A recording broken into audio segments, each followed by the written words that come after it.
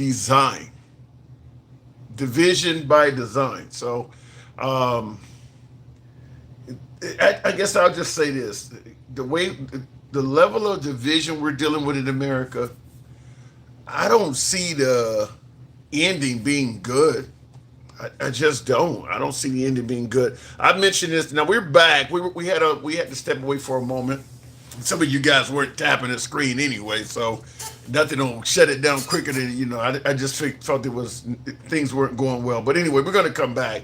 But yeah, I just feel like currently we're on the cusp of a powder keg. I don't think it would take much to set off a lot of people simultaneously.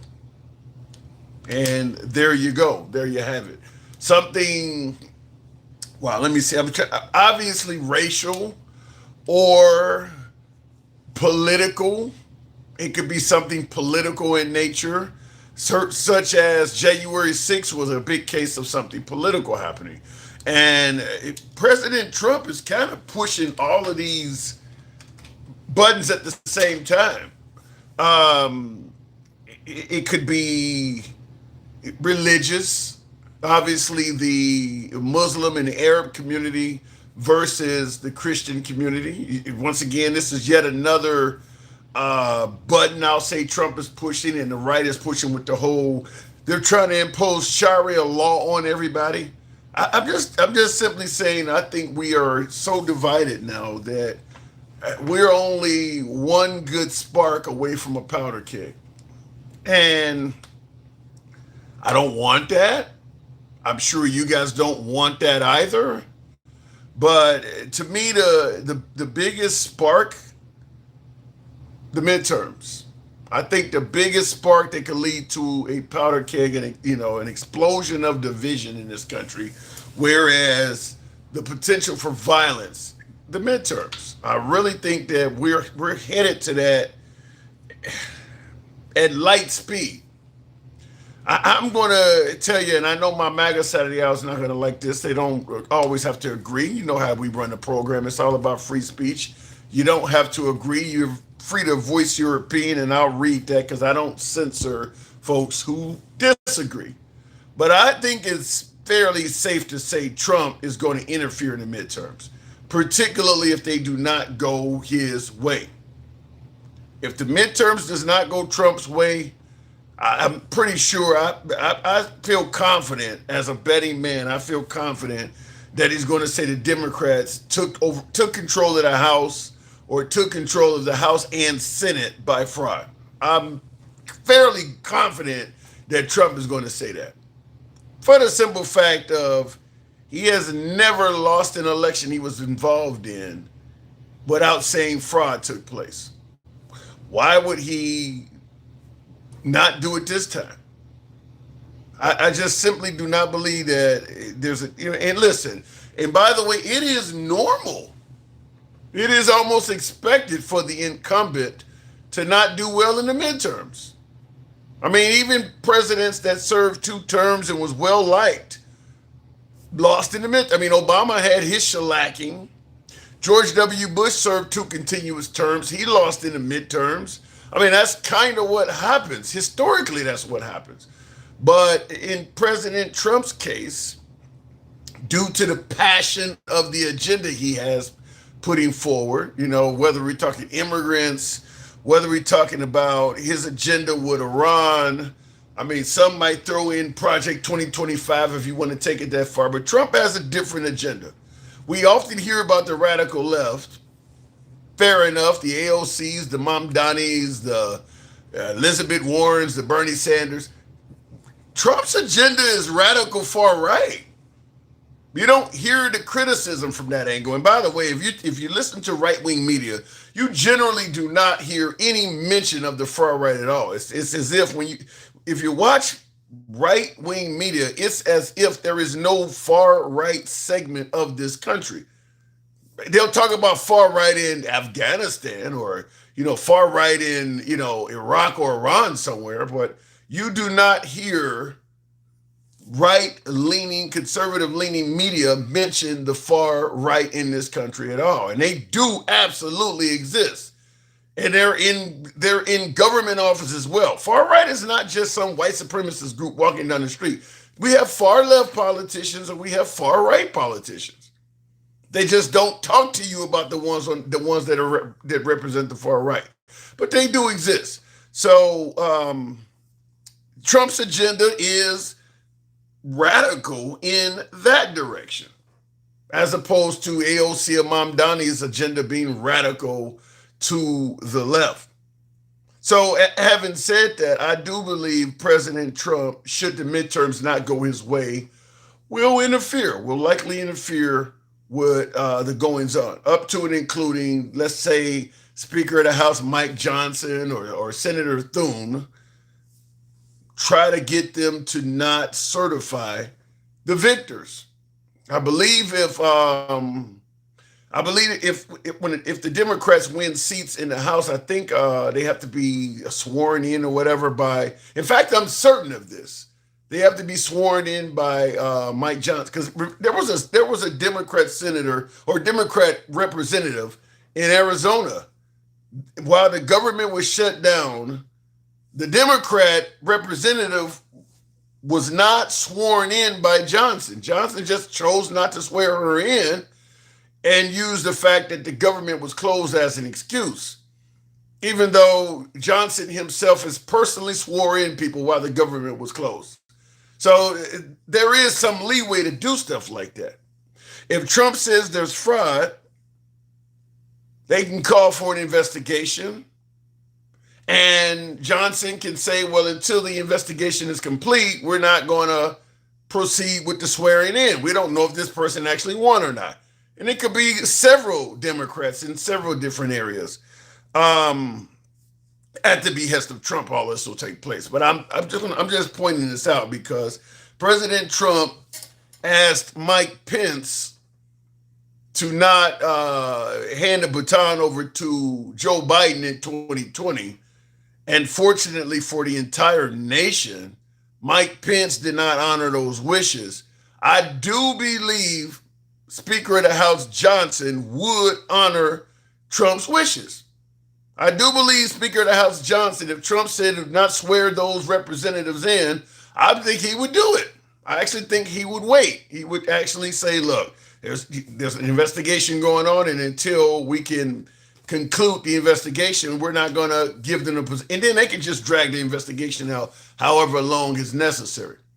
Because let's just be clear, if Trump loses in the midterms, he will be impeached. He will be impeached. Even if they don't win the Senate and they only win, if the Democrats, even if they only win Congress, knowing the Senate is not going to carry it out, I still believe the Democrats would likely impeach him. Not to mention a host of investigations on all kinds of other issues. It's just literally going to be litigation going forward. This time next year, we could be talking about a host of different investigations and cases on President Trump if the Democrats just win Congress. If they win the Congress and Senate, they're going to kick Trump out of the White House. Highly likely. By way of yes or no in the comments, you tell me. You tell me yes or no in the comments. If the Democrats win the House and Senate, will they try to have President Trump removed before his term is complete? Yes or no? I feel confident they'll do that. I actually feel confident that if they win the House and Senate, they're going to try to have President Trump removed before his term is done. And it ain't going to be no Mike Johnson going on vacation shit. Them hearings are going to be coming by fast. Them hearings are going to be coming by fast. They're going to be trying to get rid of him. So, and that once again is another issue that could lead to a powder keg. Two issues. One being if he interferes with the midterms, which I almost absolutely certainly believe Trump will. And two being if the Democrats take control and then try to impeach Trump. With Trump saying it's fraudulent, it's a witch hunt, all that shit the whole time, that's going to energize some angry MAGA. So we got a potential for some real drama on our hands, and within the next, 4 months to the midterms, 6 months until the inauguration in January. Next 6 months, it could be pretty interesting. Then Cal says to prevent a war on the Epstein files release. I don't know why I'll go to the box, tap the screen, get us up to 10,000. We'll take the first caller. I don't know why there's any need. How many times do I have to say this? To me, there's absolutely no need for President Trump to do anything diversionary for the release of the Epstein files. I don't think the Epstein stuff is going to matter at all. I've said it a million times. The folks who believe Trump is in the Epstein files or believe Trump took the innocence of a child, they already believe that now. And if the files come out suggesting that Trump did not do anything, they're going to probably believe the files were altered or stuff was taken out of it. The folks who believe Trump is guilty believe Trump is guilty. Same thing on the other side. The folks who believe Trump is innocent, believe Trump did not take the innocence of a child.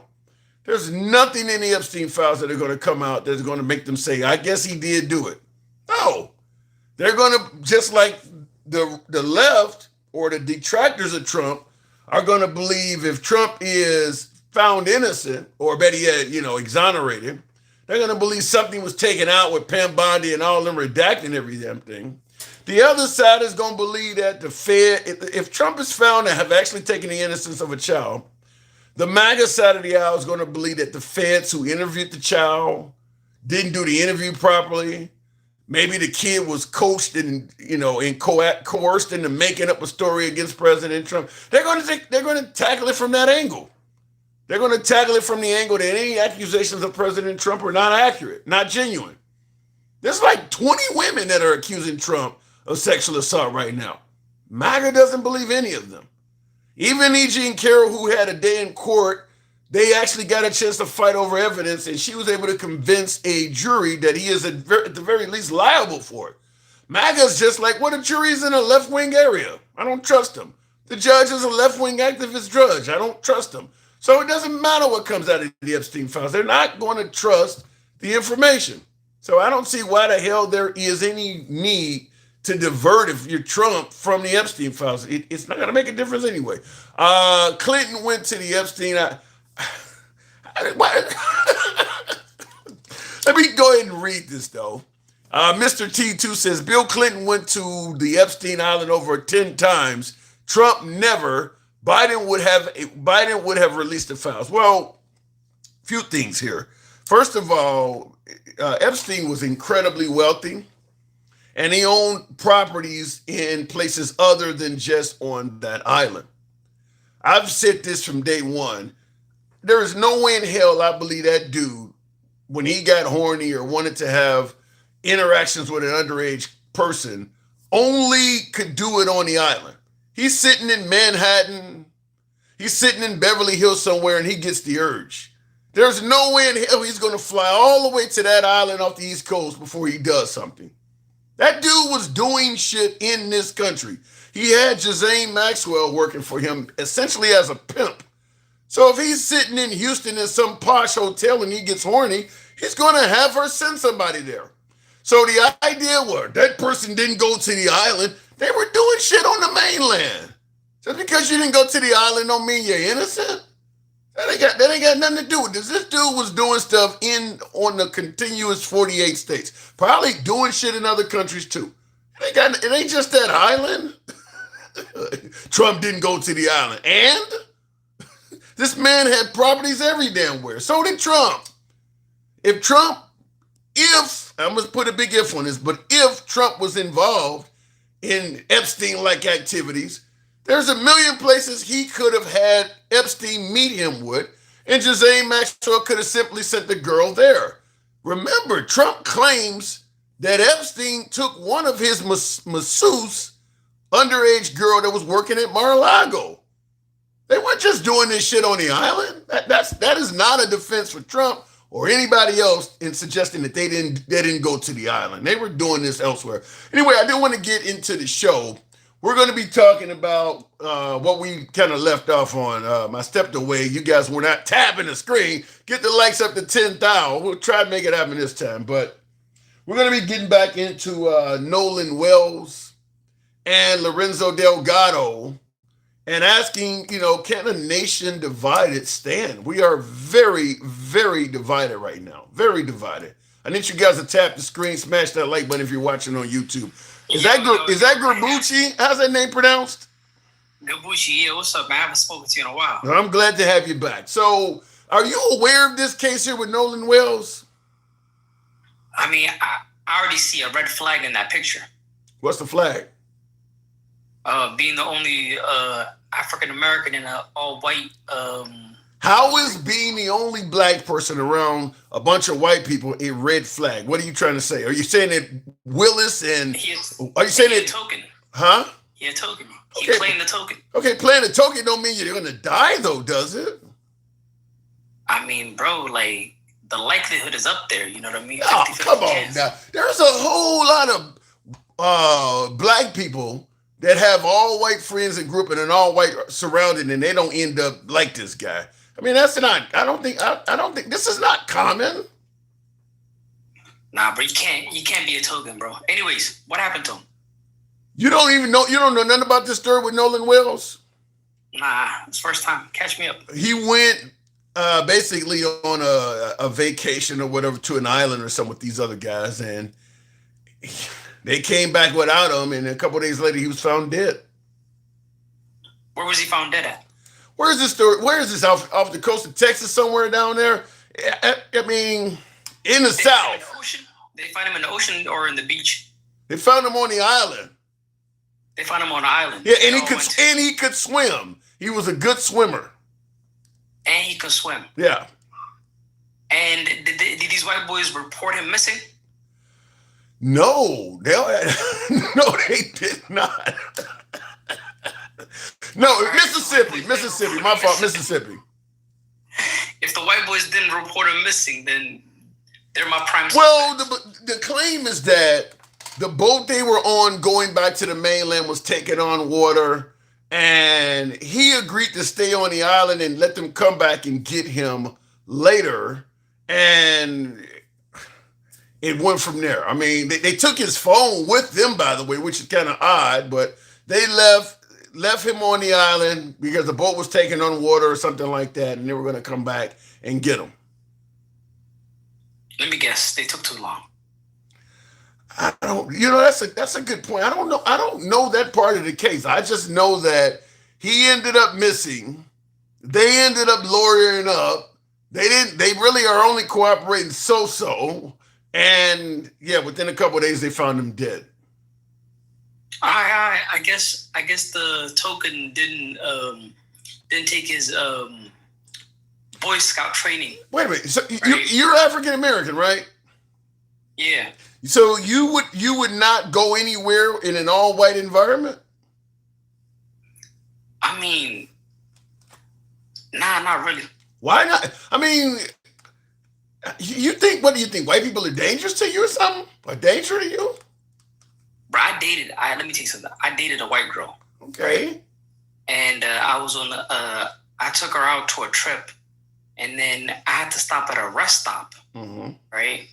And then when I stopped at the rest stop, 4 white boys was trying to fight me for dating some white chick.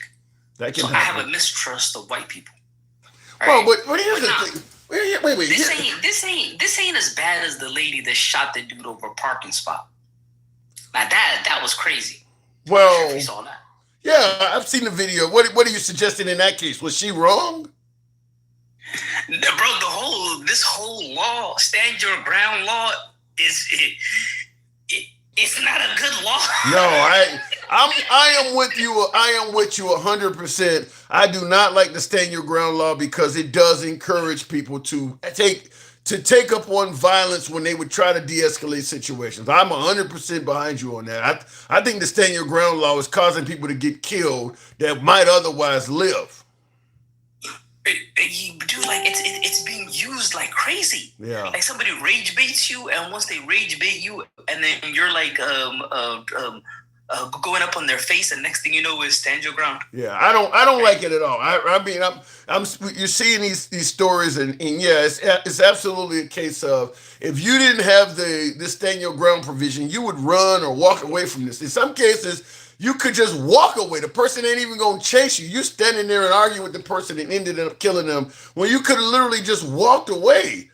I mean, like there's a case in Florida where An old man got pushed to the ground by a larger black guy, and he's sitting on the ground and he shoots and kills the black guy. And it's like, this is a case where this could have been over with. You didn't have to kill this dude.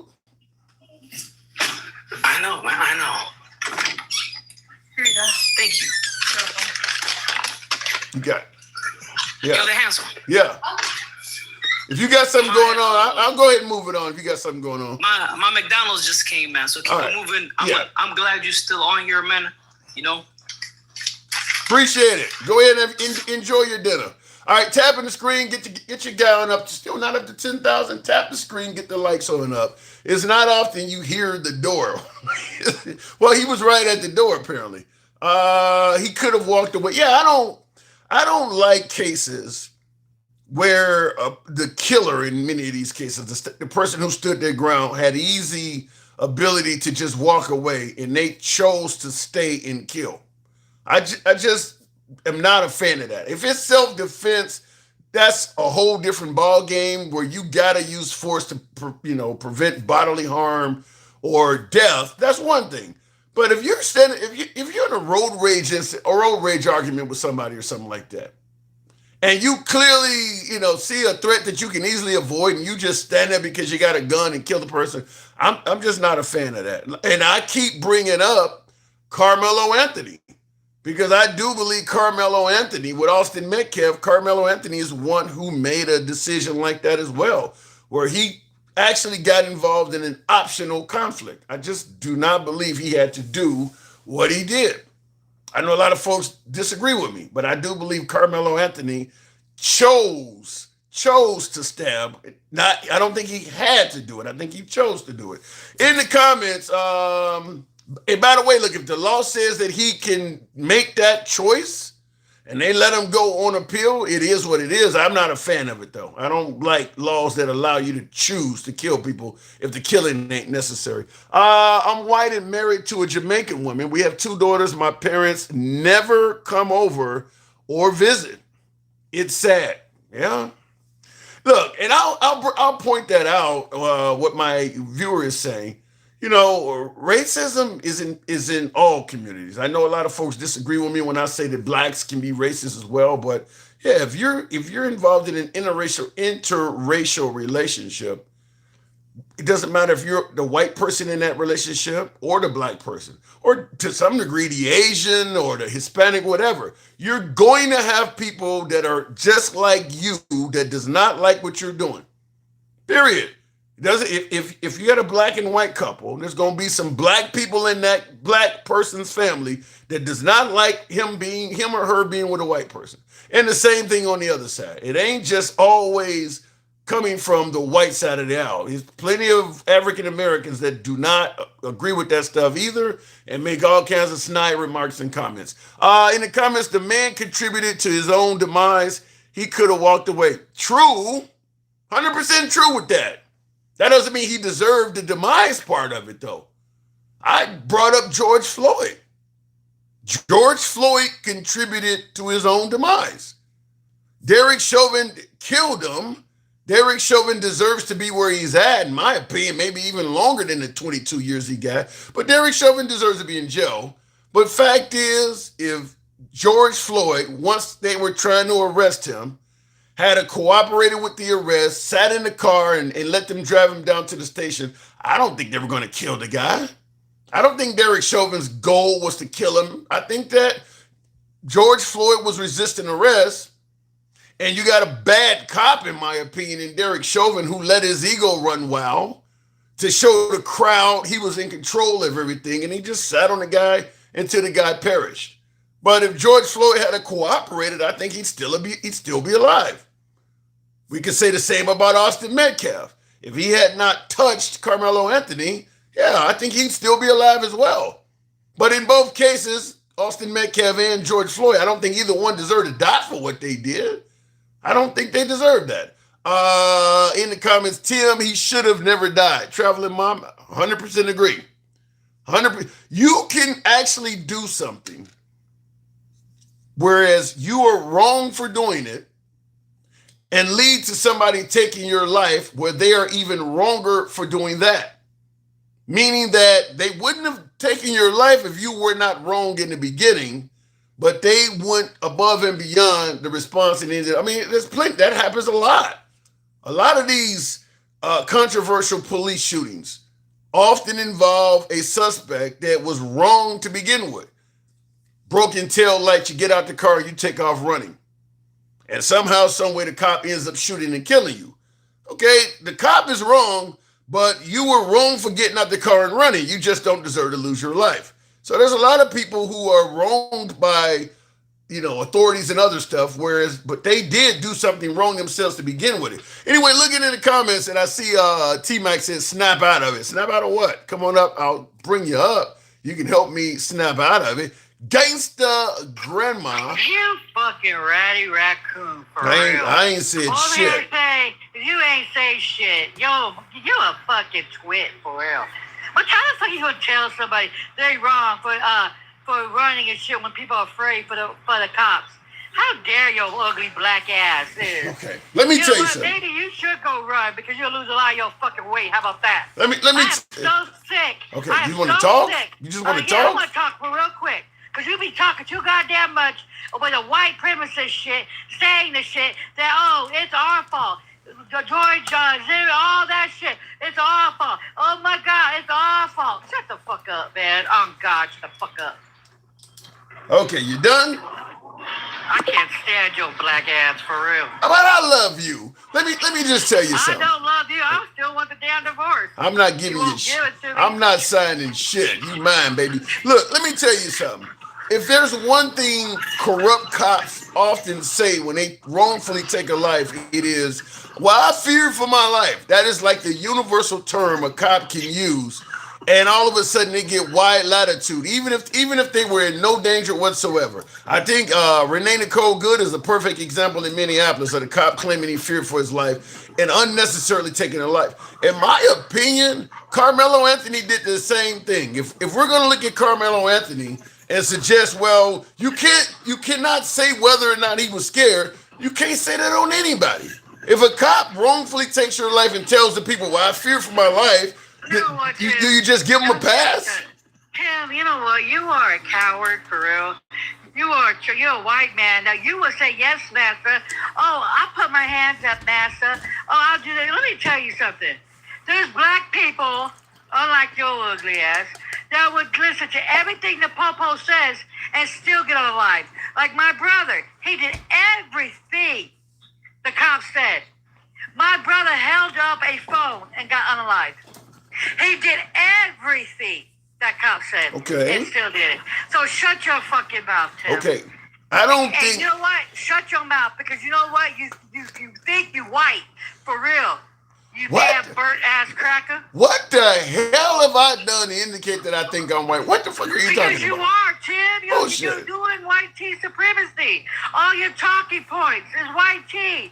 Well, if you would have did this, if you would have did that, you did a shut up, dog. Let me ask you something. Do you think Carmelo Anthony, where he is resting tonight, feels proud about the decision? Do you think he believes he made the right decision now? I think he did it on an impulse. You know, he's a 17-year-old kid. He did it on an impulse. You have like 3 or 4 big old big old white tea dudes looking like Friday night on crack. Yeah, you probably would do something. You feel what I'm saying? No. And he was probably scared. No. Shut your ugly ass up. You know what, Negro? You watch.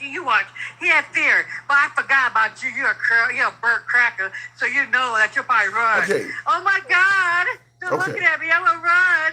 Do you believe that if Carmelo Anthony had not plunged that knife in Austin Metcalf, he was going to die? He could have. That ain't what I asked you. That ain't what I asked you.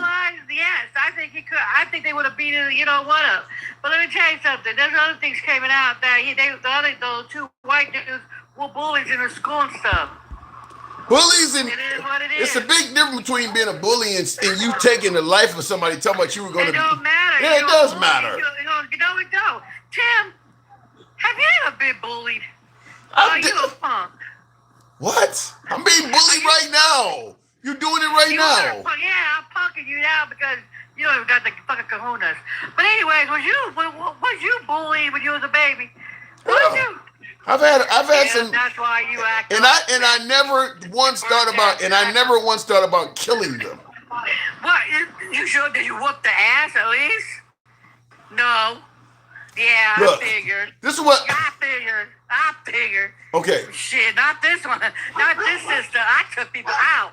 I ain't gonna lie to you. Well, I was a street fighter back then. I don't understand you punk asses. Fortunately, if put their hands on you, whoop them. Fortunately, you not in prison for it. In the comments, we the rebel says, "Are you on some new meds, Tim? Dig the chill attitude. Gangsta grandma can get naughty. Your gangsta grandma is always upset. I'm not upset. Yes, I'm you actually are. high as hell right now. Are you ever? Let me ask you something. Are you? And I'm going to stretch this word out. Are you ever sober? Not fucking with you, no. If I had to live in a house with you, I would be high 24 hours, 7 days a week, 360 days, so I wouldn't unalive your ass, for real. Because I can't deal with burnt crackers. Oh my God. You know? And real quick in the comments, Leandro is talking about Trayvon. I've said many times that George Zimmerman should be under the jail. George Zimmerman's case is different. George Zimmerman get some kahunas and fight back, Tim, for real, okay? He got shit to do with that. No, Tim, because you know why? You mean that the talking points that you do, for real, all jokes aside, the talking points that you do is white cheese conspiracy. That's your opinion. No, that's not my opinion. That's facts, sweetheart. Let me tell you something. I feel fairly confident. The shit I'm saying that you disagree with, a lot of my African American viewers disagree with. If you just simply reverse the races of the victim and the suspect, you guys would all be on my side. Actually, Moon, hold the fuck up. Boy, I'm not white, you stupid ass bird cracker. I'm not like you, sweetheart. I got melanin on me, okay? I'm light skinned. Correct yourself. Don't ever come at me and tell me some shit like that. Don't ever disrespect me. Shit. Who the hell are you talking to? The white girl said, "Oh, she's a white lady." Bitch, please, humble your ass. Never will be. They shit. They My do. mama, shit. I came from a black man's nutsack. They do think you're white, gangster. They do I think you're left white. them, honey. Afro-Latinos come in every shade, babe. That's why they hate us so much. Blackness come in every shade. And you know what? The little pale asses go in the sun, they burn up. Like fucking little tomatoes. See, our asses don't burn up like that. See, God loved us. Okay. They gave us our soul. Wait a minute. What are you trying to say? God loved blacks and not whites? What the hell are you trying to get at? Black people. What we talking about? God. Fuck the racism. Are you saying it? God's black. Yeah, he loved us. God is black. What are you talking about, Willis? Does he not like? Does God like? Wait. And everything. Does God like white people? Oh, he did. Well, he made them, but he didn't give them no melon. He gave them the pink meat. Now you. I don't know, Tim. I can't talk on a white man, but I just know they got the pink meat. That's all I can tell you. You cannot answer that. I asked you, does God like white people, and you could not even answer that? Wow. I don't know, does he? The way they're acting right now, do they? I'm not even religious, and I was told that God likes all of his children. He don't pick. God likes the good ones, not the bad ones.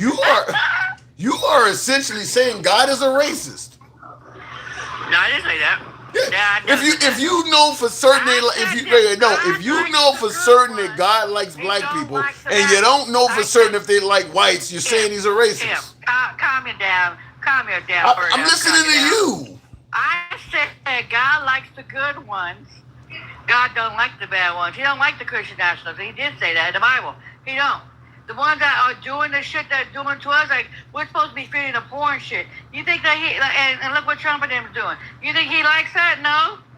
And that's the truth. He don't like Christian nationalists. God does not like Christian nationalists. God likes real Christians. They're out there doing it. If you deny food to somebody, you're denying him. If you don't clothe somebody, you're denying close to God. It is in the book of Matthew, Pookie. Well, I can't. I didn't say all white. I mean, the good white people, I guess. I'm not saying. I'm saying the bad ones, no, he does not like. Thank you. How about this? In the comments, Arceon says Carmelo Anthony deserves his appellate trial. He deserves to get convicted twice. Who? That's what a viewer said. He deserves an appeal and he deserves to get reconvicted. Is what this He's viewer not said. gonna get reconvicted. What are you talking about? You think he's gonna get out? Make a world report, God, huh? You think Carmelo Anthony on appeal is gonna be turned free? I think he's gonna win his case. I don't think so. Because I think they said the new lawyers got more evidence and stuff. Let it play out in the thing. Let it play out. You know what I think's gonna happen? If it starts to look like Carmelo Anthony's side of the aisle has some decent stuff to present, they're gonna offer Carmelo Anthony a significantly lower amount of time in prison, and then because remember he did not take the plea deal last time, and he ended up with 35 years. They never asked him for a plea deal. They never gave him a plea deal. He didn't turn down a plea deal the first time? No, he never got one. I thought he was Never got one. I thought he was offered a Nope. plea deal. Nope, Okay, well, never got one. I believe. That's your white brain telling you that. You know what I mean? Come on now. Can you get the chocolate brain in you? Oh my! Can you become to the black side instead of the white tea side? I mean, it don't- really would suit you fit because your skin looks one way, but your brain is the other way. You feel what I'm saying? In the comments, Moon says he was offered a plea. He was not offered a damn plea. Alexa, That's what was they said. Carmelo That's what Anthony offered a that's what plea the deal? attorney said. Carmelo Anthony wasn't offered a plea deal. He was Thank you. convicted of murder and sentenced to 35 years in prison for Thank stabbing you. Arsenal. Alexa, stop. That woman thought that she killed her, bitch. Moon, Thought she killed her. Moon, Bunch you of have, cracker ass. Moon, you have been eclipsed by Alexa, so apparently you were wrong on that. Wow. Yeah. See, Okay. the white people always think they know it all about black folks. Stay out of our fucking business, bitches. You don't know shit. Go worry about your own kids tuning up on school and stuff. Then we'll worry about something, okay? Stay out of black folks' business. Why you gotta be so mean? Because I for one, she's a maggot. She ain't on our side. For two, I put her out to her place. Okay. Well, yeah. I think, Don't come up in here talking about what black people do and what they did and shit, and you don't know shit. thank you for the hat. I just gave your burnt ass, your roast beef pussy right back to you, okay? What the Yeah, roast yeah. beef? What? Yeah, God. Yeah, What? I'm just thinking about, oh, God, I'm good. Roast beef pussy. I cannot believe you said that. In the comments, They tore up from the blood, party. his And you fucking men love the shit. in the comments, positive change says his lawyer should have worked for a plea deal. His lawyer failed him. Fucked up. That's why they're going after them because the lawyers didn't do their job. The lawyers has more evidence and didn't even put it in. The lawyers, he could have even talked. They could have put him on a stand. That's the one thing he should have put on a stand and put his case. But they didn't. So he has a dream team and some good ones. This one, they got some good ones. Gangster, all of the money that was donated to his family, where did that money go? I don't know. I don't put people's. I don't check their pockets. I don't. I'm thinking maybe it's a possibility. Oh, here we go. Maybe it's a Here we go. possibility I think that a his lot went to- parents, maybe I his. think a lot of went to his new attorneys though, because they're not cheap. I think His it's new attorneys are not cheap at all. Trucker Man. Shout out, appreciate that. I think it's a possibility. Hold on. I think it's a possibility his parents failed him as opposed to his lawyer. If they got all that money and they didn't look out for him. Here we go. White cheese, the conspiracy. Oh my God, his parents failed him. Oh my God, get the white brain out your head. Oh my God. How about this, Tim? How about your black ass go and get that kid? Okay, go donate. Instead of worrying about somebody else's pockets like a white man do all the damn time. How about that? I wouldn't donate because I can't think that they got the money on it right now on those. Oh, they have like 5 or 6 attorneys right now, and they are good attorneys. Thank you. my point remained the same. I think Carmelo Anthony made a dumb decision. I think you make a whole lot of damn donuts every fucking day. Yeah, but I'm not in think I jail. saw a lot of your But I'm not videos. in jail, lady. I'm sitting at home talking to you. For one, you know what? You got you some big balls. Call me a lady tonight. Well, You really do. I sometimes I look up to you, but you don't see no. Oh, you know what? You know what though? You like to push back on me a lot. You don't see nobody standing behind me talking about you got to get off the phone. Phone check, Negro. I'm not. I'm free. I'm free. So I'm not in that predicament. Did we lose Casey, Grandma? She got muted. Apparently, she got a phone call. We'll move it on. Tap the screen. Get the likes on up to 30,000. Look, I understand my opinion on the Carmelo Anthony case is not popular, particularly with African Americans. I get it, but I don't favor this. I don't favor the route he took to get where he went. From what I've seen, I'm not buying the I had to do this to save my life story. I'm just not buying it yet. I'm not buying it yet. And if that makes me anything less than a black male, I gotta wear that. I gotta wear that. And I'll tell you this too, by the way. I do not believe my stance on this issue or some of these other racially charged issues would face the same criticism from the African American community if the races of the people involved were reversed. In other words, if Carmelo Anthony was a white guy and Austin Metcalf and all his friends were black, and a smaller white Carmelo Anthony stabbed one of the bigger black guys, I don't think the black community would suddenly be saying this guy needs to walk. I don't think a lot of this is based on law. I think more of it is based on race.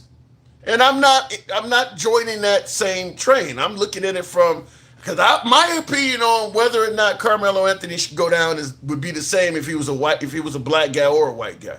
But I do believe a lot of folks are basing their opinion more on the race of the people as opposed to what actually took place itself. For instance, like in the comments, somebody said that if Carmelo Anthony was white, he would walk. Fair enough, and that is possible. After all, it's possible. And thank you, Truckerman. Appreciate the love. Thank you. Some of you folks, show your boy some hat, mustache, TikTok cap goes. There's one there. Thank you. But it is possible that if Carmelo Anthony was white, he would walk. It's possible the black Carmelo Anthony may walk on a pill. That's also possible. But I'm going to say the same thing I said no matter what the race is. I don't think what happened was worthy of putting a knife in somebody's chest. Just my opinion on that. And I think a lot of folks feel like a white Carmelo Anthony would walk. So we want a black Carmelo Anthony to be able to get away with it and walk too. So it's not necessarily a case of I believe that he had to do this to survive. No, I know a white man can do it and get away with it, so we want a black man to be able to do it and get away with it. Kind of like in the O.J. Simpson's case. Most African Americans believe O.J. Simpson was actually guilty.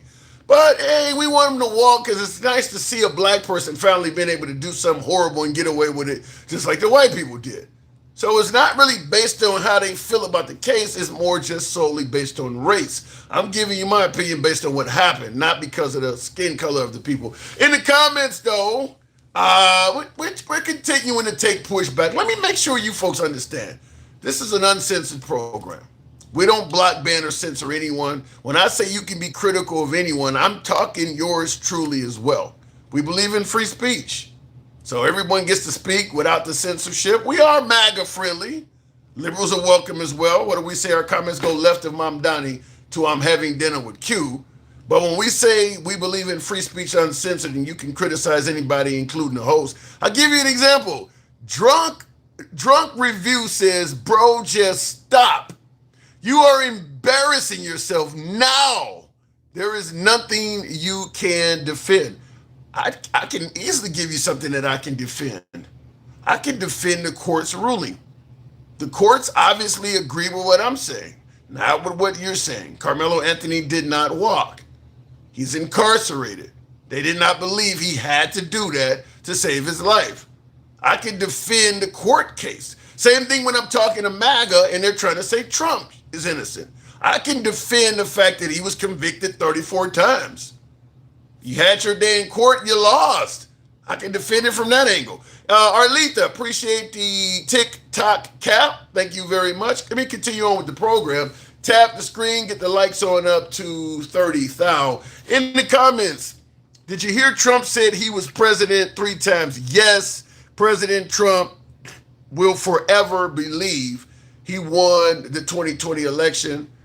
I am 100% certain you will never get any ample proof of that, but to some degree, that is the method of operation for President Trump since he came down the golden escalator. He says a lot of things that do not come with proof. We are currently at war with Iran yet again, and Trump is always saying they're begging for a ceasefire. There is absolutely nothing that has taken place in regards to the behavior of Iran that would suggest they've been asking for a ceasefire. But yet Trump keeps saying that. So listen, Trump says a lot of things that come with no proof. It's up to you if you want to believe that. Okay, free speech, I disagree with your last call or said, says Handsome Conservative. Fair enough. Fair enough. I disagree with her on a lot of that too. Let me go back to the box. We'll continue on with Mr. Greenland. We're talking about taking your country again, Mr. Greenland. Good evening. Hi. Hey, you're back in the news again. We want Greenland. Yeah. You gonna sell it? No. Let me ask you this way. Being serious with you folks over there, how do you now that we've attacked Iran, Venezuela, and we're threatening Cuba, has that changed your stance on whether or not America's going to invade your country or not? Man, you just have to know we are part of NATO. Yeah. That would mean America is, and Trump is going to attack NATO. That will mean Article 5. Everybody will join for our defense. So you believe that if Trump goes after your country, NATO is going to go stand up, be willing to die on your behalf and fight the most powerful nation in NATO, being America or United States? Yes. Ooh. That's a guarantee. Guarantee. Listen, I don't disagree with you, but I don't know. Listen, Trump is known for making behind-the-scenes deals that get people to do stuff you never thought they would do. I mean, if he go behind the scenes and he starts making deals with the leadership of France or the leadership of Poland or you don't think he could get any of them to step down and not? Because at the end of the day, you're talking about attacking the United States. You're going to take some casualties with that. For sure. Even if we're going to lose, we would fight. You would lose, too. You would lose rather quickly, I assume. I mean, what kind of military do you have? You don't even have a military there, do you, of any significance? We never had a war.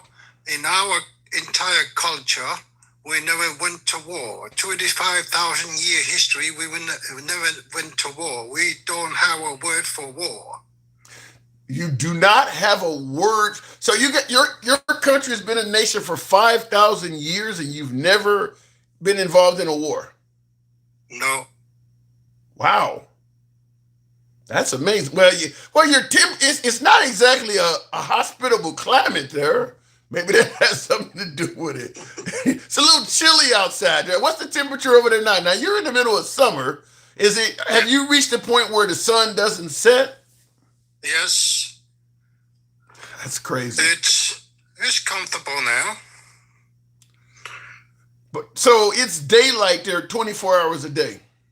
Yes. How do you live through that? That would really make things hard. Going outside in the middle of the morning and going outside at 2 a.m. Now the sun is not up, it's just light out, right? It's in west of our town, in Ilulissat, they have 24/7 sunshine. But in my town, it hides behind the mountains because we have high mountains where we are. And it just doesn't get dark. But of course, if you want to sleep in a dark, you have dark curtains. Yeah. That's weird. I wouldn't mind coming there just to experience that once. I know in our state of Alaska that can happen as well, where you get far enough north, I guess anywhere, probably in Canada too. You get far enough north and that happens. But it just seems like it would be very weird to be outside at 3 in the morning and it's daylight. When I was in Australia, they don't have daylight savings time, so I think it started getting daylight around 4:30 in the morning when I was there. I do remember that, but being outside at 1, 2 in the morning and it's daylight just would really, I mean, throw off your biological clock, something awful. Oh, please come on and visit before something goes bad. Well, shit, it's already went bad. It just ain't went bad there yet. How easy is it to migrate to your country? It's very easy. If you find a job, stay 6 months, you can apply for citizenship. Really? That's all in 6 months? But there is no test. If you believe in our culture and anything, you do not need to know everything about our country like you do. You're just for those who want to have a citizenship in America.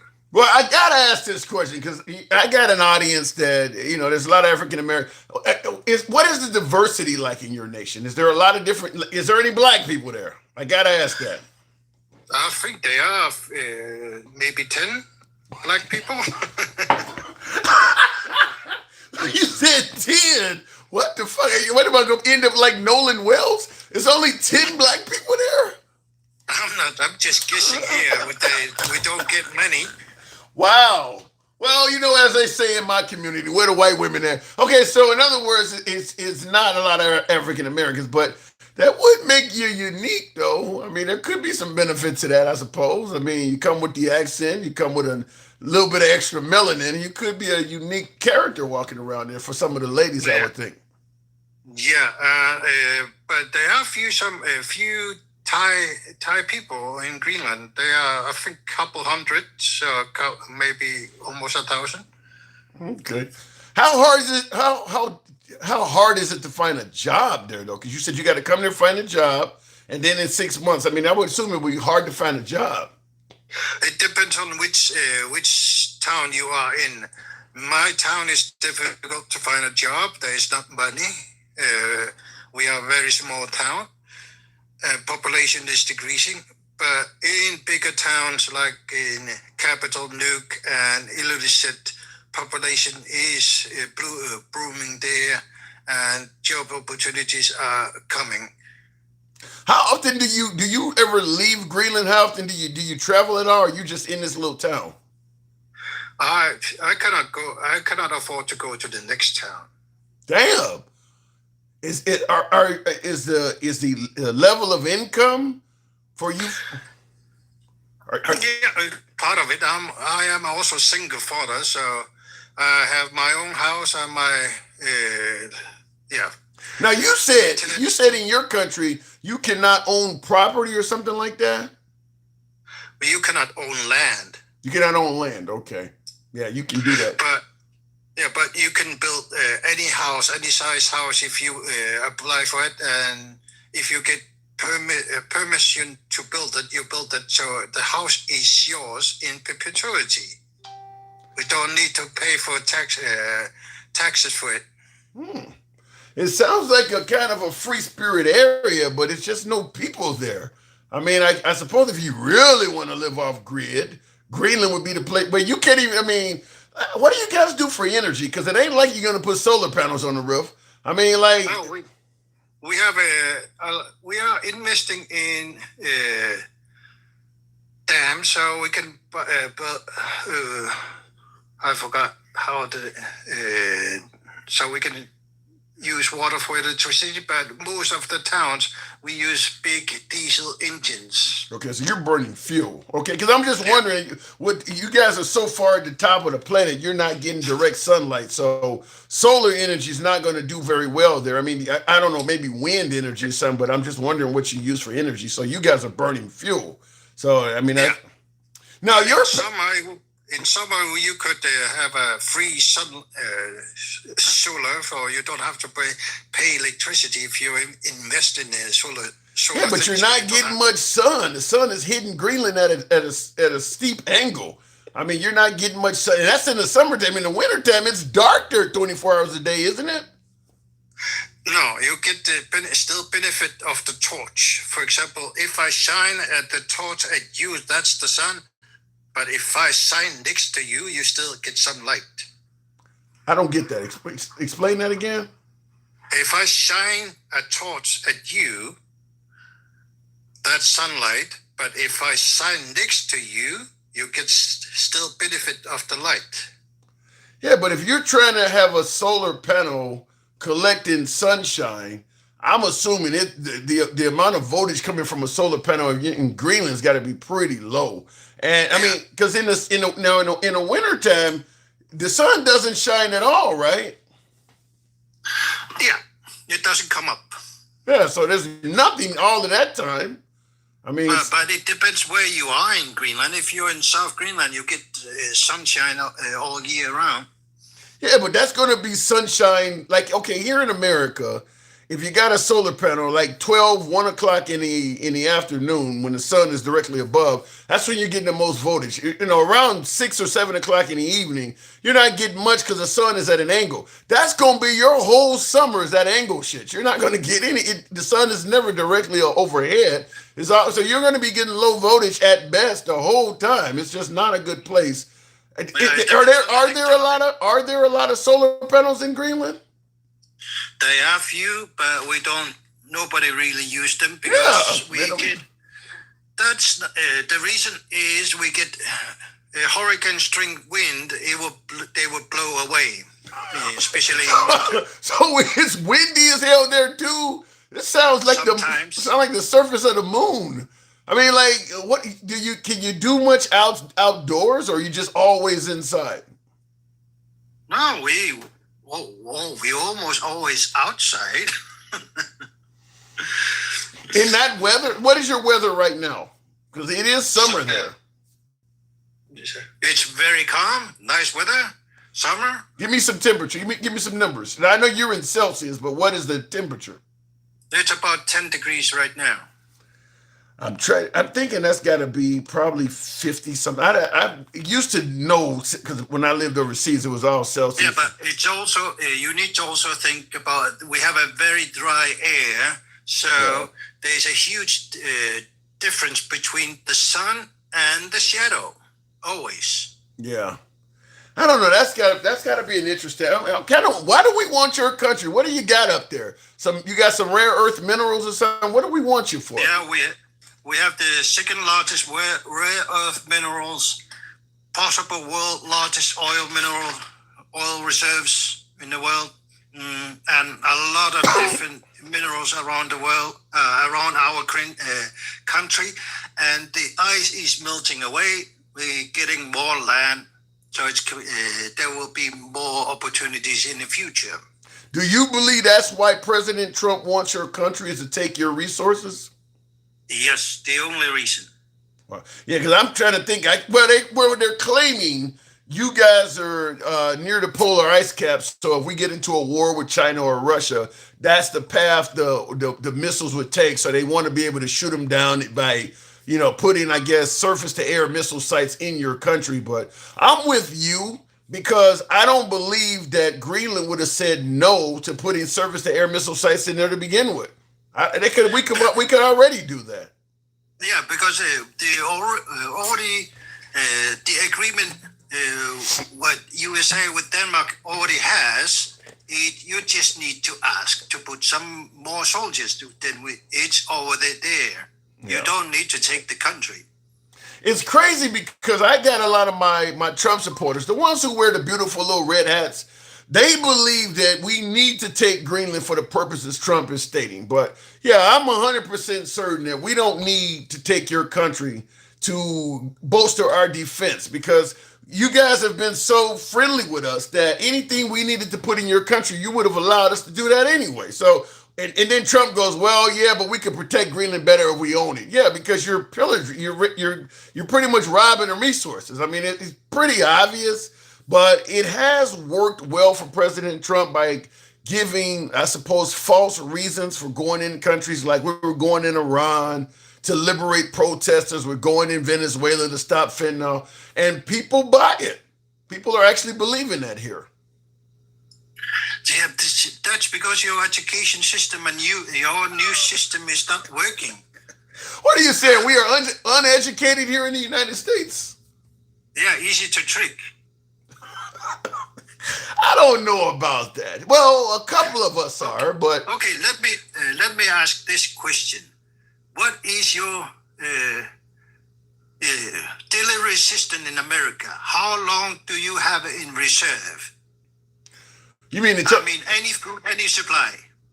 Oh, that I have no clue. I mean, you talking about everything from oil to coal, and you talking about different energy forms? Yeah, diapers. I don't know. I mean, look, you got to go by what the government tells you, and they're not always telling you the truth. Because the world is based on ready on demand. Yeah. Ready on demand, that means you order it from China, it will be there in 2 weeks. So you have approximately 2 weeks reserves. I mean, I guess you could look at it that way. I mean, like I said, a lot of things they tell us in this country, and it's not just under Trump, it could be under any leader. You got to kind of take it with a grain of salt. Our country, just the way they teach history and everything in this country, they've never wanted the people in this country to know the truth about just the goings on of the country. I mean, we go to war and they tell, all of our wars probably since World War II, just about every conflict we've been in since World War II, I believe they've given a different reason for why they actually went to war, up to and including this one in Iran right now. I don't think that we gave an accurate reason for this one either. Yeah, you cannot win that war. We could win it. We could win with Iran. You cannot. Why you say we can't win? You cannot. You need to win that war. You need to exterminate the inhabitants. Yeah, we can do that. I don't support doing it. I don't want to do it, but we absolutely have the capabilities to wipe out a large portion of the Iranian population if we wanted to. But it means you need to kill all of them to win that war. Like I said, I'm not certain we cannot do that if we wanted to. I don't want us to do it, but I'm not certain that if we decided to really go gung-ho, I do believe we could get rid of a large portion of that population. Yeah, you will need to use the nuclear weapons. Yeah. Well, yeah, for the most part. Or like what Trump is threatening to do, start going after things that support life, like their water plants and going, you can do what they did in Gaza with Israel. You start bombing their farming fields and things like that. So you just essentially starve the people. I mean, Israel has done that to the Palestinians. So now you can't grow crops, you can't feed yourself. Yeah, but Iran has borders to different countries who are willing to help them. Who? China, Pakistan. Maybe. They haven't helped them so far. Not in the official, but they are getting help. Yeah. Yeah, I don't doubt that the Chinese and maybe even the Russians are sending them stuff through the back door. I don't doubt that. I mean, which is why I think the Iranians want us to put boots on the ground over there so they can start slaughtering some Americans. I think they want to get back, and they can't do anything with us as long as we keep hitting them from the air. But if we put soldiers on the ground like Karg Island, we're going to start having casualties. Yeah. So let me test your education level. Real quick, because I do got to move it on, but go ahead and give me what you got. Yeah. Why do you don't have healthcare system in America? Why do you have to pay for it? Because I know the reason. It's greed. Greed. The wealthy don't want to share. That's all it is. Is the haves do not want to share with the have-nots. If the haves wanted to share, you could easily do it. No, it's because when the question came for the white man if the black people should have health care, they said no, because they thought if you don't give the health care to the black man, they would disappear. Damn. I don't know about that. I agree with you halfway. I do believe that if the country was only white, a lot more social programs would be in existence. But I don't believe that they're resisting healthcare because they're trying to make black people die off. I don't believe it's that far. I don't. Huh? Yeah, you can research that. That happened. That they believe that if you don't give healthcare, the black population would die off. Yeah, that was in the beginning of well, yeah, if you go, I actually have heard that, but that's much further back. That's not going to happen now. Maybe in the late 1800s or something like that. That's not going to happen now, though. You're not going to kill off the black population by not giving them health care in 2026. Maybe 1826 you could have made that happen, but not in 2026. But that's why they thought it would succeed. It did not succeed. But if they give you health care, you will get more multiply much faster than the white man. Yeah, your answer is correct for yesteryear. My answer is correct for now. In 2026, you don't have health care in America because of greed. It's not because that's why it started what you're talking about. But in 2026, it has more to do with greed and capitalism than it does with trying to wipe out part of the population. I do got to move on, Mr. Greenland. Go ahead, say that again. All right. I agree with you partially, but I think it's everything as life is. Everything gets complicated. True. Certainly, you got hate and greed involved. Mr. Greenland, great talking to you. I always ask you this when I let you go. What time is it there? It's 1:30 in the morning. 1 a.m. and it's daylight outside. Yeah, that's crazy. Mr. Greenland, always a pleasure talking to you. I'll catch you on the next one. Thank you for coming through. All right, appreciate it. 1 o'clock in the morning is daylight out. Wow. In the comments, tap the screen, get the likes on up to 45,000. Help your boy out with the hat, mustache, TikTok cap goals, if you will. Carmelo Anthony deserves his appellate trial. He deserves to get convicted twice. I saw that, Arceon. What we said, twice in one day, answer conservative. You're confusing me, Tim. Support your local liberal. Yeah, we stepped away. A lot of you folks wasn't tapping the fucking screen, so I thought it was a lame ass live. I was like, let me step away. This is a tough crowd. So we ended it prematurely. What does NATO mean to this caller without the United States? We the rabble, North Atlantic Treaty Organization. I think that the right. I think the mindset in regards to the viewpoint of America from the right side of the aisle is a viewpoint of supremacy. It's a viewpoint of supremacy. I mean, you got folks on the right saying we don't need nobody. We don't need NATO. We don't need the UN. We can do everything by ourselves. Nobody can fuck with us. It's just like a supremacy, a state of supremacy in the mindset of these folks on the right. Because you're asking me, what does NATO mean to this caller without the United States? I actually believe NATO would be still a significant powerhouse without America. A significant powerhouse. Just think about the most powerful nations on earth. How many nations take the United States out of NATO? Just think about all the remaining countries that are in NATO. How many nations could take that on and win? I mean, you would probably say the United States, I suppose, could go into Europe and maybe score some victory. China, that's about it. How many nations could take on NATO and feel confident they would win? So the point I'm making is, even without America, NATO would still be a significant powerhouse. They do not need America as much as we think they do. And if they start stepping up their military spending and stuff, they would just get more powerful. They would just get more powerful. But I really think that that's where Trump and the right has it wrong, is treating NATO like you're just irrelevant.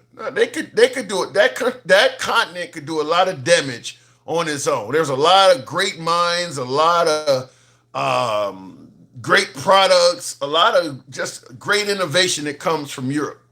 And if all of a sudden America gives them the skids, their weapons production and all that stuff is going to step up. And it wouldn't surprise me if they end up surpassing that of ours, because it's just so many different cultures and minds in Europe compared to America. I think they could pass us. The only reason America, I think we're ahead, is because we always stay at war. There's nothing going to propel your technology and stuff more than staying at war. War is the mother of invention in terms of military arsenal and things like that. Virtually no other country on earth has been at war as much as America since World War II. We're always at war. So yeah, we constantly develop new shit. And because we're always at war, we always got people to test it out on to make sure it works or not. I think we literally create wars just to test new shit. We like war in this country. We absolutely like war. There's very few wars around the planet that America's not involved in it on one way, shape, or form. We're involved in we like war in this country. The sheriff is near, says We the Rapper. What do you mean by the sheriff is near? There is not 1 square inch on this planet that the USA can't stick a flag in if we want to. But the problem is, what price are you willing to pay to post that flag? Think about Iwo Jima and what was the other one? Okinawa or whatever. So you can pay a heavy price to stick that flag. I mean, is America ready to pay that price? Trump said the Ukraine would fail without our help. NATO has supplied them with what they needed and are holding their own against Russia. That's a great point right there. President Trump sitting across the couch, or sitting next to Zelensky in the Oval Office, telling him you don't have the cards and you're flirting with World War III. President Trump wanted the Ukraine to just concede a chunk of their country to Russia. They said no. And they did it without Trump's help. Trump became president. We cut back intelligence. We cut back weapons. We cut back everything to them. And they've gotten stronger. You're gonna assume Europe wouldn't do that as well? If we decide to say fuck Europe, you're gonna assume that Europe couldn't do that as well? Let me go back to the box. We'll make it happen with Stick, the ruler. Our current administration is very... Hang on a second, Stick. What is that saying? Our current administration is very avarice. Our figurehead is disgustingly hungry for power, which is foolish. I do agree with that last part. Stick, good evening. Good evening, Tim. Hey, earlier he got you, Tim. What do you mean? He got you. He got you with your own words. Talk to me. Your own words, what you saying when somebody does something. You cannot say another person is going to come back or react. You don't know how they're going to react to it. So I put in the comments, he got you with your own words. Mm-hmm. And that's true. You don't know how they're going to react to it, but that don't mean that their reaction is not going to have consequences involved. When Austin Metcalf put his hands on Carmelo Anthony, yeah, he may have slapped you, he may have ran, he may have taken your life. But there is consequences if he over-responds. Just like I tell women, you don't get to hit a man and expect him to duck, dodge, or run. He may respond by slapping or beating the shit out of you. But if he goes overboard, he still may face penalties with the law. Carmelo Anthony went overboard. I don't think he went overboard. The guy is dead. How much further can he go? I'm gonna say it again, Tim. You wasn't there, so you just going by what you heard. And then again, he got you with you've been brainwashed. How have I been brainwashed? You've been brainwashed to think that if you comply, then it ain't gonna be no problems. And then you find out we still do have problems. So what do? They made it so there's no good answer. Anyone watching me for even a short period of time would know I have never suggested that if you comply with law enforcement, you don't have anything to worry about. I've said that you shouldn't even speak to them. I've mentioned that any defense lawyer worth their salt, white, black, or indifferent, doesn't matter who the client is, doesn't matter what color the lawyer is or what color the client is. All defense attorneys tell you, do not talk to police. Do not assume they're on the up and up. They have a Supreme Court ruling that suggests they can lie to you. I have never, ever suggested that complying with police comes with zero risk. I've never said that. So my whole thing with that to say is, again, we're in the catch-22. You're damned if you do, you're damned if you don't. No, but you get... How do we win? Well, you don't win. You play the odds, Stick. The odds... Listen... You could be incredibly nice to a cop and still get gangster grandma with a badge. The point I'm saying, though, is you got to play. Gen X with a badge? I think gangster grandma might be more dangerous to a white person than Gen X to a black person. But let me just say it like this. You can't guarantee anything, but you play the odds. The odds are it is not in your best interest to argue with the police on the side of the road. Even if you're right. Even if you're right, argue with the police on the side. How many videos have you seen where somebody argued with the cops and you are right, sir. Go ahead and have a nice day. That almost never happens. Even if the cop is wrong, you're not going to win that argument. But not only that, it's the ones that ain't doing nothing. Hey, do you have I got a firearm and I also got a license to carry. I'm not reaching for it. I'm trying to just show you my license. Mm-hmm. Don't do it. Pow, pow, pow, pow. And pressing up his kids. You're using stuff that, I mean, there's like thousands of police interactions online, even controversial ones. How often do you see somebody gently, peacefully reaching for their firearm and the cop goes pop, pop, pop, pop, pop? Out of the thousands of traffic stops that happen. He wasn't reaching for his firearm. I said that he let him know that I you talking about the guy sitting in the car with his girlfriend and his baby. Right. Yeah. And so again, it's one of those situations to where, goddamn, like he kind of told you what's going on, what you need to know, and he ain't finna go for nothing. But at the same time, you still feel it's okay to just smoke the man. Yeah, but in front of his children. But Stick. The point I'm making is this: just because one cop got caught on video doing something that is, in my opinion, straight up criminal, that don't mean you expect that to happen anytime you deal with cops. I mean, that's like hold on. Here's a good example. If you walk into a liquor store and one of the African American customers pulls out a pistol and says, "Give me all your money," which you have a much greater chance of that happening than what happened to Philandro Castile. Do that make you change your judgment to African Americans? Hold up, no, you don't. Where the fuck you get that statistic? You're telling me you have yes, I'm telling you straight up, you have a far greater chance of being stuck up and robbed by an African American than you do of what happened with Philandro Castile. That almost happens to no one. I need you to show me that statistic. I'm just gonna be honest with you. Like you just said some shit that don't make no sense. I'll give you a perfect example. Compare how many people you've heard suggesting that I'm a legal firearm carrier, and all I did was told him I had a firearm on me, and he either drew down on me, or he shot me, or he shot my husband or something. Compare that number to the people you've heard that say I got stuck up and robbed in the African American community. You shouldn't need to see statistics. You know one is much higher.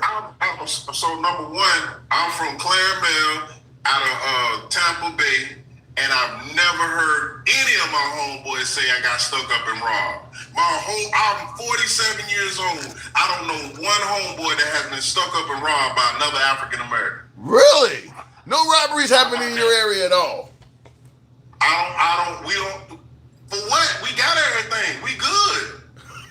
I grew up in the hood, which is predominantly black, but all of us live right next to Brandon, which is another neighborhood that was predominantly at the time white folks, but we was the step from the white folks, so it wasn't no I come out the yard, I got people lifting weights and shit like that. No, we got an HOA. Like, no, that shit ain't happening. Where do you think we live at? Well, I'm going to tell you, even with you suggesting that getting stuck up and robbed is not happening in your area, I don't think there's many legal, law-abiding gun owners getting shot in your area either.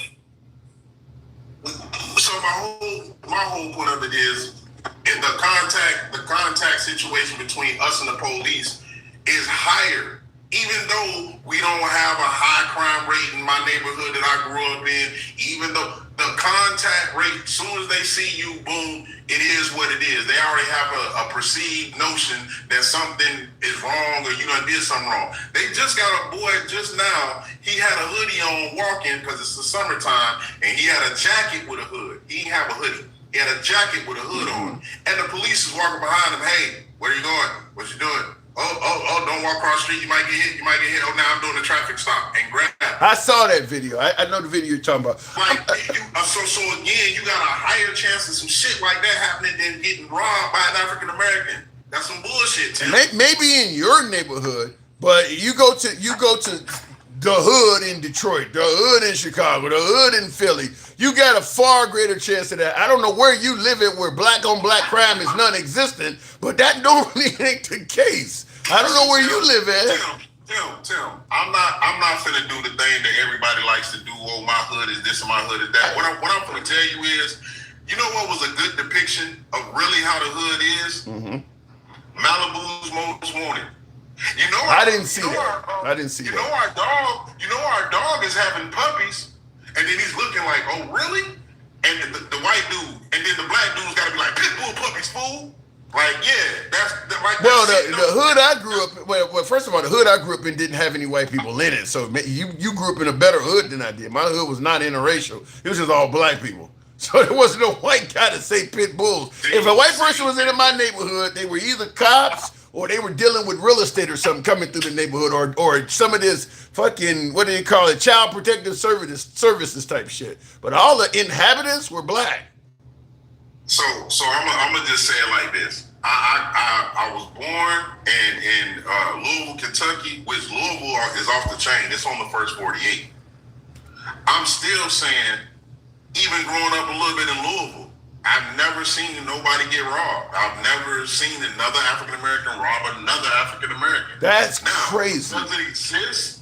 Does it exist? I'm pretty sure it does. Just like all of these motherfuckers that are white tee walking around, unaliving their cells, unaliving people at schools, unaliving goddamn kids and children and ABs against children. You know, they doing all of this stuff. They do it on a higher scale, regardless of whether they're the most people in this country, in the sense of, you know, percentage wise.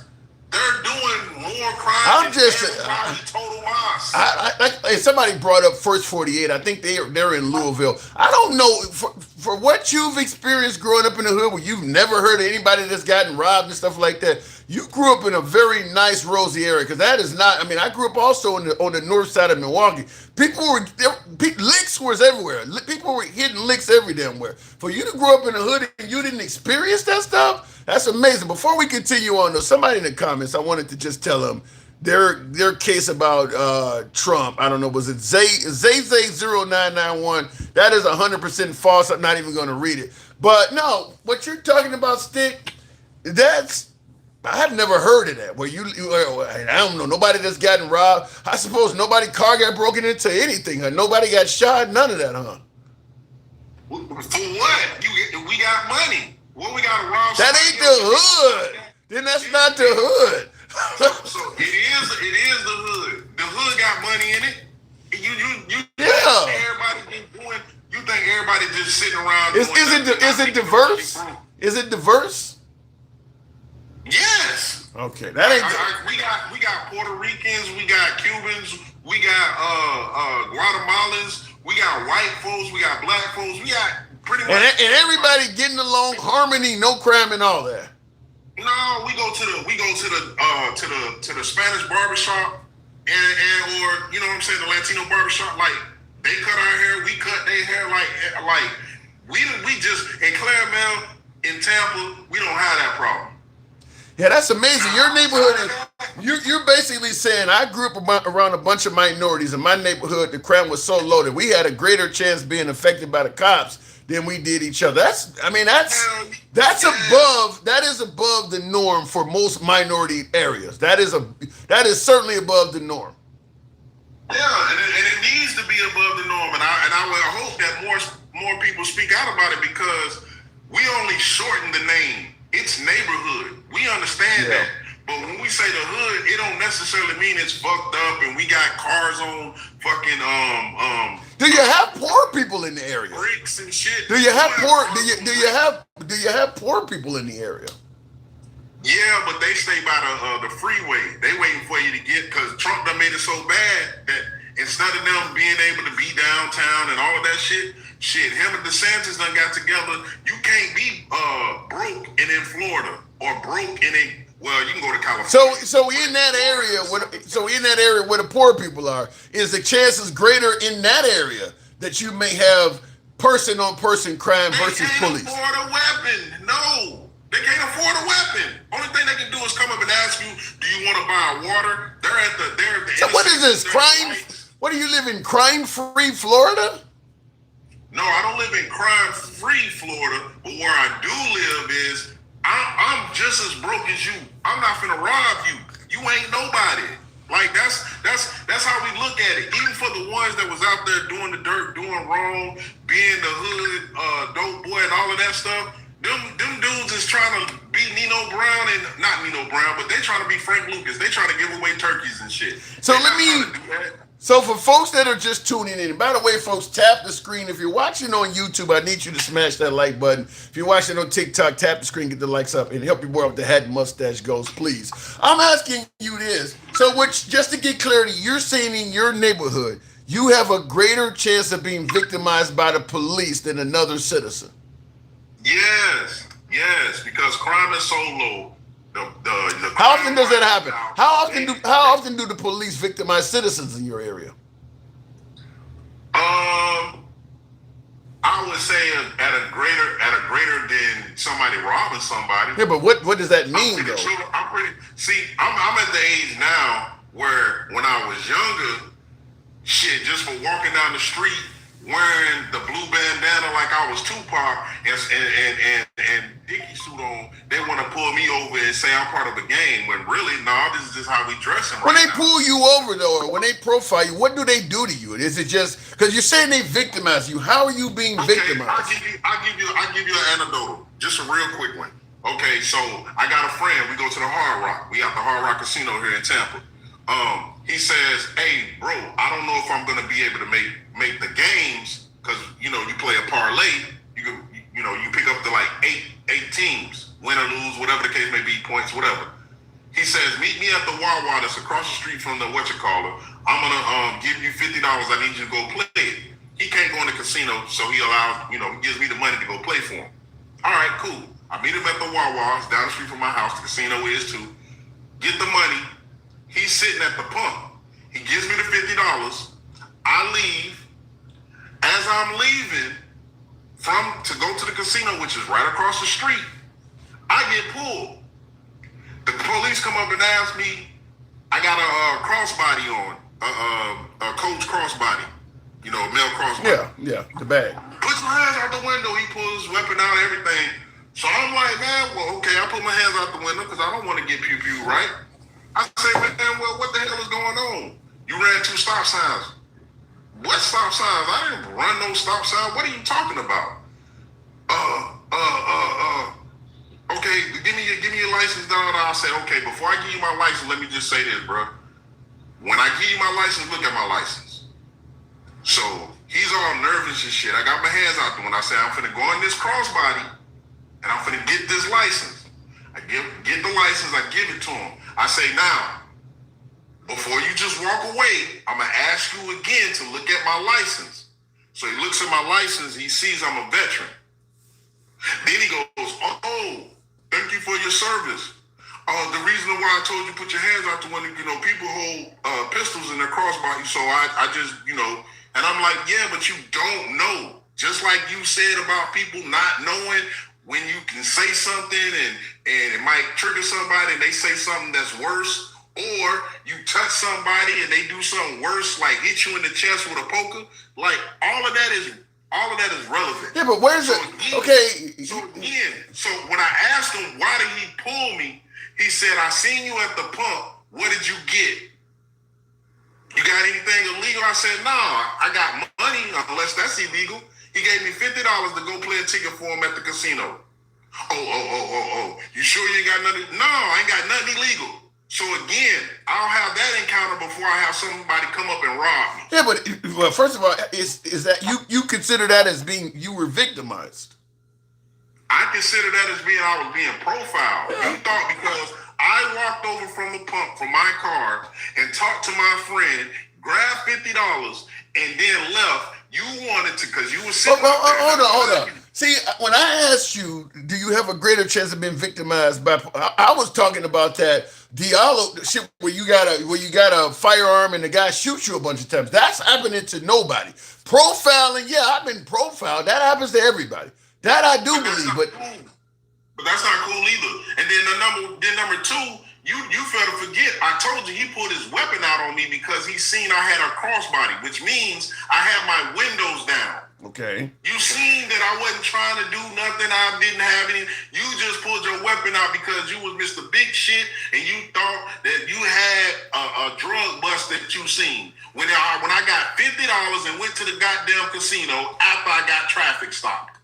That's the shit I'm talking about. Okay. I could have got pew because he thought he seen a drug deal go down. I don't know. I gotta respond.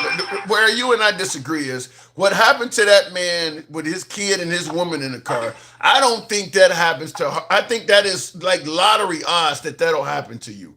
I mean, that guy just happened to meet a cop that was trigger happy. What? Why should there be odds? Because mankind is not because mankind is not perfect. There's gonna be some screw ups. Mankind is not perfect. I'm gonna ask you this: what's the odds of a white man going to another white man's car and getting pew pew? Oh, it's happened too. You had Jesse Jackson down in Arkansas defending a white guy.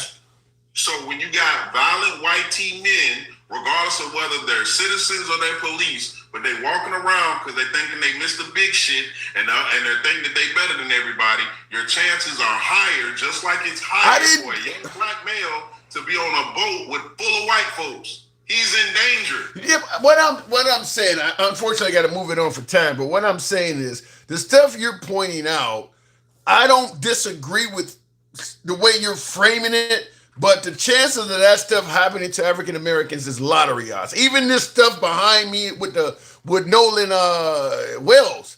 I mean, you know how many black people hang around nothing but white folks and they don't get killed or found missing? I mean, it's still lottery odds. This stuff is not happening.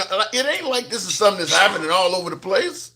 It is happening all over the place. They got what are they called? The police stations. They're finding bodies up on the police stations and shit, not knowing who they are because the police done unalive somebody in their little chamber down there, and now they're finding bodies. So this has been going on for a long time. It ain't no lottery odds. It's just everything ain't caught on. I don't know if you understand what I mean when I say lottery odds. When I say lottery odds, I mean if 500,000 Nolan Wells hung out with a group of white guys, maybe one of them might have this event happen. I'm not saying that one is not too many, but I'm saying it is lottery odds. I'm saying this is not common that I mean, otherwise, I guess, what did we expect? Willis and we expected Arnold and Willis to not hang around Mr. Drummond because something may happen. Kimberly may kill him. No, this is what I'm saying. What's not lottery odds is the chance of it happening. It is lottery odds. Listen, Tim. What is lottery odds is the chance that it gets caught on tape or somebody snitches on the person that does it. That's the lottery.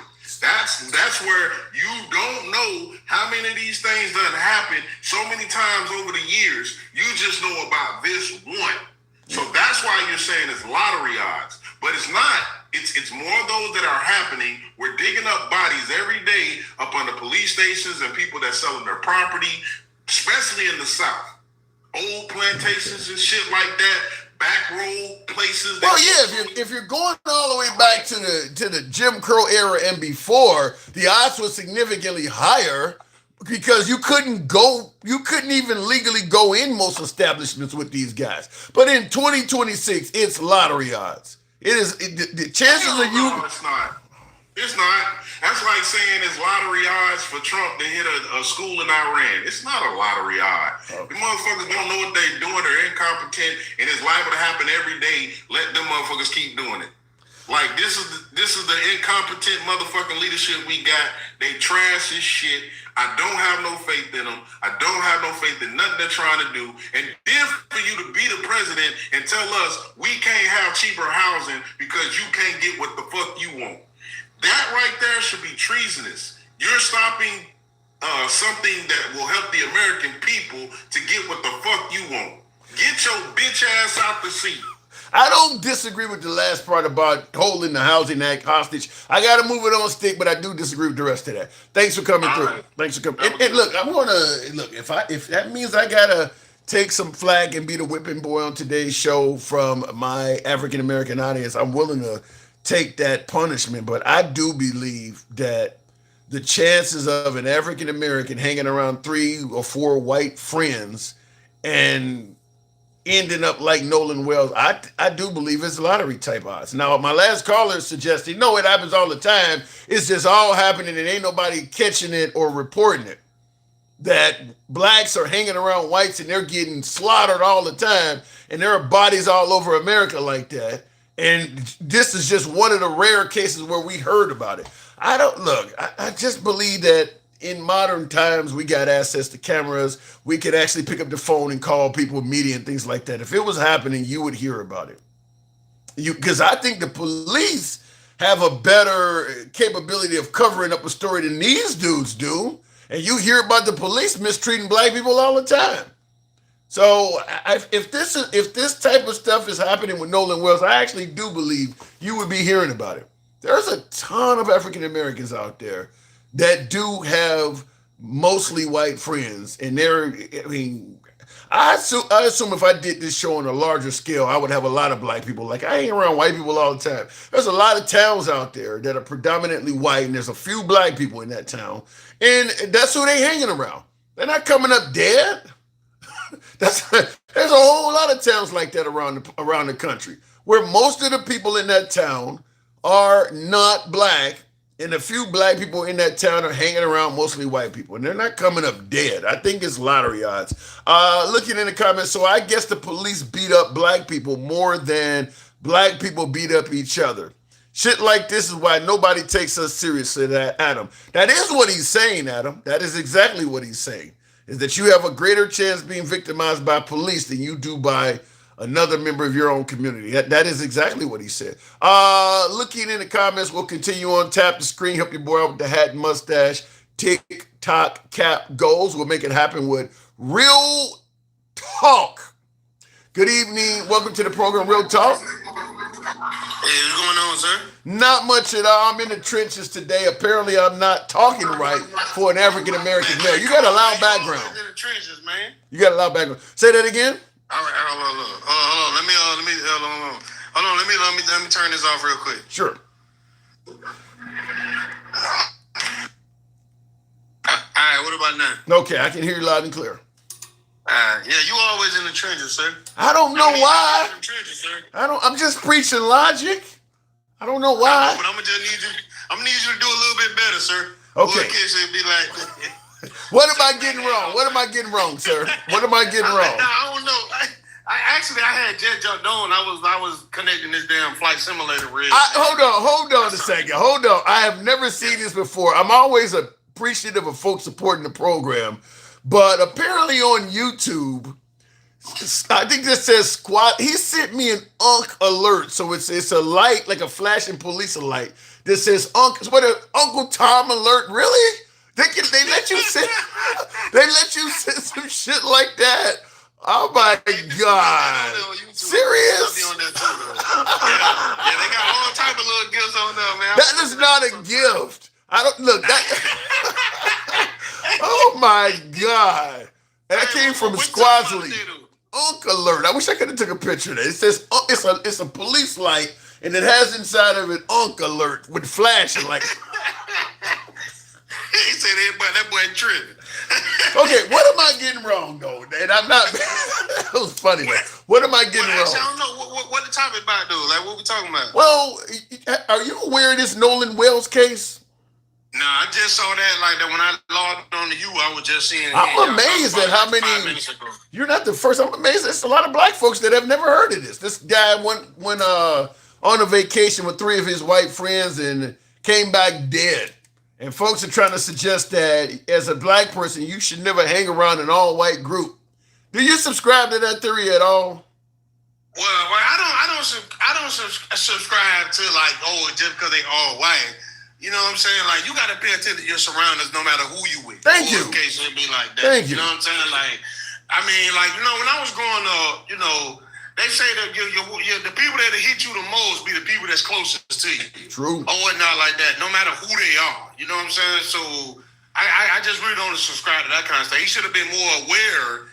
I would say, if anything, he should have been more aware of the people that he was hanging around or whatnot like that. But I mean, I can't say it was based on color, though. I mean, that's just being real. Yeah. Or if case it'd be like that. Now, my last guest before you, he suggested that in his neighborhood, there's a greater chance of being victimized by police than his fellow black man.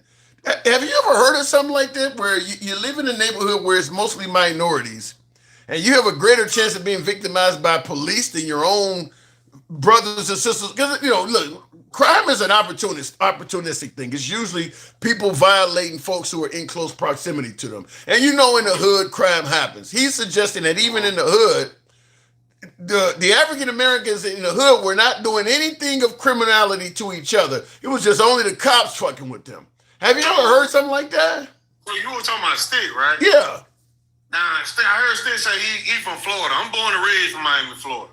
Now I can't say that, you know what I'm saying? Like we don't do like it depends on what we do to each other, what make us gonna do something. But what I can say about being born and raised, I'm 44 years old. By being born and raised in Miami, Florida, like at the same time, your mindset is you more worried about the police than you worry about somebody in the hood gonna do something to you. Or if the case should be like that, because it's just the way it is down there. I can't speak from nowhere else. Yeah, but the police. Yeah, but are the police really? If you're a law-abiding citizen, is the police really harming people like that down there? Okay, so check this out. I'm glad you asked that question. That was a good question. You know what I'm saying? So one day, right? This one, I was working at a garbage dump in Doral. Now I'm walking down the street. It's broad daylight. I got a white beater on and some gym shorts with no pockets. I got slides on my feet, and I got my work clothes in one of those little plastic bags that you can see through. Now, it's all kind of people on that block. They jogging, and, they walking, exercising, and stuff like that. But there was only one that looked like me. Sir, one thing I'll never forget, when I saw that blue Lumina, this back in the day when, in Miami, when police used to have the Luminas. The Chevy Lumina, yeah, the Chevy Lumina. Chevy Lumina, yeah. So, the Lumina coming down the street, the Lumina passed up all those people who didn't look like me and cut me off. Two white detectives jumped out the car. The first thing the driver asked me was, "What you doing around here?" I said, "Man, I'm going down there to work." He said, "What you got?" He said, "You got any weapons on you?" I looked down at my clothes. I told you I had a white beater on. I said, "Man, where am I have weapons at?" He started laughing. "What you got in the bag?" Searched my bag. Gave him a bag. He ain't see nothing in it. "All right, man, go ahead and have a nice day." Or if case should be like that. So, from what I feel like, it just depends on where you from, of what you experience. Yeah. And you can only talk about that from that aspect. I was 17 years old coming out of Kmart. You remember Kmart, right? Yeah. I don't know if they think I stole. No, they This don't. was before they was going out of business. I'm 17 years old coming out of Kmart. North Miami police rolled up, say, "Oh, this and that," threw me on the back of the car. Police officer kicked me so hard, ripped skin off my body. I'm a child. 17 years old. My mama called the police. I went on and told my mama. She called the police station. They threw out all the tickets. The man kicked me, ripped skin off my body, and wrote me like 7 tickets. Overcation be like that. And threw them Now, all now out. that is genuine victimization. That's what I'm talking about. Getting profiled, unfortunately, that happens to, look, I've probably been profiled at least 5 times in my life that I can think of, and I don't have a criminal record at all. So being black and getting profiled is, yeah, that's like sand on the beach, and that's wrong. But when I'm talking about being victimized, I'm talking about acts of violence. And that's where because he's making it sound like I said, getting robbed in the hood or something like that. He's saying there's a greater chance that the police will be violent to you than you being victimized violently by another black man in the hood. And that's what I'm saying. What you saying? Yeah, so like if you ever watch First 48, right? Like Yeah. if you ever watch that, when they talk about Miami, you'll always hear them talk about Overtown and Poker Bean. Pork and Bean Projects. I've been in them. Yeah, them little white row houses or whatever they were. Yeah. You know what I'm saying? Overcation be like that. In the Poker Bean Projects, I don't know if you know this, back when the city of Miami, they had put a police station in the Poker Bean Projects. Overcation be like that. Now, it wasn't like we did stuff to each other sometimes because, you know, you got the smugs going on, people serving, and you on the wrong block and stuff like that. But at the same time, the city of Miami police had become under a federal investigation or whatnot like that for corruption, or whatever case may be like that. The chief even had to resign because of the investigation that was going on because of the corruption. Now, the way the police used to treat us down there, like I said, we used to call them crackers. You know what I'm saying? Like, it didn't matter if they was black or white. If you was the police, you was considered all the same. Or whatever case should be like that. That's still like that. Blue is blue. Like for an example, like I had rap back down in there. You know, it was easy if you was black to get pulled over by a white officer than a black officer. Or whatever case should be like that. But what I'm asking you, and I agree with the profiling and all the stuff you're going in, the black cop showing out for the white cop, like Ice Cube said. I agree with all that. But what I'm saying is, when they come up on you, if you're law abiding, do they still beat your ass? In other words, even though they're profiling you and shit, if you don't put up resistance, do they still beat you up? So I'm gonna give you this portion. I'll just speak on that. In Fort Lauderdale, back in the days, Fort Lauderdale police, they had a section of the police that was called the Raiders. Or if the case should be like that. And how you knew the Raiders was they always carried one black glove. They only had on one black glove. Them police officers used to grab people and beat you and dump your ass somewhere, or whatever case should be like that. Just beat you for no apparent reason. Like you ain't doing nothing wrong or no ifs, ands, or buts about that. And they just beat you for no reason. In Miami, the police used to do stuff like that. Because I remember one time I went to court, the police officer lied. I was in court, the judge said, why would the police officer lie? So, like I said, I can't speak for nowhere else. But in Miami, Florida, if it's your word against the police officer word, that's anywhere. You're going to lose. You're going to lose. Yeah, that's anywhere. Sir, so I'll tell you this story real quick, right? It's a real quick one. I remember one time I was over at my cousin's house. Police pulled a dude over on the corner, 135th Street, Northwest 15th Avenue. Pulled the dude over. The dude had an ounce of green on him. Or the case should be like that. 2 police officers told that boy to walk. Told him, got out of this car, told him to walk. Me and my cousin sitting on the porch. The 2 police officers started smoking the man green. When the boy walked back up, when the dude walked back up, the police officer said, didn't I tell you to leave? You want to go to jail? Didn't I tell you to leave and don't come back? Man had to come get his car the next day. So like I could feel what Stick's saying because of what I went through in the area where I lived. I can't speak for nobody else. But wait a minute. So, the guy got an illegal substance on him. Now, the police is green, right? The green is illegal, right? Yeah. So they tell him to get the hell up out of here. And they start smoking this shit. What is he expecting him? So you gonna argue with them? What point is he trying to make? He ain't arguing with him. He left for because they ain't start off real. They pulled him over. They found him. They told him to leave. Okay. The dude he walked off and left for a little while. Okay. But by the time he came back, they standing on the corner just blowing. Okay, should be like that. Okay. And told him to leave. Told him to leave again. He came got his car the next day. Oh, so they wouldn't let him take his car either. No, they wouldn't let him take none. Okay. They told him to walk off. Actually, though, to be honest with you, you got caught with an illegal substance. So in a lot of places, they can take your car, or better yet, they can at least charge you with DUI or what. I mean, the fact that they let you leave and come back, they didn't tow your car, that actually ain't that bad. You're right, it ain't that bad, but what if that man had to pick up his kids? What if he had something to do? Now, hold on. Even though he did something wrong, but this is my thing. Like, sir, I done saw sometime, like, I was even blowing one time. Police officer walk around the corner when I was pulling the J from my mouth. Okay, said be like that. I tried to lie and said it was a black, but he kept asking me, and I figured out it's best me telling the truth. He told me to pull it out, put it in my pocket, and don't let me catch it back around here doing it again. Yeah. Some of them would just be nasty like that. Or because who you going to, like I said, in Miami, your word against a police officer. Yeah, I agree with that part. But to me, in this situation where they smoke this shit, that's the akin of the police pulling you over with an open container in your car and telling you get out and just walk. And you come back and see them sipping your liquor. I mean, they could get you with a DUI and a whole bunch of shit. All they making you do is leave your car in that spot and come back the next day and get it. That's actually, you getting blessed. That's why I said, like, when they told him to leave again, he just turned around and left. Like, he ain't trying to, like, argue with them or nothing, but it's still foul. Would you rather let me ask you this, as opposed to what they did to him, would he have rather they did what the law legally allows them to do, which is charge him with the green and tow his car and all sir, that? I want to go to jail, sir. Huh? Anybody want to go to jail? Right. So they actually did him. They did him a solid. They did him. Look. Hold on. If they had told him, you know, we can do what the law allows, or you can let us go ahead and smoke this sticky, he would have gladly let them do that. Yeah, I'm not saying that, you know what I'm saying, he would rather go to jail, but what I'm saying is, I was just talking about what Stig was saying about how what we have to worry about compared to in the hood of our people, or worry about compared to the police. You know what I'm saying? Like for an example, if that was somebody gonna stick you up, they gonna take what you got and go ahead and clear. You can go ahead and drive off and go back and do the things that you want to do or whatever. But when it came down to them, they didn't care what. Like for an example, one day I was riding with my big cousin. Like I said, this was like 20 years ago. I'm riding with my big cousin. We on bikes now. We riding through the neighborhood.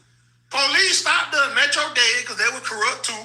Metro Dade stopped us in the middle of the street while we on the way to the blood bank. So my cousin get blood and talking about something. We got reported by people breaking their houses around here. We on goddamn bikes, man. We in the middle of the street, right? We ain't got no bags or nothing like that.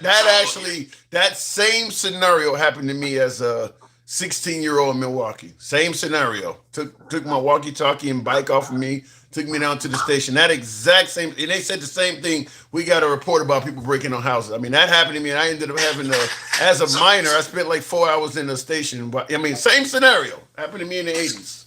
So, you know, like I was saying, just to go where Stig was saying, like when I'm in the hood of mine, like I said, I grew up in Overtown, Poker Bean Project, City, Brownsville, Carol City, Lake Lucerne. You know what I'm saying? I grew up in all the, you know.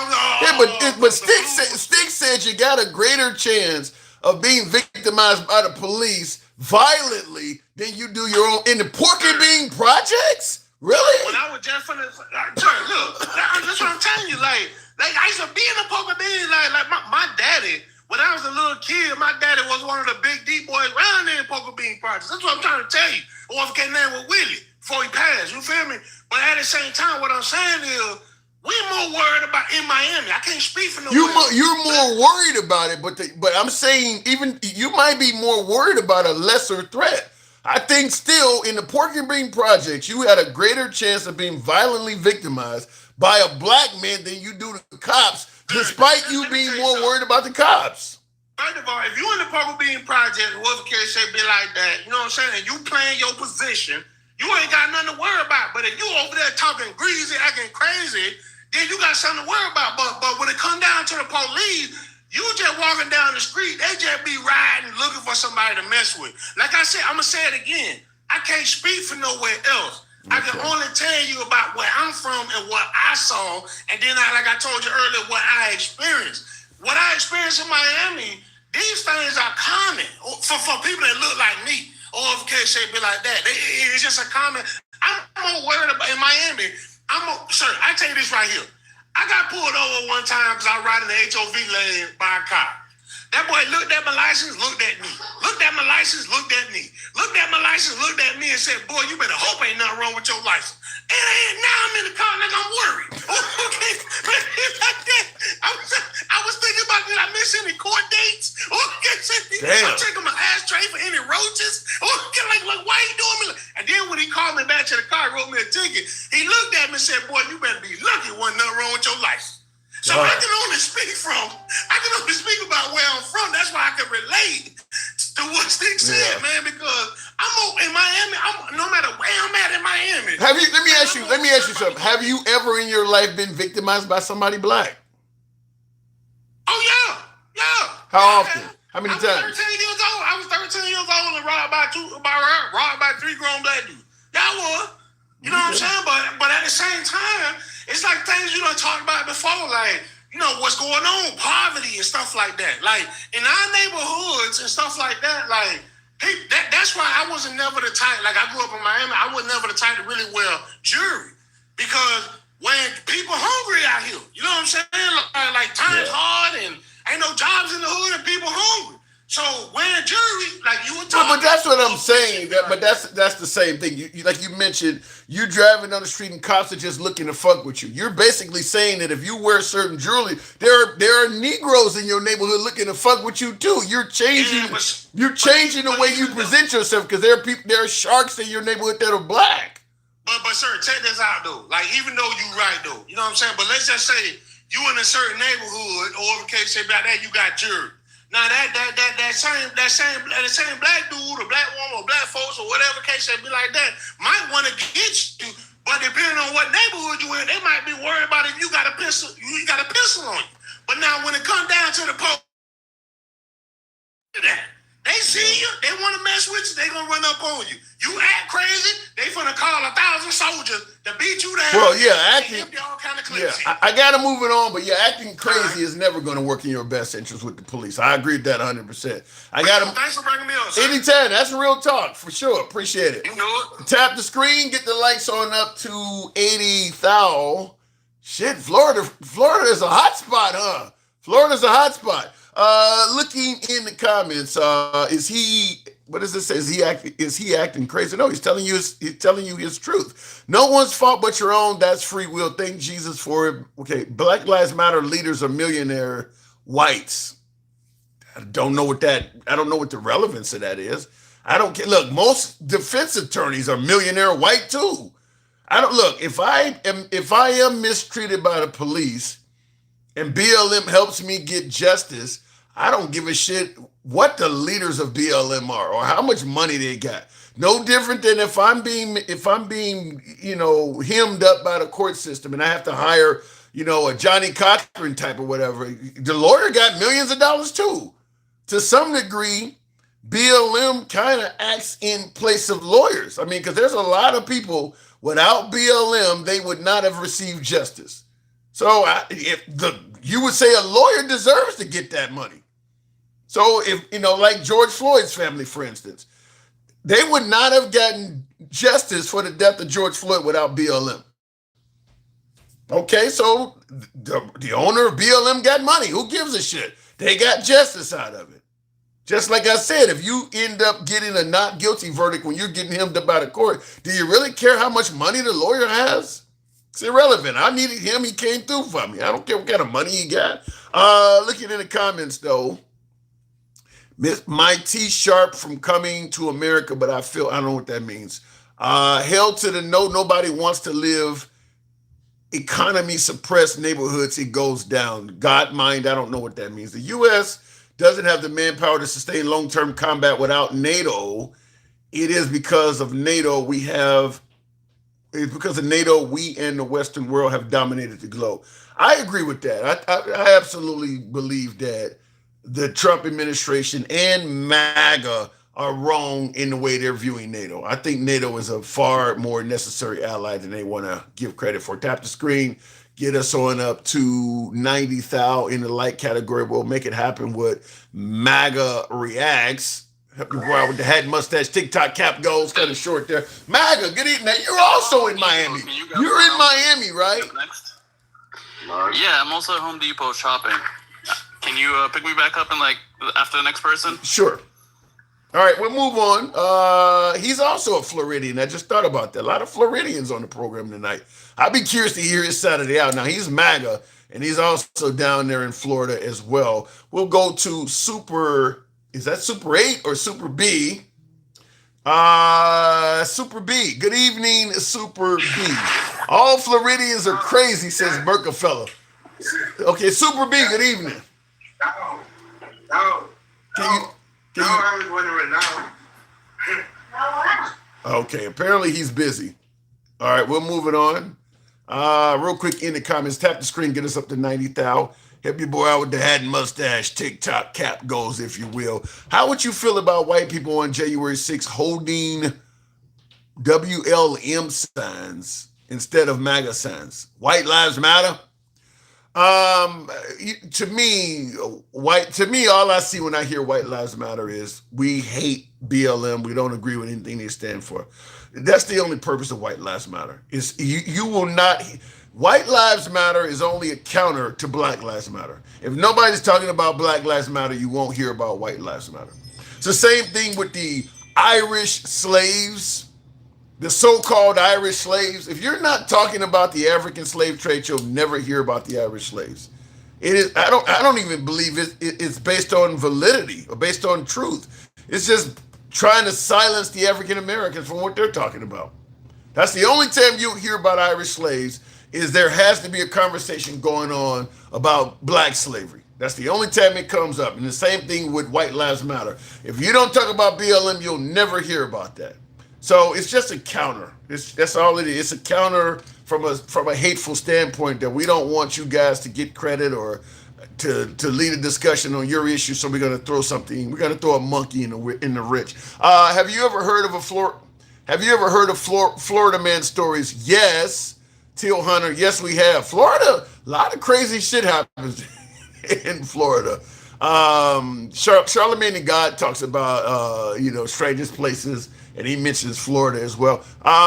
We were slaves to the English for 750 years plus, but not in the U.S. Yeah, and it was different. It was different. In the United States, if you had white slavery in the United States, you would have white slave stories in the United States. You're going to tell me we're idolizing and honoring all the former slave owners, Confederates and all of that shit, but none of the white slaves made it to history? That makes no sense. You're going to tell me they actually looked out for Harriet Tubman and preserved her name in history and they ignored all the white slaves? If there was white slavery in America, you would know of well-known white slaves. The fact that you don't know of any of them and they actually teach you about African-American slavery in schools now, and they don't teach you about white slaves, that's all you need to know. Because most of America's history, probably up to at least the 1980s, was taught by white people. Even if you lived in the black neighborhoods, the books and all of that shit, the lesson plan, all of that was coming from, it had to be approved by white America. So if they were slaves, they're not going to just tell you about black slaves and skip their own heritage. They would have told you about that. So if I've had people tell me, why y'all never talk about the white slaves? I'm like, well, shit, we ain't the one that taught history. That's all the narrative of history in America. All of American history narrative has been controlled by white America. You want to explain why they deliberately omitted their own ancestry? That doesn't make sense. It's because it didn't happen. In the comments, this is the most ignorant shit I've heard in a while. In a long time, says David G. Well, David, put in some corrections in the comments and we'll certainly read them. Appreciate your input. Caucasians before transatlantic, says Mercy. Look, I'm not here to talk about slave trades that happen in other countries on other continents. You don't talk about terrorism in other continents on September 11th, do you? We just had Independence Day on July 4th. Do you want to talk about, Greece, their Independence Day? No, we talking about shit that happened here. I don't know why when African Americans bring up their history, you want to suddenly talk about something that happened in another country on a different continent. We don't do that with anything else. Why is it happening when they talk? America is 250 years old. That is true. Trump, delusional narcissist, lost Iran war. He's a narcissist. I guess it's an opinion whether he's delusional or not, and the war is still ongoing. So we can't say he lost the war yet. Merck Fella says the forced integration when blacks already had established their own working economy in several cities around the country. The forced integration, what do you mean by that? Tap the screen. Are we at 90? Get us up to 90,000. We'll take the next caller. Slavery is slavery, no matter what country it's in. One is not worse than the other. It is wrong. True, terrorism is terrorism. Doesn't matter what country it happens in. Terrorism is wrong no matter where it happens. You don't go to a September 11th memorial and start talking about terrorists acting out in Libya. They're not trying to hear that shit. We're here to memorialize the folks that passed away at the World Trade Center. You don't go there and start to, terrorism happens in Syria too. They'll kick you out of the damn event.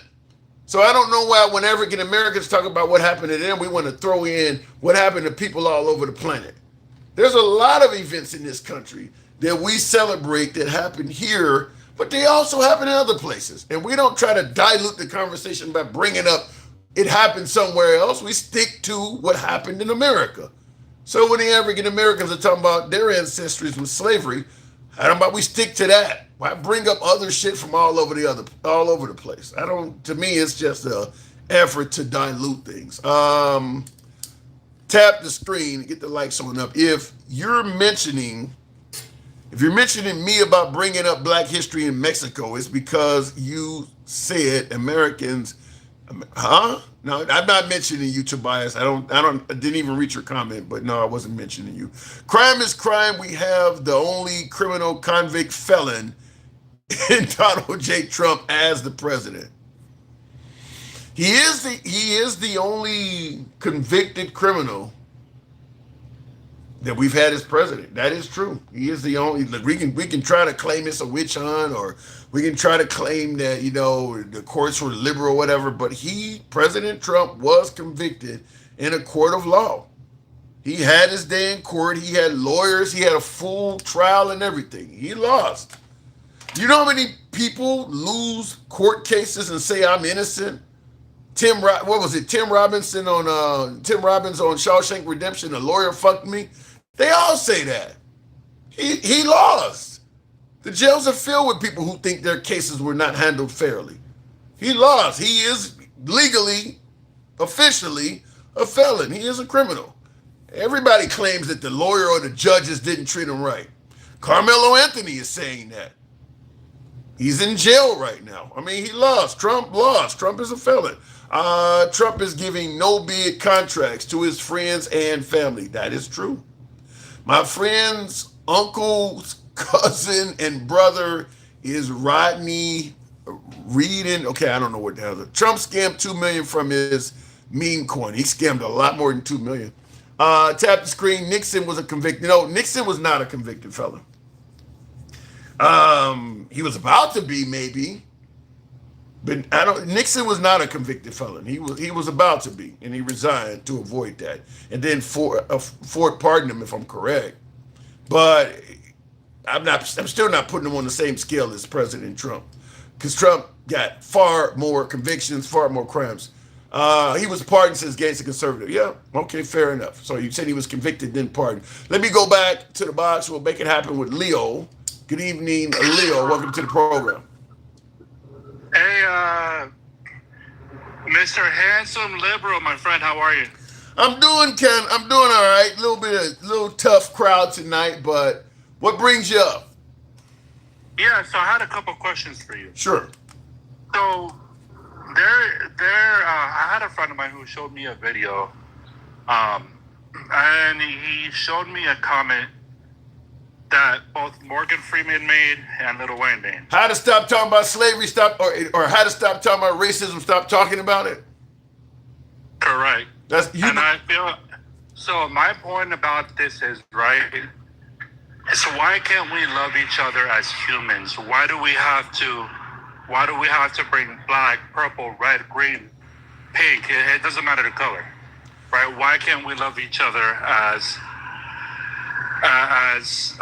just as people?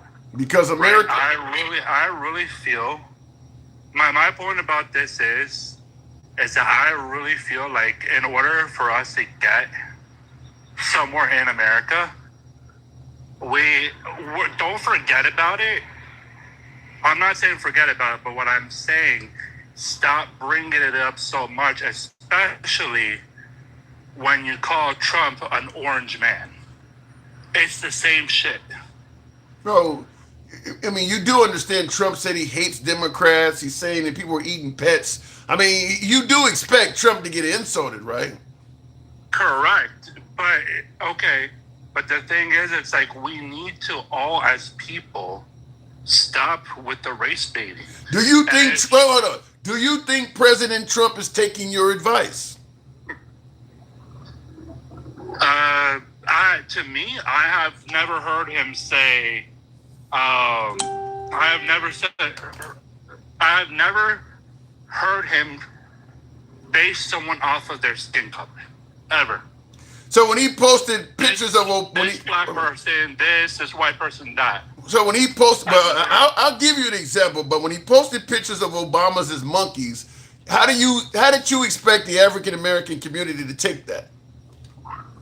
I'm sorry, repeat that again? When he posted a picture on his website of the Obamas as monkeys, apes, how did you expect the African American community to view that?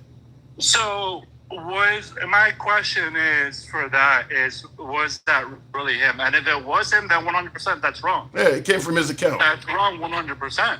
Yeah. And you know what? Fuck you for saying that. Okay. Also, the man I voted for saying that. Okay. Also, he posted a picture of people yelling white power from his account as well. Okay. White power? Yeah. So that's wrong as well, because we shouldn't be basing things off race. Right. That's my point. That's my point as well, is that the president of the country is not taking your advice. He is doing things that are racially charged. He's doing this stuff. Okay. And then, so my second question, my phone is about to die, so I'm going to ask you my second question. Sure. My second question is, I want to learn a little bit of how you think, etc. Why is it that, and this is a question I've never really heard you been asked, but why is it that you vote the way you do? Why do you vote liberal? Well, I've said this many times. If you take, I don't know, 10,000, 20,000, 50,000 African Americans and put them in a stadium and tell them, I need you guys to come up with the 5 most pressing issues that you believe should be addressed in this country, the right side of the aisle is going to be on the wrong side of all 5 of those issues. Everything that the African American community is concerned with, the right side of the aisle is either on the other side of that issue or saying it's not an issue at all. So I have no other choice but to vote with people that at least think what I'm saying has some validity to it. Okay. So you don't think that Republicans, so this is what I believe. I believe that Republicans are more likely to provide solutions and Democrats are... Provide solutions to what? Huh? Provide solutions to what? Because most of the poverty, most of the uninsured, most of the infant mortality rate, most of the literacy failures are happening in Republican communities. What are they solving? Yeah, so I'm originally from Miami, right? Okay. But I lived out here and I'm Hispanic. I ended up getting a scholarship out here because of my hard work. Mm-hmm. Right? And I got a full ride scholarship, so I came out here to Utah, out of all places. And let me tell you, this Republican state is one of the most top flourishing states in the country, if not the most top flourishing state in the country.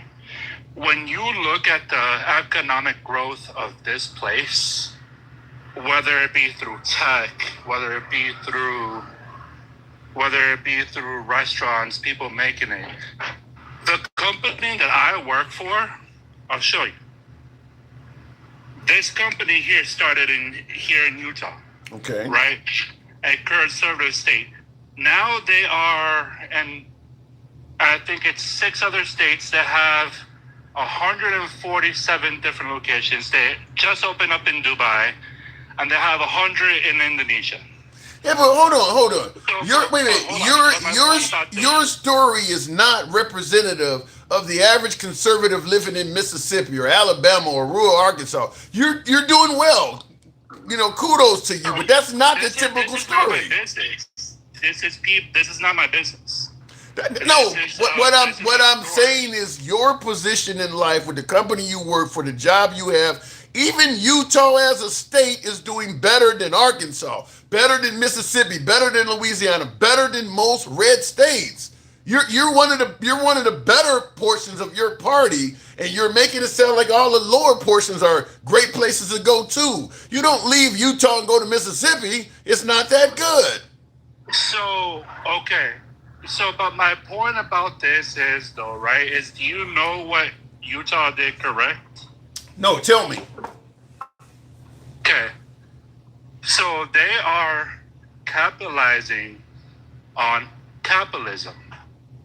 I heard you talking about what does that mean before. What does that even mean? So, capitalizing on capitalism, an example of this is Costco, Sam's Club, Walmart, Amazon. When you can get all these businesses to grow as much as they did in this capitalism economy, that's called capitalizing on capitalism. Okay. And so my point about this is that that's what Utah did correct. Okay. They start opening up Costco, Sam's Club, Walmart, all these successful places. They employed people, and Utah actually has one of the smallest unemployment rates in the country. Yeah, but you're making it. You're trying to use Utah as an example of the Republican Party.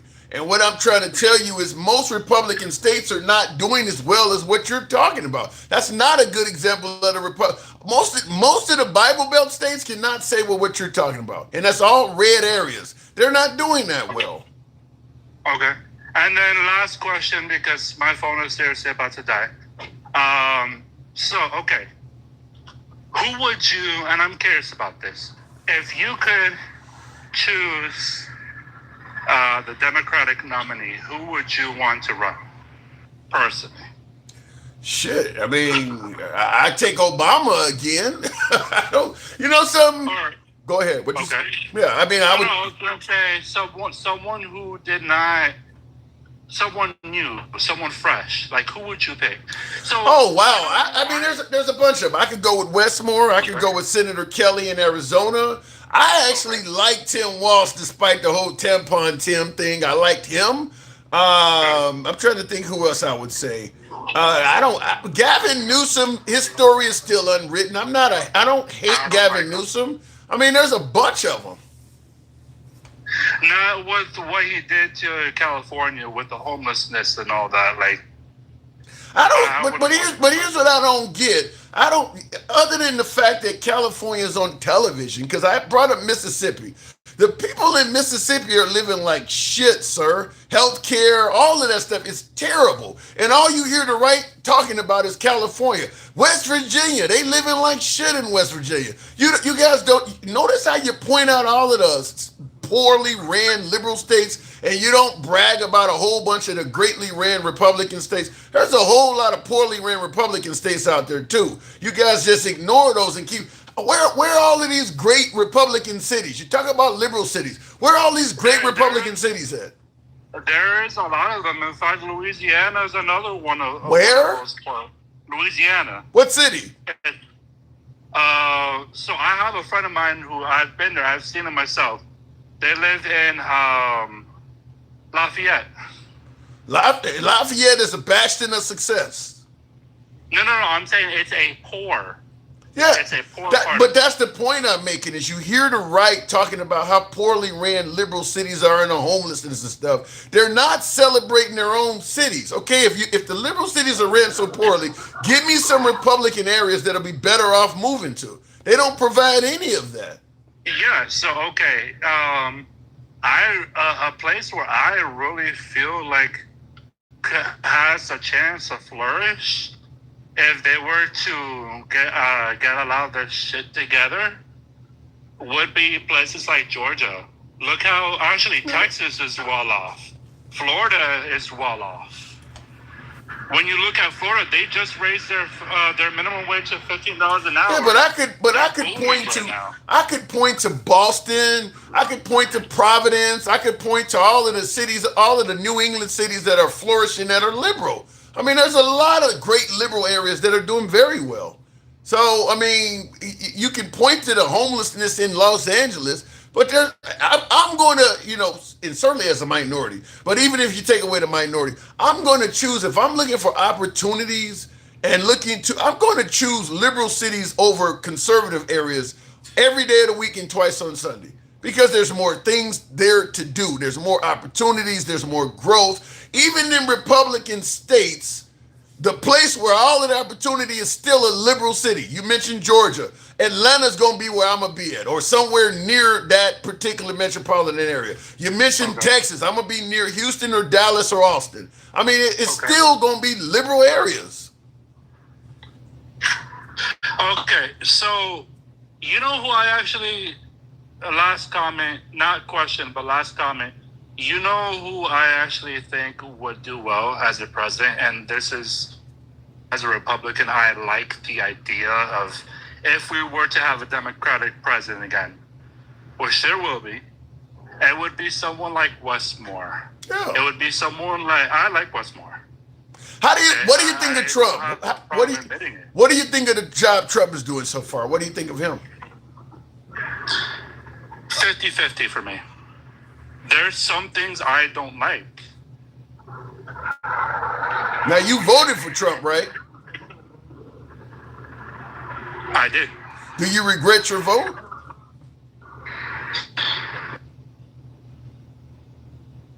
Did we lose him? Apparently, we lost the caller. All right, we'll move it on. Tap the screen. I wanted to hear his answer, but we'll make it happen next time. Tap the screen, get the likes on up. In the comments, We the Rabble says Utah has a very diverse economy. Manufacturing, tech, customer service, taking advantage of tons of multilingual missionaries. Walmart and Costco does not make Utah rich. It just sends profits to Arkansas. Arkansas being the home of Walmart. Fair enough. I mean, but like I said too, Utah, to me, most of the poverty in the Republican bastion of states is in those Bible Belt states. But I don't know if they're living large up in South and North Dakota either. Though, Montana and Wyoming, all of those are red states as well. Are they really living high off the hog there? My only point I'm making is this: we hear the right bashing liberal cities all the time. They don't say nothing at all about all of these great Republican cities you need to move to. They just bash liberal cities, okay? There's a lot of homelessness in California. There's crime in Chicago. Okay, tell me where we should go then. You keep bashing the left. Okay, tell me some of these great, awesome right-wing cities that people should move to. They don't say nothing about that, which to me is telling. Anyway, tap the screen. I hate America. What does that say? I hate America and I'm staying just to burn the American flag, says Tony. Well, you do have a right to do that. It's the other way around. We work and the government takes more than they need or deserve. Depends on who you ask. Democrats want America to fail and they hate America. Look, how many times do I got to say this? This right-wing, I hate America shit makes no damn sense to me. Other than to suggest, I'm a right-winger, and if you don't think like me, I think you hate the damn country. Because the right says all kinds of criticisms about America. President Trump, everything from criticizing the presidents of the country, criticizing how elections is ran, criticizing the military. Trump has said all kinds of calling whole cities shitholes and shit, but he loves America. But when somebody on the left criticizes America, they suddenly hate the country. So it's kind of one of these deals of, if you don't think like me, then you hate America. You must think like somebody on the right, because we're the only true patriots.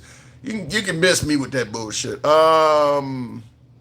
Make America suck again, says Lee Hall.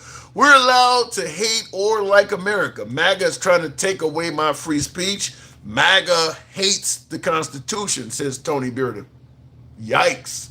Bastrop, Texas, #1 small town in the USA. Fair enough. There we go. At least you're pointing out one. I don't hear the right bragging about all their well-run cities.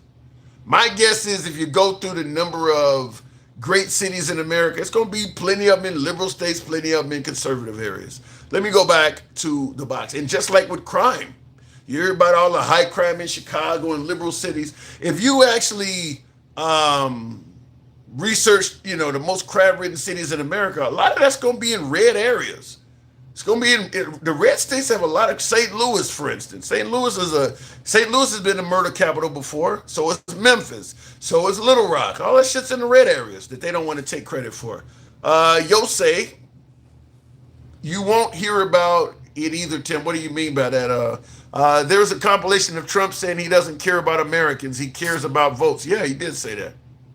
But they only believe that liberals can hate America. Trump can say whatever the hell he wants and it's okay. Because Trump has said a lot of negative things about this nation. A lot. Let's go to MAGA Reacts. Having trouble bringing up guests. Tap the screen, get the likes on up, get us up over 110. Somebody can help you, boy, with a hat, mustache, TikTok cap goes. Good evening, MAGA. Hey, what's going on? Not much at all. Have you heard about that Nolan Wells case? No, which one is that? The young African American that went out with the 3 white guys and came back dead. Tim, you know what the most dangerous sport is? Sport? Yeah, what's the most What dangerous is it, sport? diving? It's fishing. Really?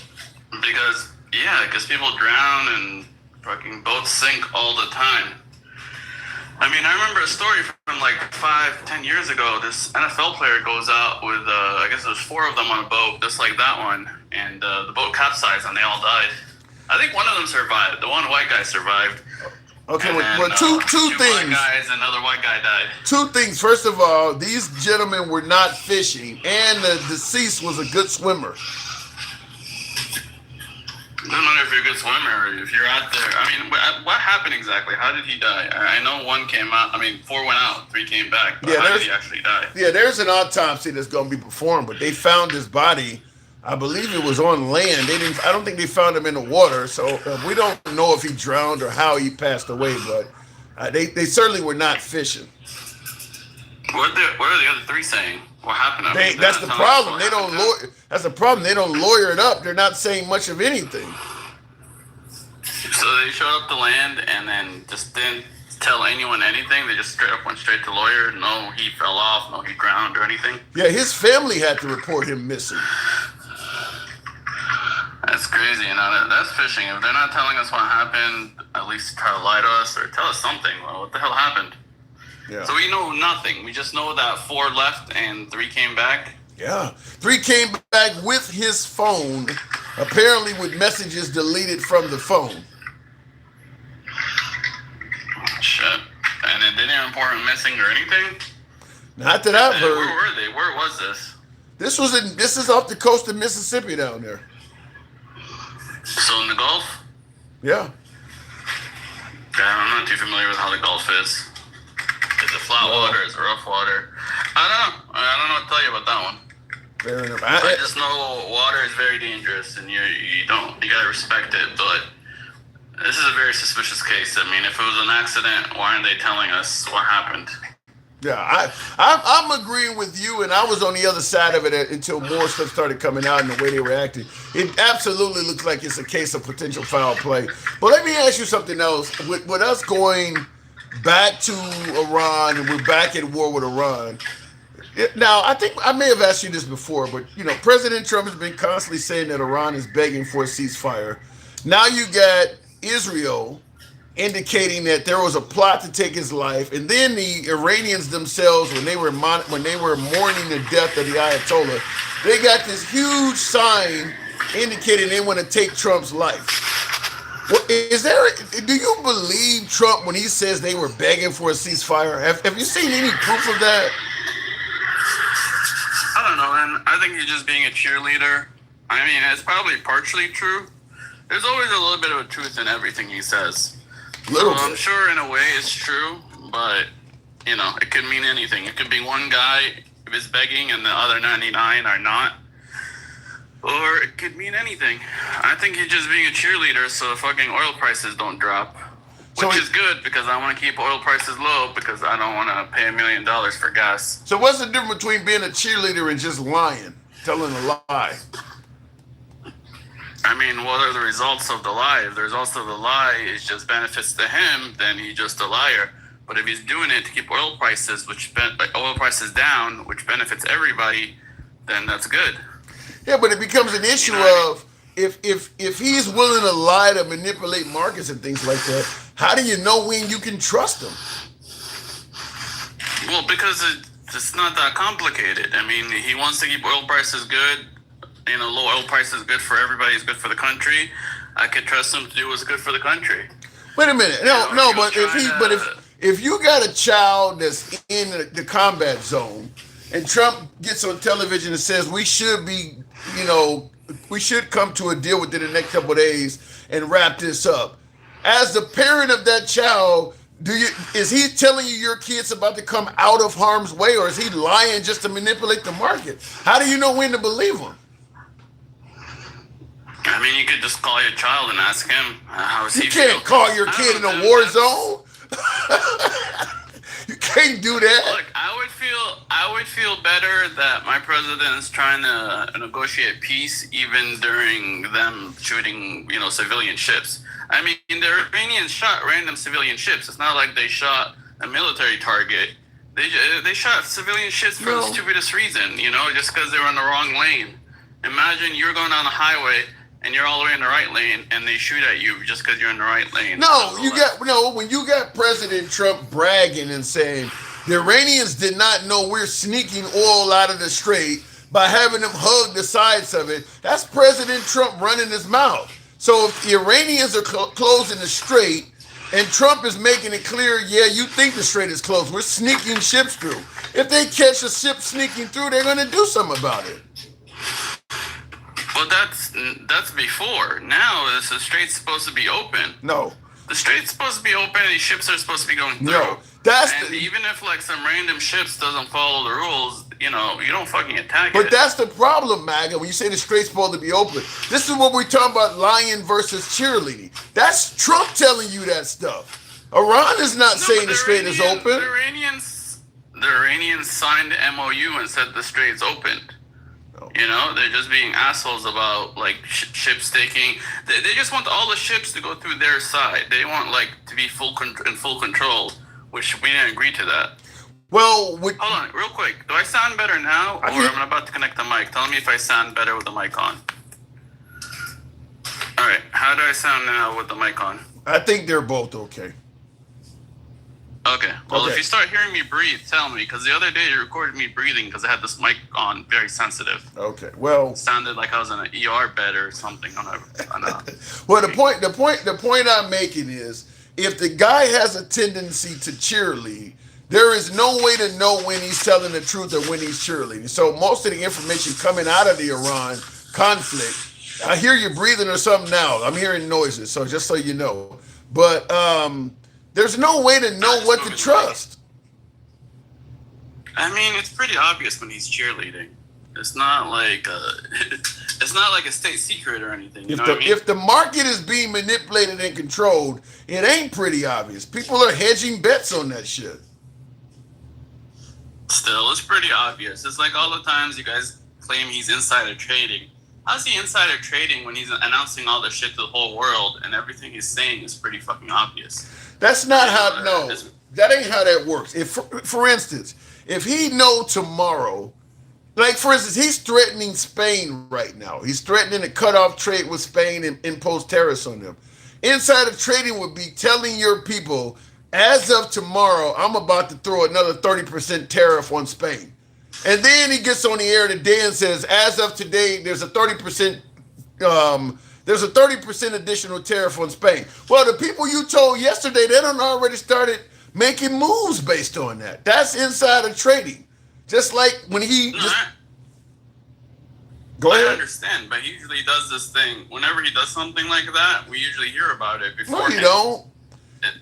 No, you don't. Over the fucking news. You don't always hear about that. Something like, for instance, most of the time we hear about it. Like for instance, when he announced that he's thinking about imposing higher tariffs, that can change the market. So just him announcing that he's thinking about it, he may have told somebody else a couple of days earlier. On Friday, I'm gonna start letting people know that I'm about to get, Spain under control. So they don't make their moves a couple of days earlier. All right, well, if we have evidence of that, we should go after him for it. But Well, what I've seen, he makes these things on a spur of the moment kind of thing. For another good example, President Trump and Tom Homan, his border guy, they invested in a company that deals with, I think, tasers and equipment that ICE uses. Okay, you're going to expand the size of ICE. They're going to purchase a bunch of these tasers that each officer will need, and you don't prematurely already invested in that company that is about to get this huge contract to supply all these guys with tasers because you're hiring all the guys. That is insider trading. They're doing stuff like that. But like, what part of it was information that only he had? Because we all knew that they're going to spend a bunch of money on ICE. Well, right now they're about to buy a bunch of cameras for the ICE guys. Well, so if I knew a company that supplies their cameras, I would go invest my money in it. Well, first of all, they're not just they're investing in particular companies that sell the equipment. Like there may be multiple different companies that make tasers.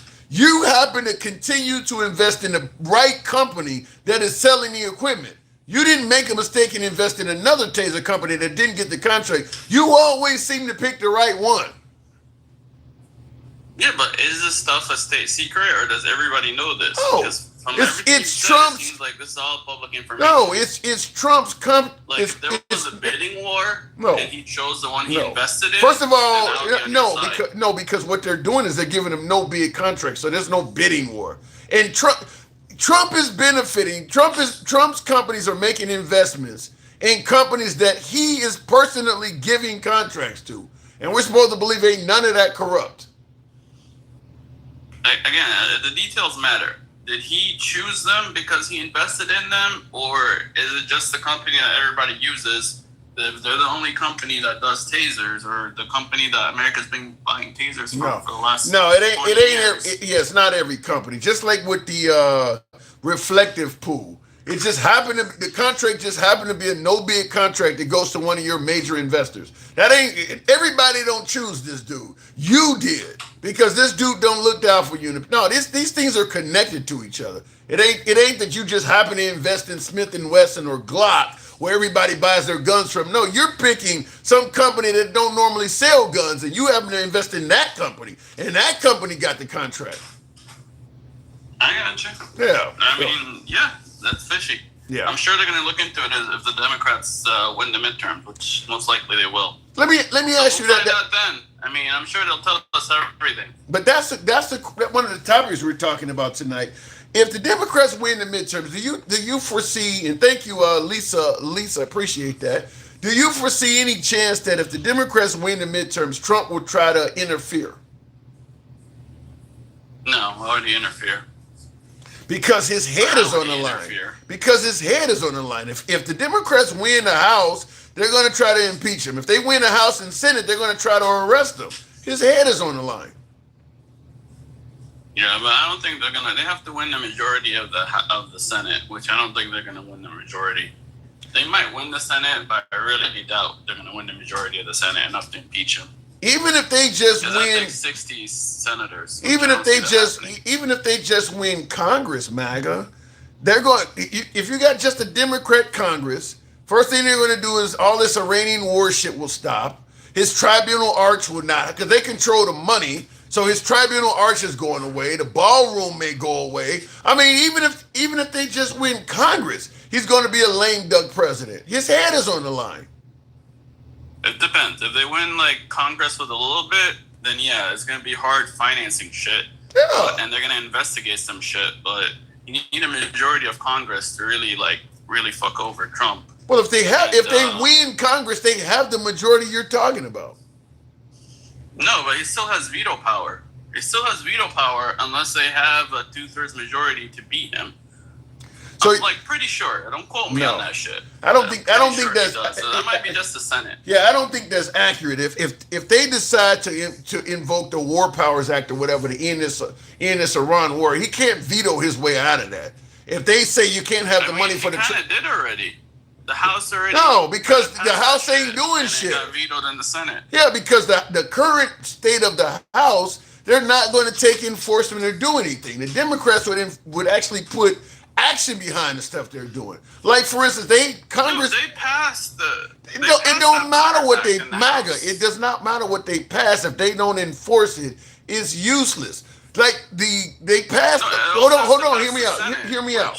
They passed a law saying that all the Epstein files had to be released. They passed a law saying TikTok had to go back to the Chinese. Trump didn't follow any of that shit. But a Republican Congress did not enforce any of that. A Democrat Congress would. Well, they would have to go to the Supreme Court, fight over it, and then the Supreme Court.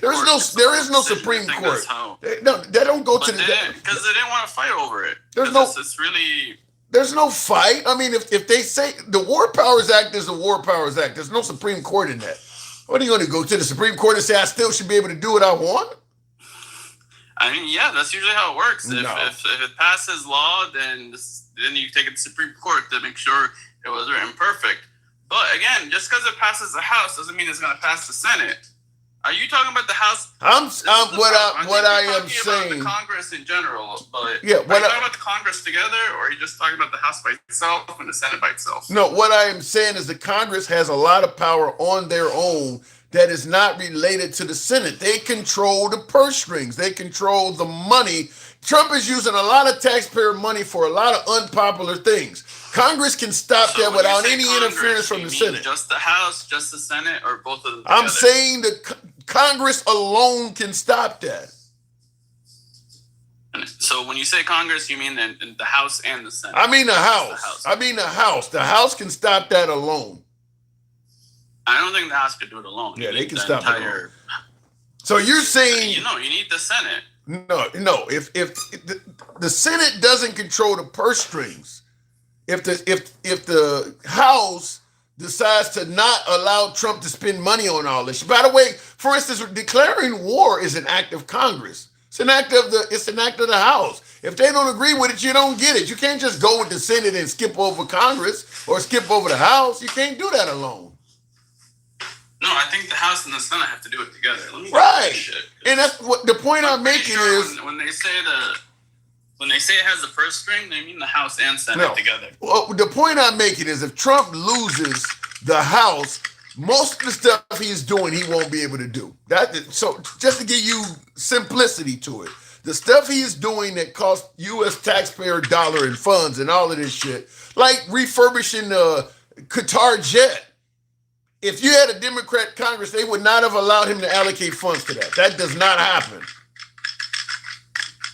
I don't think they need to. It's more complicated than that. It ain't more complicated than that. That's it. Yes, it is. Remember, he lost the House in. You can't just take a gift and then spend hundreds of millions of dollars of U.S. taxpayer money without getting the blessing of the House. You can't just do that. If the House already gave money to the Air Force and the Air Force has the money to do it, he could do it. It's only if he needs extra money. No. And he can't categorize it as part of what. Because the House doesn't fucking pick specifically, here's 20 million for a jet. Here's 50 million for that jet has nothing. Here's 100 billion for the fucking Air Force, and the Air Force spends that money. That jet has nothing to do with the Air Force. That jet has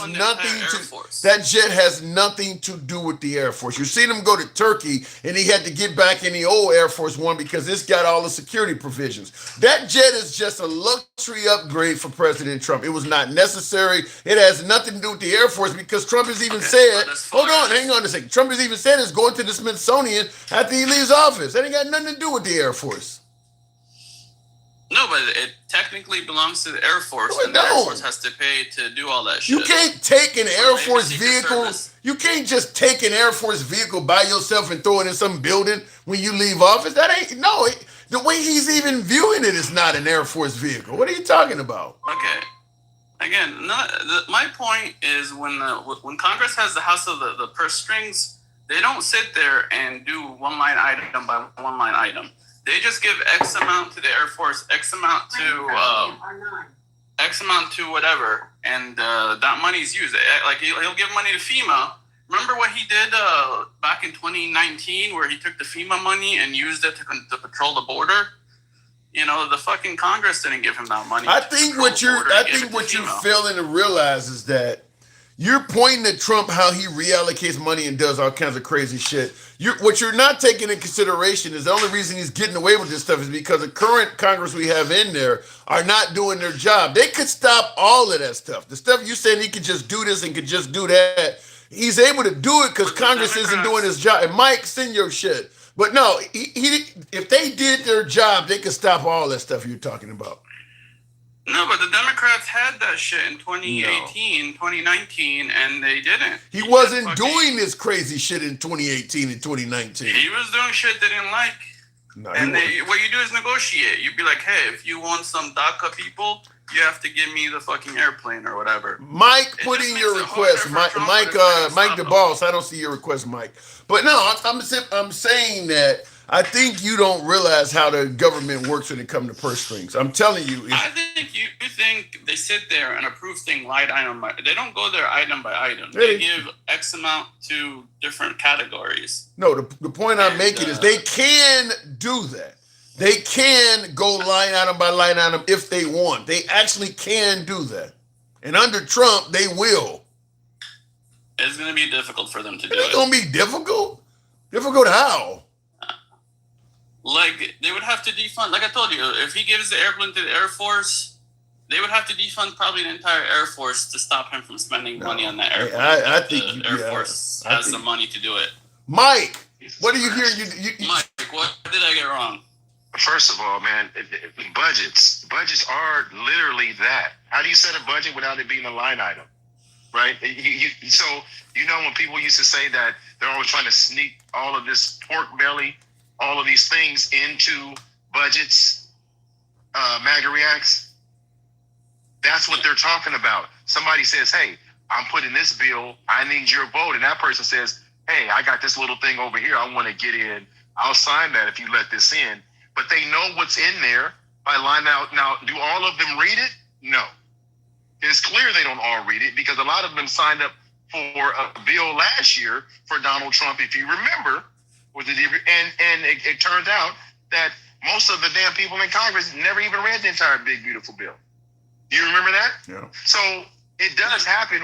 It does happen, but it's supposed to be line item by line item because you're representing your constituents. Whatever's in there that you sign off on either goes towards what they want you to be an advocate for or against. And if it's against, and it really is part of your constituency that doesn't want it, you're supposed to vote no. Since Donald Trump came on the scene, it's been bipartisan from the beginning. Ever since Barack Obama won, it's been down the party line. Mitch McConnell said, we're not passing any legislation that they put forth. We want to make him a one-term president. We're not signing anything. That's not how the government's supposed to work. But this is Michael, let me ask you something. Yes. The Air Force has about 5,700 airplanes. So you're saying the House goes one airplane at a time and approves each one? Or do they just give the Air Force like billions of dollars and someone in the Air Force picks what to spend their money on? Have you ever written proposals? I mean, there could be a specific as you want. I really doubt they're getting that specific. That's not a trick question, Maggot. That's not a trick question. I'm literally asking, have you ever written a proposal? Not really. I usually just spend money. Right. So I write proposals. Tim writes. Propose anything. Okay, I write proposals. Tim has written proposals. When you write a proposal for some money you want, you're supposed to outline the cost of everything you're asking for, line item by line item. So if I want 57 jets, what's the cost per jet? Is it all inclusive? And then you multiply that by 57, and that's the line item for those. But you got to have the detail to support it, and then timelines associated with it. All of that. Why do you think those bills are hundreds and hundreds of pages, Maggot? I mean, I'll download one and see how detailed they get. But have you ever looked at one? Detailed. Have you ever looked at one? Look, we already have many examples of Trump. Bro, it's not a gotcha, Maggot. I'm just asking you. Have you ever? No, I haven't. That's what I'm saying. I'm gonna download and look at one. When you download and look at one, but when you download and look at one, you'll see the detail they put into these, and you will also find a lot of bullshit that on both sides that gets stuffed into these bills, because $1 million here, $2 million there, you don't really see it in the overall budget. But that shit is in there. And it happens all the time. I'm sure there's like a miscellaneous category that. But no, not miscellaneous. No, sir, no. You got it. Hold on. MAGA, you got to explain how much you. Hold on. Every everybody, MAGA, hold on. It's obvious that they would be expecting folks. Because what you're trying to do is say there's places to hide money. Just put miscellaneous, and then you can do whatever you want with the money. You don't think they thought of that early? I mean, come on. You can't just put miscellaneous down and not explain. Miscellaneous what? Miscellaneous screws or miscellaneous parts? You got to still say what it's for. You can't just throw something in there. There's generality like that. So you can sneak and use the money for something else. It's for the Air Force, and the Air Force decides what the money's spent on. You can't just get that specific. No. You can't just say Air Force. Yeah, it doesn't work that way, MAGA. It just doesn't. It is not supposed to. Now that doesn't mean that people aren't misappropriating funds. Let's be clear. Why do you think that we were saying that there's line items in the budget that you have to spend it on that thing? You can't just turn around and go, well, I'm gonna take that money and move it over there. It's not supposed to work that way. That's why he's been gotten so much pushback about moving money around. See that? That's what I'm saying. I've seen him move money around to fund the border wall, to fund the ICE, to fund the TSA when you guys had the shutdown over TSA. We've seen him move money around. Yeah, but in charge or the Republicans in charge. No, you haven't. They have a veto-proof majority. It's going to keep happening. No, what you're watching is the Congress be feckless. Yeah. That's what you're watching. That's what I tried to tell him is that. In 2019, when what's her name had the House. Yes, they were still his fucking State of the Union. Say again. What about even in 2019 and 2020 when Pelosi had the House? Well, it depends on what you're talking about. This Congress right here. When he sent the army to the border, when he got the border wall built, when they didn't fund it. He didn't. But go ahead. I mean, he says he took a lot of money. I remember he took money from FEMA and said it was a state emergency and used it to fund like border protection. Right. So what? And so that was what's his first term, not even his second term. And the Democrats were in charge. It wasn't. What you're going to find out? Well, not in 2018, 2019. The House had flipped by then. But what you're going to find out? You're going to find out? Democrats were in charge. No, it flipped the other way. But what you're going to find out, if I'm not mistaken, but what you're going to find out, if you're truly interested, Democrats had the House in 2018. If you're truly interested in finding out, MAGA, here's what you're going to find out. You're going to find out. You're going to have, if you have a rude awakening, which you probably won't tell us about, but you should. You're going to look up by 2027, 2028, and you're going to start seeing all of this feckless Congress was, and how all of this spending is going to come back to the forefront of our deficit, and you're going to be like, what the fuck happened? And I want you to remember this, because everything you guys voted for, he's doing the complete opposite when it comes to spending. He hasn't saved anything, bro. He's spent far more. He hasn't saved shit. Well, but Mike, I agree with you. Hold on. I agree with you, Mike, but the problem is when they're bragging that they're saving $1 trillion with Doge and $1 billion with USAID, people believe that he is saving a ton of money because he's telling them that. I understand what you're saying, Tim. But what I'm saying is you can sit in a restaurant and pop bottles all night like you got it until that tab comes. Yeah. You can say all that shit all night. Yeah, I agree. MAGA, we don't have it. Spending usually leads to inflation, and MAGA inflation hasn't been that bad. So MAGA, you're not listening, man. You're trying to wish this thing in. What I'm telling you, MAGA, is you get all you got to do is look at the spending right now. Why is he borrowing $50 billion a week? Because that's what the government does. We've been spending. No, that's what your budget's for. No, sir. That's what your budget's for. That's what your budget is for. That's what I'm trying to tell you. You're not tracking this at all. Your budget is to prevent that reckless spending. That's what a budget's for. If the budget was done properly, he would need to borrow $50 billion a week with interest. You know the interest? Obama. No, sir, we have not. No. Under Obama. Listen, we didn't borrow like that with Bush, Clinton, Bush, or Obama, or Biden. You're just not. Listen, did you hear what I just said? They're buying what he is saying, Mike. That's what the problem is that it doesn't matter what you say. It's not what he's saying. Trump is telling you that we've been off budget. Trump is telling you. Bill Clinton was the last person. It doesn't matter. Trump is constantly painting, as you mentioned, MAGA reacts all the time. Trump cheerleads. Trump is telling people positive stories, and they just buying that shit. MAGA is buying a lot of that stuff. This was before Trump. This is the we're talking about now, though. We're talking about right now. We're talking about right now. Trump is painting a picture that the country is doing better financially than it really is doing. He's doing that right now. You can bring up Obama and Biden, all that other shit you want, but right now Trump is cheerleading in regards to our country's economics. He's painting these great stories that are not accurate. Absolutely. And matter of fact, we're talking about MAGA, government, not the. I know MAGA, but MAGA reacts. MAGA reacts. I told you this over a year ago. The Republicans historically have been terrible at the economy. Just go look at the numbers. Historically speaking, they've been horrible. They don't create jobs. They always increase the deficit, and they are the first party to take us to war. That is a fact. Everything I said is factual. You can look it up. No. It takes you 2 minutes. Do that equally, man. No. You really believe? Wait. Hold on. You really believe both sides take us to war equally?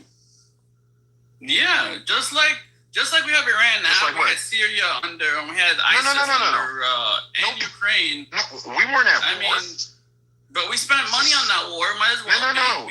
That ain't spending money on a war is not the same as us going to war. That's a big difference. Okay, but we're talking about the financial side. I'm talking about taking us to war. Period. It's exactly as I stated it. You're telling me one side takes us to war. The Democrats do not take us to war. Now, what Republican war are we talking about then, other than Iran?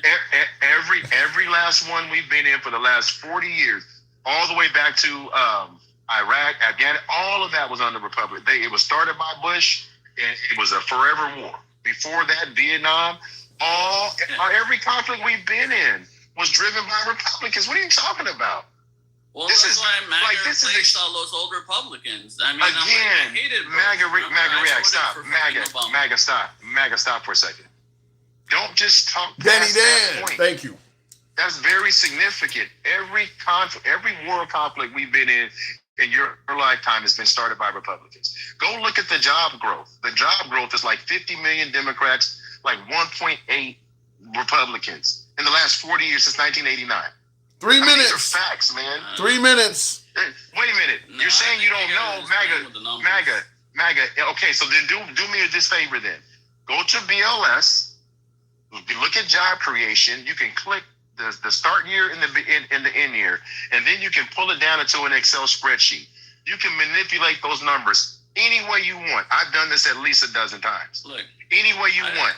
I think is inflation and GDP. I can pull it up. I can pull it up on my screen and show you right now. And this is the problem with you. You're probably right about what you're saying. No, I'm not probably right. Is inflation and GDP. Yeah, but now you're back to you.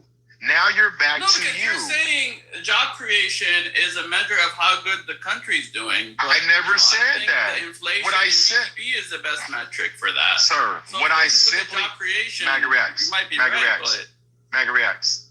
What I simply stated, and this is your problem, I need you to wear regular shoes and get the skates off. Just for one fucking conversation. You're always skating around. Republicans have never been good for the economy, not in my lifetime. Man, and that's based you know what? on what? Job creation? Hold on. All metrics. Well, I'm going to go look at inflation. Please go look. GDP, Please go look. Please go look. And I'm going to tell you this, and I'm going to tell you what you're going to find when you go look.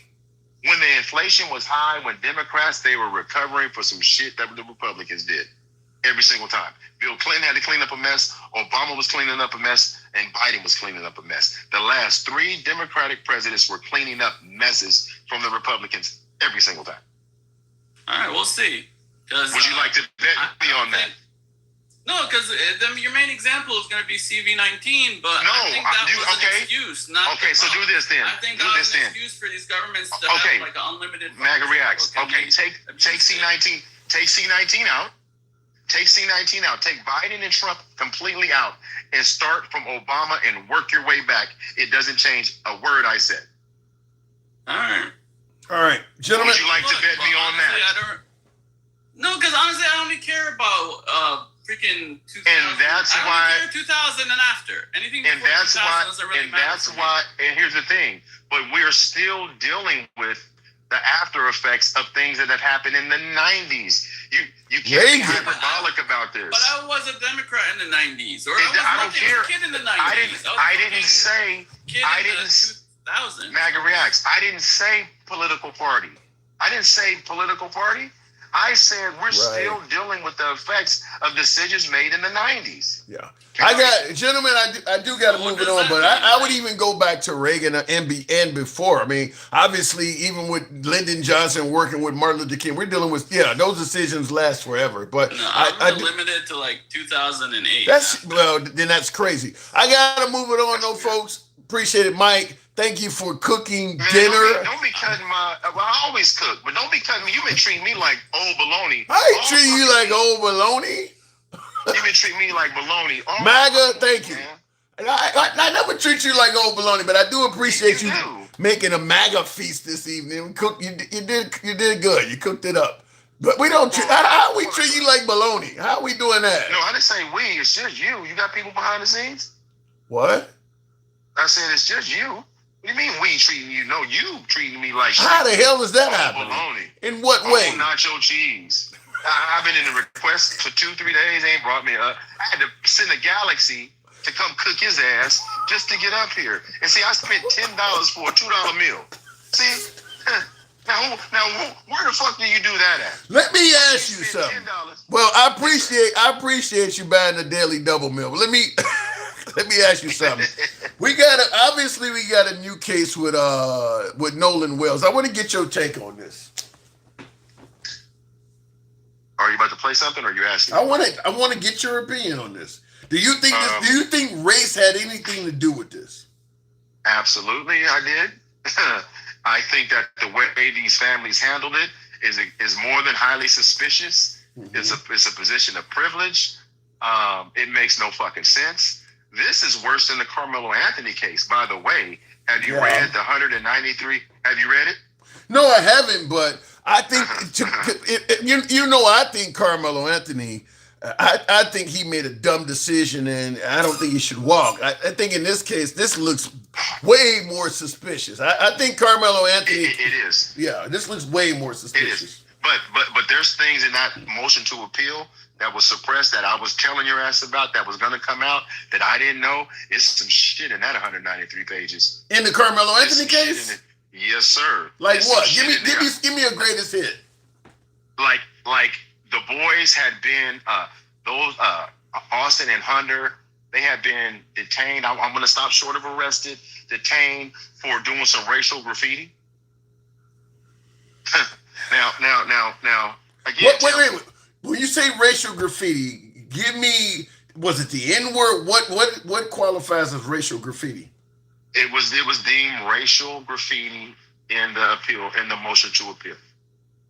And I would love to know exactly what that was. I will find it. I will find it and screenshot it and text it to you. But anyway, again, that goes to character. That goes to the bullying. That goes to all of that shit. It just goes to all of it. But anyway, back to this case. This is so bad, but this happened because of Carmelo Anthony shit. See, this happens when we let the thing in Walmart where the police officers pew pew through the window about them damn diapers, right? Because when those things happen, people get more emboldened.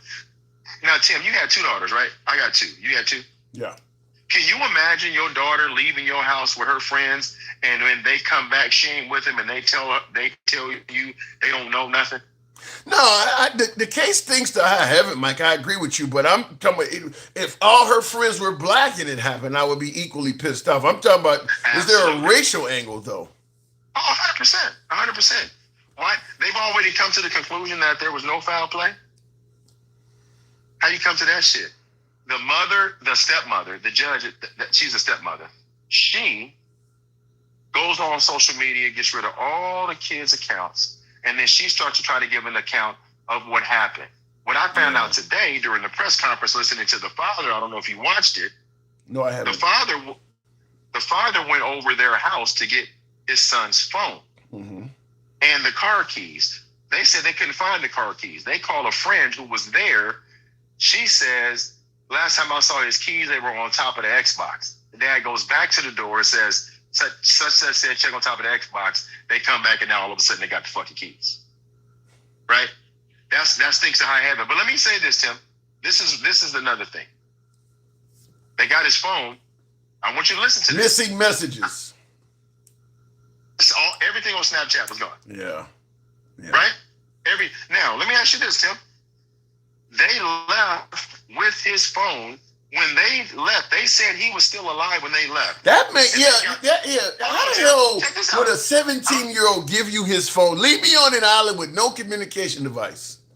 That is absolutely bullshit. Kids will leave. Listen, a kid will cut off their damn foot before they leave their fucking phone. But here's the very detail that they haven't brought up yet. I clocked it from the beginning. Okay, y'all talking too much. He was alive. Y'all had his phone. How'd you get in his phone? How did you get in his phone? Phone's locked. Yeah, that's a good point. They said they didn't have the code. How did you get in his phone unless you used face recognition at another time after he was there is no way in hell.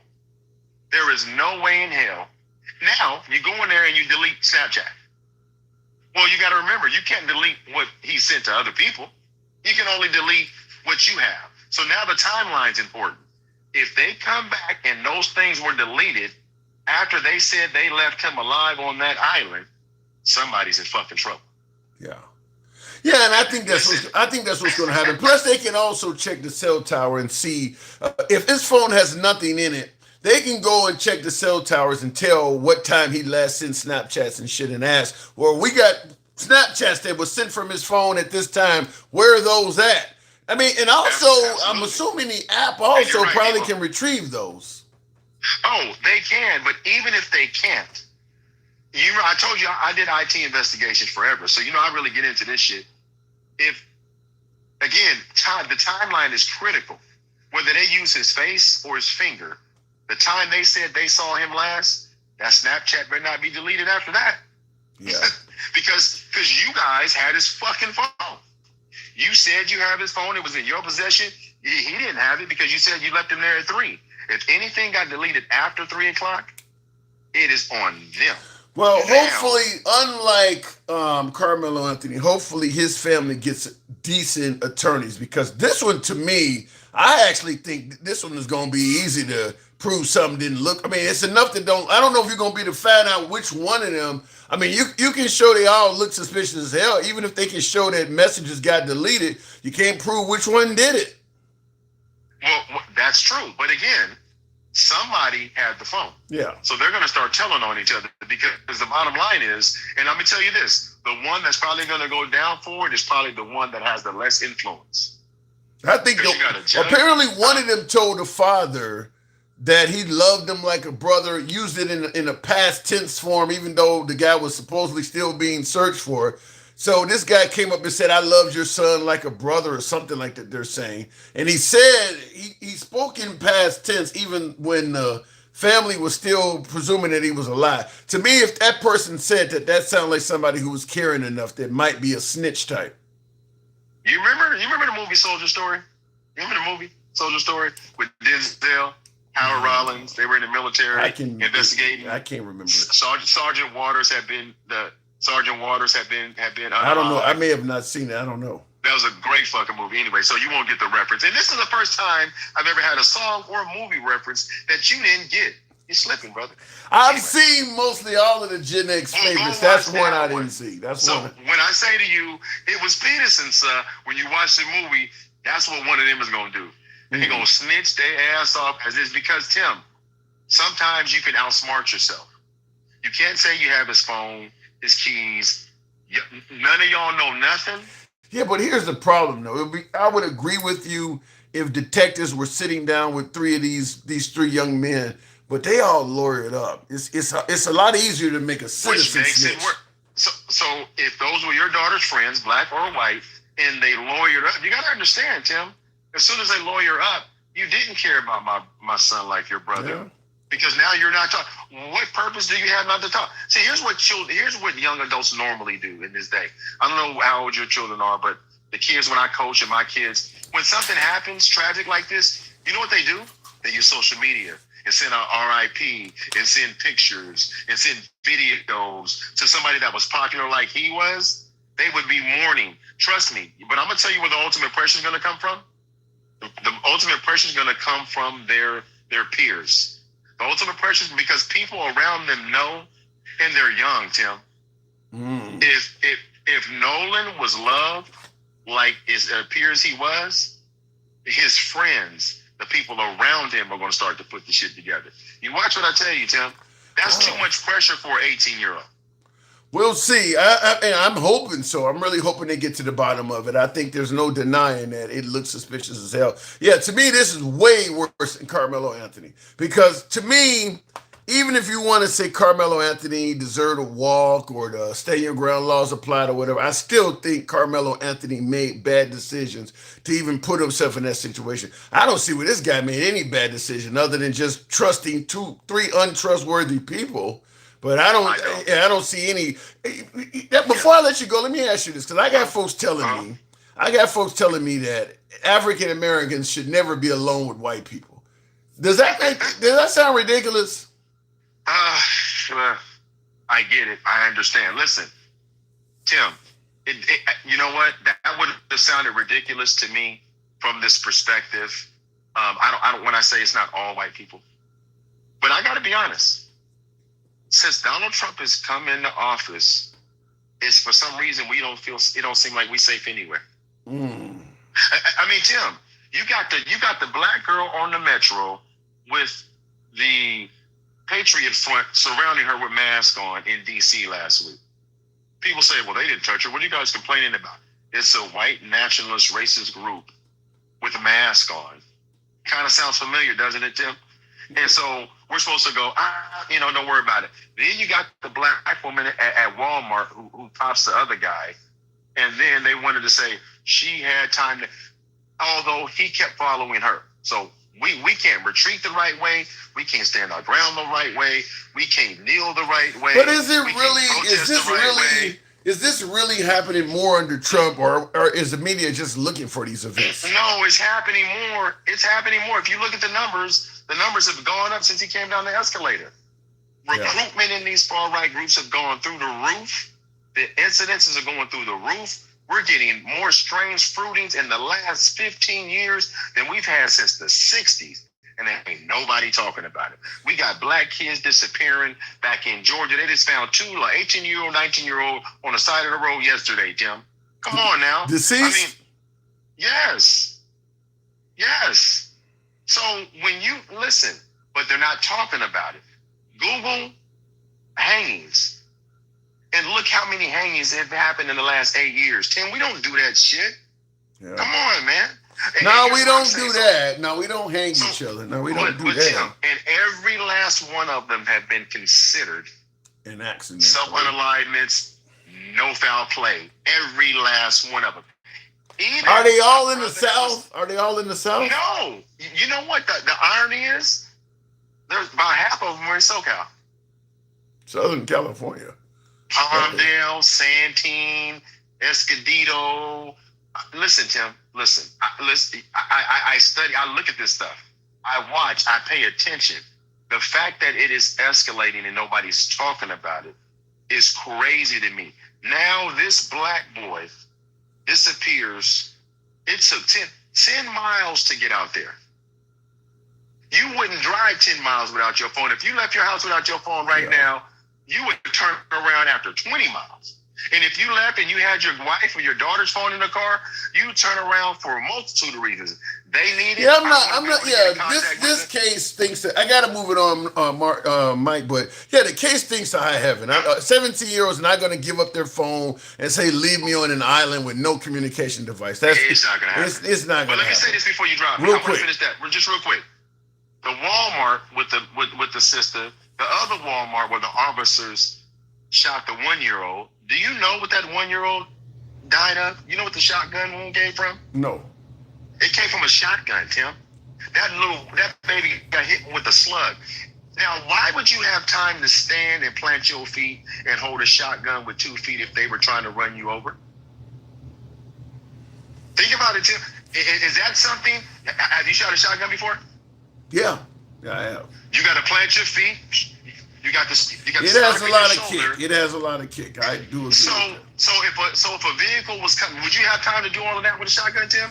I said the same thing when he killed Renee Nicole Good. I'm like, if a vehicle is coming at you, somebody's trying to run you over in a vehicle, a dead driver is still going to continue proceeding forward. To me, if a vehicle's coming straight at you, shooting the driver, your goal should be to get out of the way of that vehicle. Standing there and shooting the driver is not going to make the car stop. That should be the second thing you do. I don't. Right. Yeah, getting out of the way should be the most important thing. But the baby was on the passenger side. Last one, and you can let me go. What about the ICE shooting that just happened in Houston 2 days ago? That's part of the show we're talking about with what is his name? Lorenzo Salgado. What did everybody in the car say? They're all saying it didn't go down like they're claiming it went down. They said that the officer was never in front of the van. He came from the side. But if you look at that report, they've been using that excuse since 2015. That's why I told you all those cases, and they're always. That's how they justify the shootings. They've been doing this for 11 years, Tim. Look at the study. I thought I sent it to you. I don't know. This shit ain't new, Tim. Yeah. To me, there are some departments that have started telling the officers, do not put yourself, because some cops will stand in front of a car and say, freeze, don't move, or why would you put yourself there? Why would you even put yourself there? They've never been trained to do that, Tim. No, I said some departments apparently are doing that now. That's absolutely asinine. You know why? Because they want to pull that trigger. I gotta go. I'll leave it at that. I gotta go. I know you don't like hearing this shit. No, I don't. But I appreciate you coming through. That's frightening. Later, bro. And you know something, and he's right that some cops are.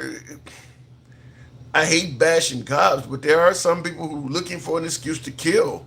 Like, why would you put your body in front of a car? That makes no sense. I mean, unless, you just kind of jonesing for a reason to kill. There's a lot of cops that do that. That's somebody says they think the car will obey. Yeah, to me, you should never, as a person dealing with an unknown quantity, put yourself in front of a car.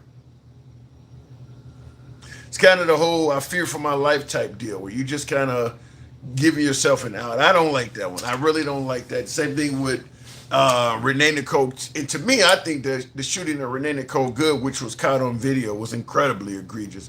There's no way in hell, just like I said with Carmelo Anthony and some of these other cases, people claim it's self-defense or whatever. There's no way I believe that if that officer did not take the life of Renee Nicole Good, he was going to be killed. His life was not in danger. That dude, because he shot her through the side of the car, he was already out of the way of the vehicle when he killed her. Crazy. In the comments, President Obama cleaned up the mess caused by President Bush, relaxing banking regulations. Go look it up, says Niche, Texas. Caller, he has a name. He isn't this black boy. She's Nolan Wells. Nolan Wells. Hopefully that helps clear that up. It's not designed to stop a car. It's designed to stop an aggressor attempting to cause harm. It's not going to stop either one of those. Um, if somebody's in a car and they're coming straight at you and you're over the hood of their car and they're stepping on the gas trying to run you over, the goal should be to dive out of the way of the car. If you stand there and pop the driver in the head, that may cause the reflexes to step on the gas all the way. That ain't gonna stop you. You're still gonna have to jump out of the way of the car after you do that to them. So, as opposed to wasting the time it takes to do that and letting the car get closer to you, to me, the goal should be able to jump out of the car first. So, the idea is that if he hadn't took the life of Renee Nicole Good and just dived out of the way of the car, she was going to go up and turn around and come back and try to hit him again. She did not have to be killed. Just plain and simple. That woman did not have to be killed. That cop chose to take her life. And based on the laws we have, it's a justifiable shooting. It's unnecessary, but there are ways of doing things that are justified that are unnecessary, such as deliberately standing in front of a car. Well, now that the car is coming forward, I can shoot the driver. But it wasn't necessary because you didn't have to stand there. It wasn't necessary. So you can make something justified that is really unnecessary, which is the argument some of you folks are making in regards to Carmelo Anthony. Carmelo Anthony is another case. If the courts ruled that he had the right to stand his ground and the appellate court rules it's justified, I'll say the same thing. Justified but unnecessary. I don't think Carmelo Anthony was going to perish if he didn't do that. People are choosing to take folks' lives. The car tires were turned to the right. He was standing on the left by goofy maggots. She was murdered. Yeah, she was murdered. I really believe. And of course, the Trump administration, just like with Alex Preddy, they banned any investigative cooperation from the city police and put it all in the hands of the federal government. And then basically the investigation never came to a conclusion. We still don't know what the conclusion of the investigation into Alex Preddy's or Renee Nicole Good's death was. They just called her a domestic terrorist and left it at that. So no, I don't believe it had to be done. Most people who are brought up to hate and be violent become cops and soldiers to satisfy a bloodlust. I've never heard of most people, but there's plenty of that. An officer standing in front of a car is the last attempt for the driver of the vehicle to stop. No, it's not. No, it's not. If you're yelling stop at a citizen, the citizen is either going to stop or not. You can yell it from the side of the car. You don't need to stand in front of the car. That's not going to, look, if the person's going to stop, they're going to stop with you on the side of the car. If they're going to keep going, they're going to keep going with you in front of the car. I don't think it's the last attempt at all. I don't agree with that at all. Tap the screen, get the likes on up, if you will, to 130. We'll go back to the box and help your boy with the hat and mustache. TikTok cap goes. We'll go to Lewis. Good evening, Lewis. Welcome to the program. Shit is so crazy. Republicans are even arguing to protect Caitlin Clark. Well, there's a racial issue in every damn thing nowadays. Everything is made into a racial issue. And you kind of know where the parties are going to stand. If it's a white and black issue of any concern, if there's a white and minority issue, you know MAGA's going to side with the white side of that issue.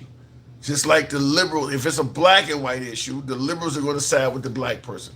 Somebody asked me earlier, why do you vote liberal? And I told them that. I said, it's because the right is going to be on the other side of, no matter what issue I'm on, they're going to be on the other side of it. And that almost any issue the African-American community is concerned with, the right is on the other side of that issue. Up to and including little shit like, why are you taking down Jackie Robinson's memorial at the Smithsonian or something like that? They're on the other side of those issues. Well, you don't really need that. You don't really need Juneteenth. I mean, they're on the other side of every issue that the African-American community is concerned with.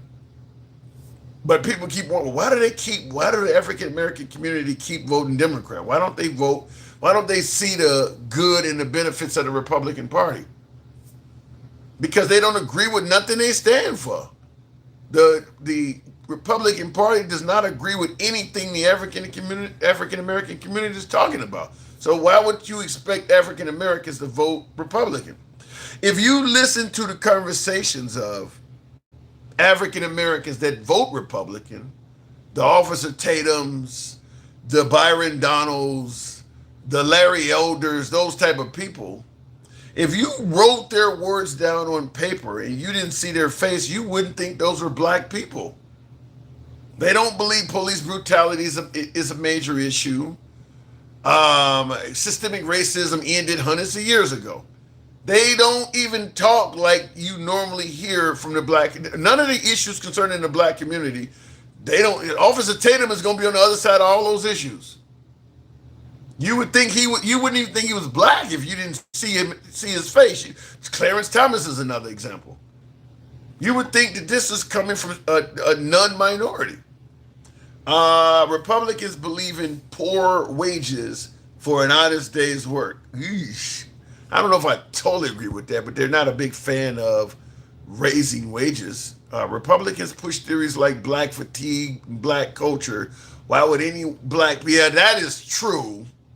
Absolutely, that part is true. Pushing cultures like black fatigue, and it's in their culture. That absolutely is true. MAGAs cry about statues coming down, saying history will be erased, but when it's African American history, it's nothing. Yeah, can't argue with that. President Obama, I saw that already. All right, let me. It's racist day, huh? Says Timoteo. Don't know what you mean by that, Timoteo. You can come up and we can talk about it though. You can help me clear it up because I don't quite understand that comment. But we'll go back to the box. We tried to bring up Lewis. We'll try Top Dog. Good evening, Top Dog. Welcome to the program. What am I getting wrong this evening, Top Dog? He came and went. I think we got some problems with the bringing up guests. Something's wrong. That's the second or third guest I don't try to bring up. I may have to go ahead and reset the live. Something's going on. Debo!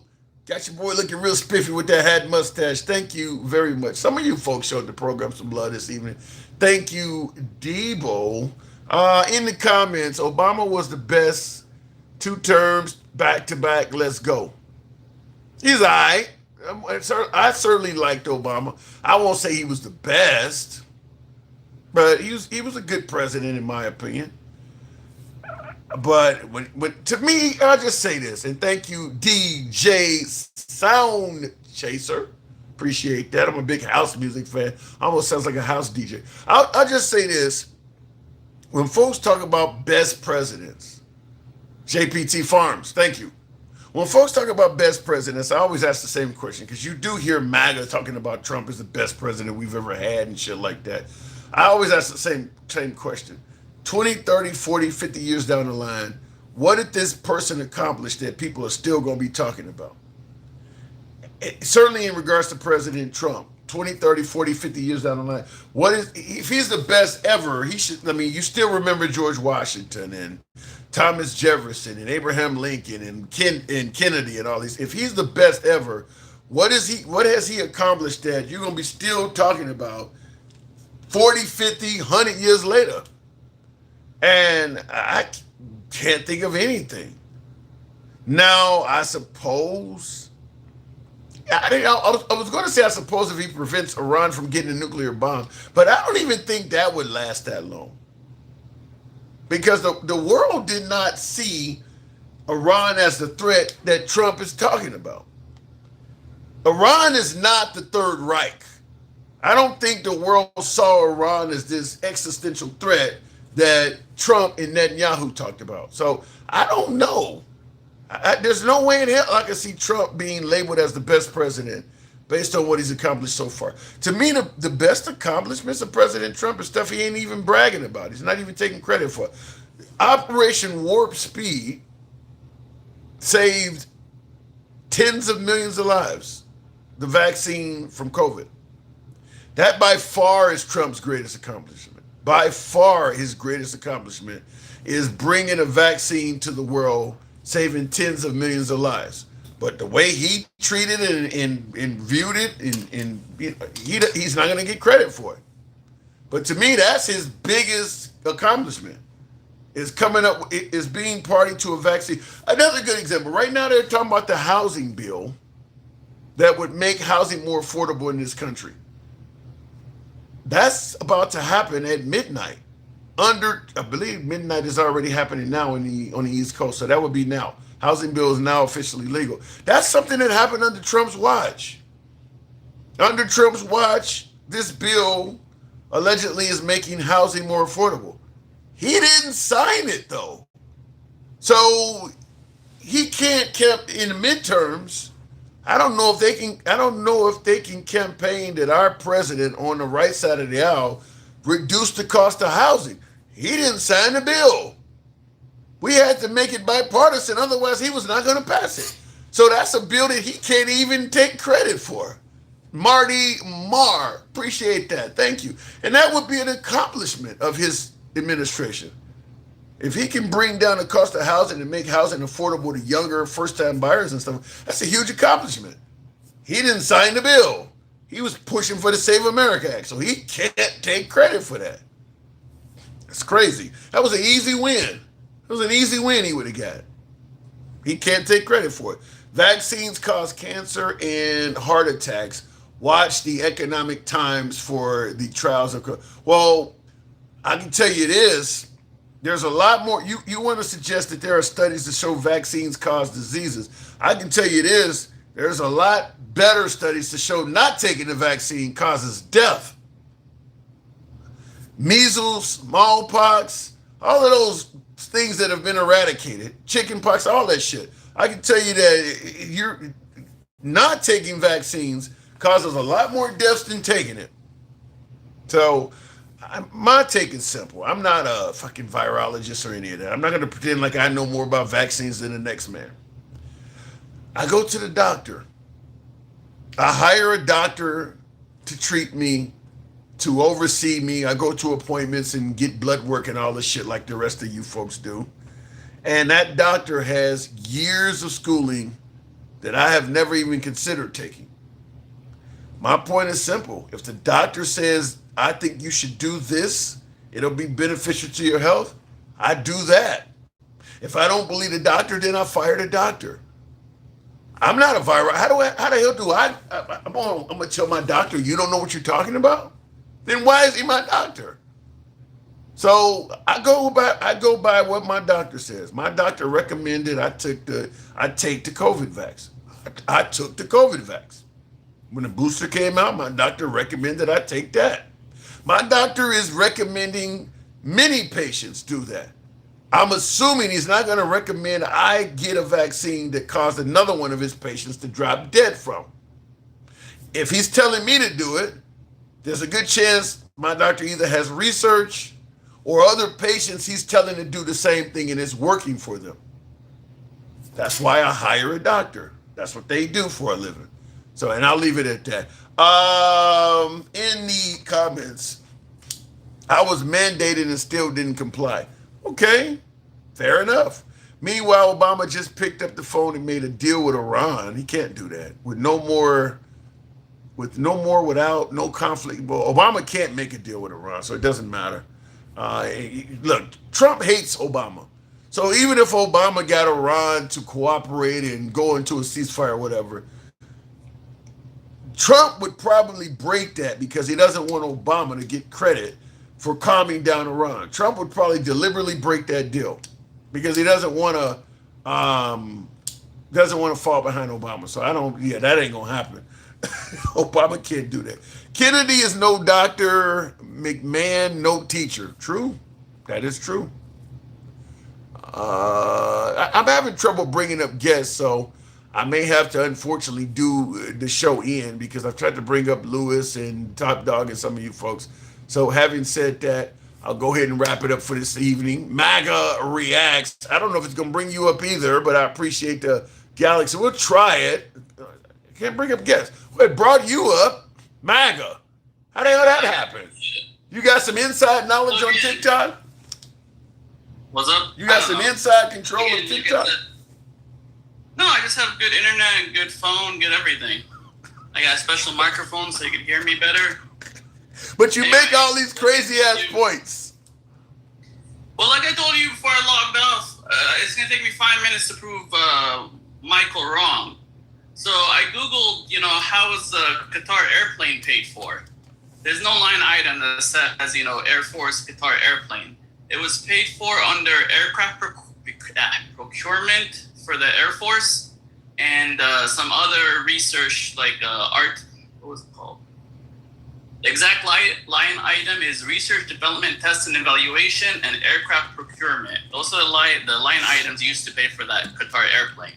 Yeah, see, I think that, but here's the deal. I think when you got an inept Congress that's going to bend over backwards and let Trump do whatever he wants, he could have put down paying for sunshine and they would have let it go through. If you got Democrat Congress in there, they're not going to let little wild shit like that. They're not going to let you put something down like what you just said and buy a whole fucking aircraft from it. I don't think they would let that happen. Tim, that's not how it works. First, they pay for Air Force They give the Air Force money to buy airplanes. And they say that money's for buying airplanes, and then Trump gets to use it to buy airplanes, including this Qatar one. It's not like they know what it's for. They just know that money is to buy airplanes. So what are you saying? They could literally just go out and buy an airplane for anybody? I mean, yeah, the Air Force could buy an airplane for anybody in the Air Force. I mean, it's going to belong to the Air Force, and the Air Force could use it. But the line item is airplane procurement, or that's the line item used to pay for the Qatar airplane. Because when they passed the big beautiful bill, Tim, wait a minute, Tim. Did you come back up to prove me wrong about a line item that because you're fucking wrong. MAGA and reacts. The reflecting pool wasn't even part of the spending bill, so Congress couldn't spot it. It was paid for. Let him respond to you, MAGA. Let him respond to you. I didn't finish responding. I didn't finish laying out all the receipts. It took me 5 minutes. Why would it have been in the budget? Why would it have been in the budget if it was a gift? You fucking idiot! You came back up to prove me wrong about a line item about the the airplane is not in the budget. Converting it is in the budget. No, it was not. It was not in the budget. What do you mean? What do you mean? No, you use money from the budget to fucking fix it. My whole point is Congress is not going to stop him because when they pay for shit, they just pay for Air Force procurement. They give the Air Force money to buy airplanes. They don't fucking sit there. It's obviously getting late. It's getting late. First of all, Tim, I never even mentioned the plane.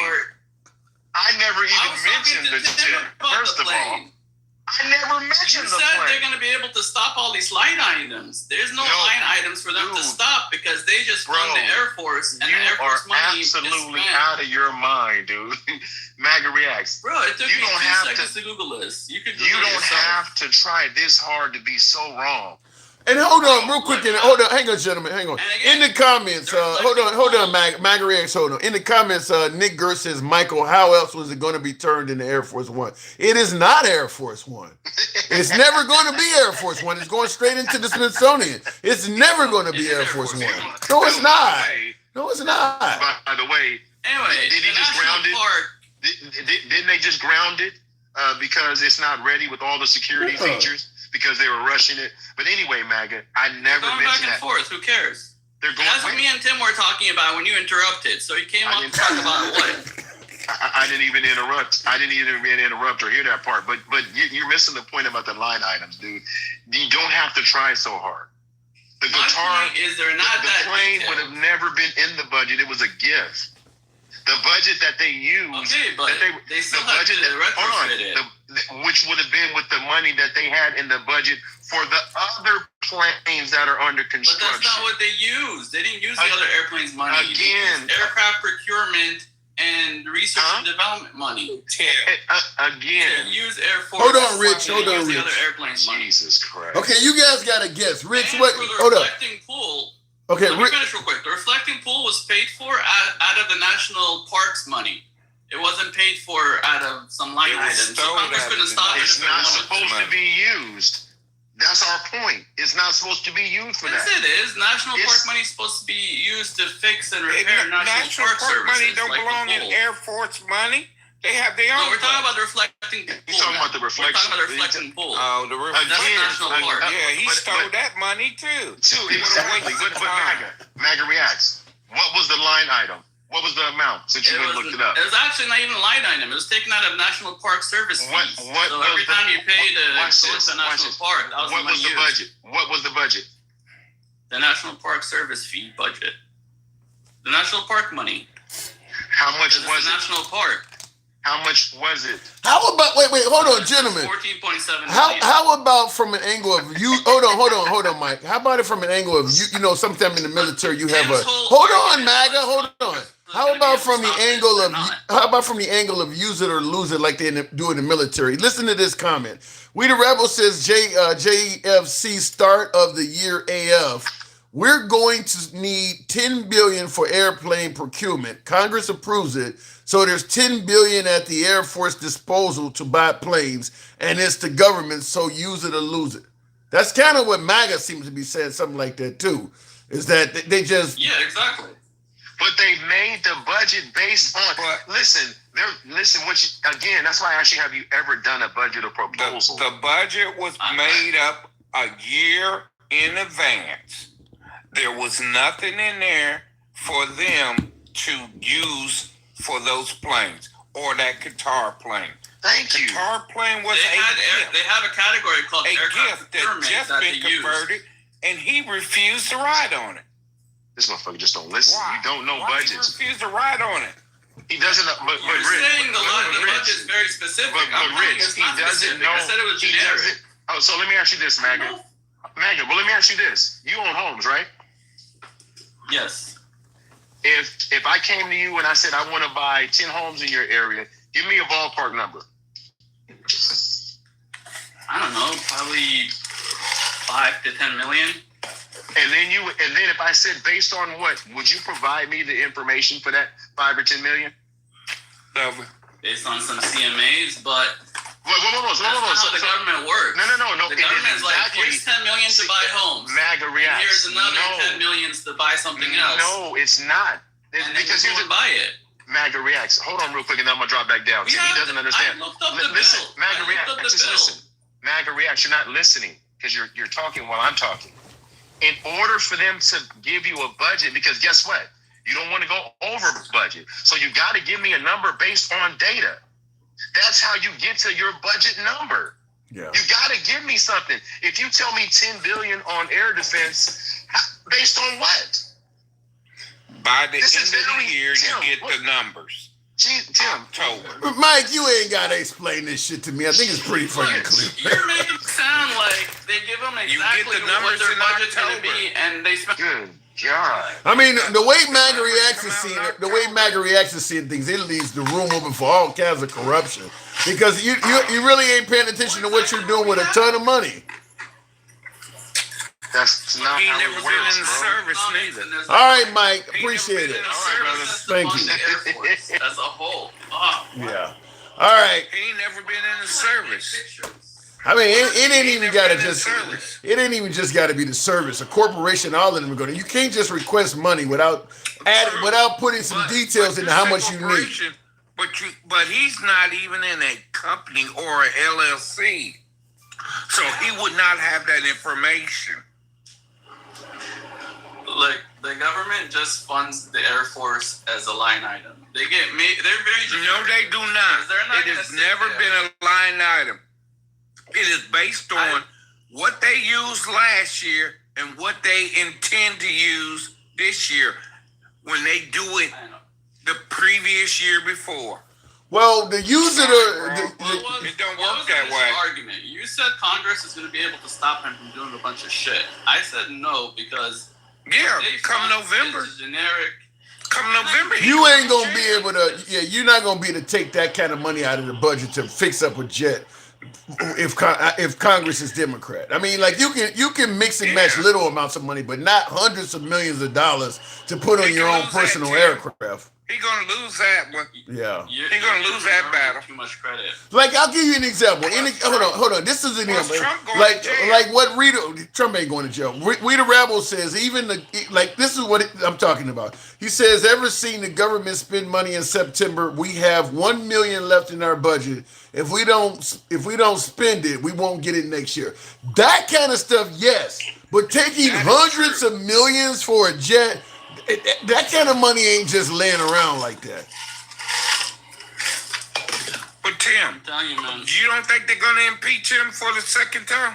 I don't know about going to jail though, because well, first of all, they got to win the House and Senate by a strong margin to do that, and winning the Senate for the Democrats is not in the bag. I think they'll win the House, but winning the Senate, I'm not even sure they're gonna win it.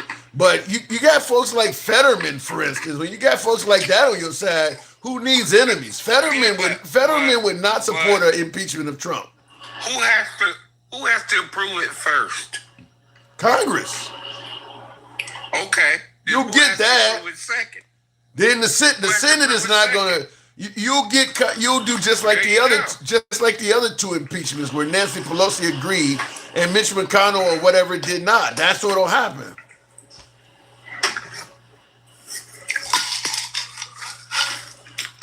If the Democrats win the House, he's going to get impeached for a third time. But it could be just like the other two, where he continues serving, because if the Republicans hold the Senate, they're not going to put any weight behind it. Right. So, but don't you think they're going, if the DOJ changes hands, it's not going to be sent after him like he used it after everyone else? Well, the DOJ is not going to change hands unless the Democrats win in 2028. That doesn't happen under this. Right. Yeah. Right. That's what I'm talking about. When he's 82, they're not going to win. He'll be 82 by then. They won't spend the money all the time?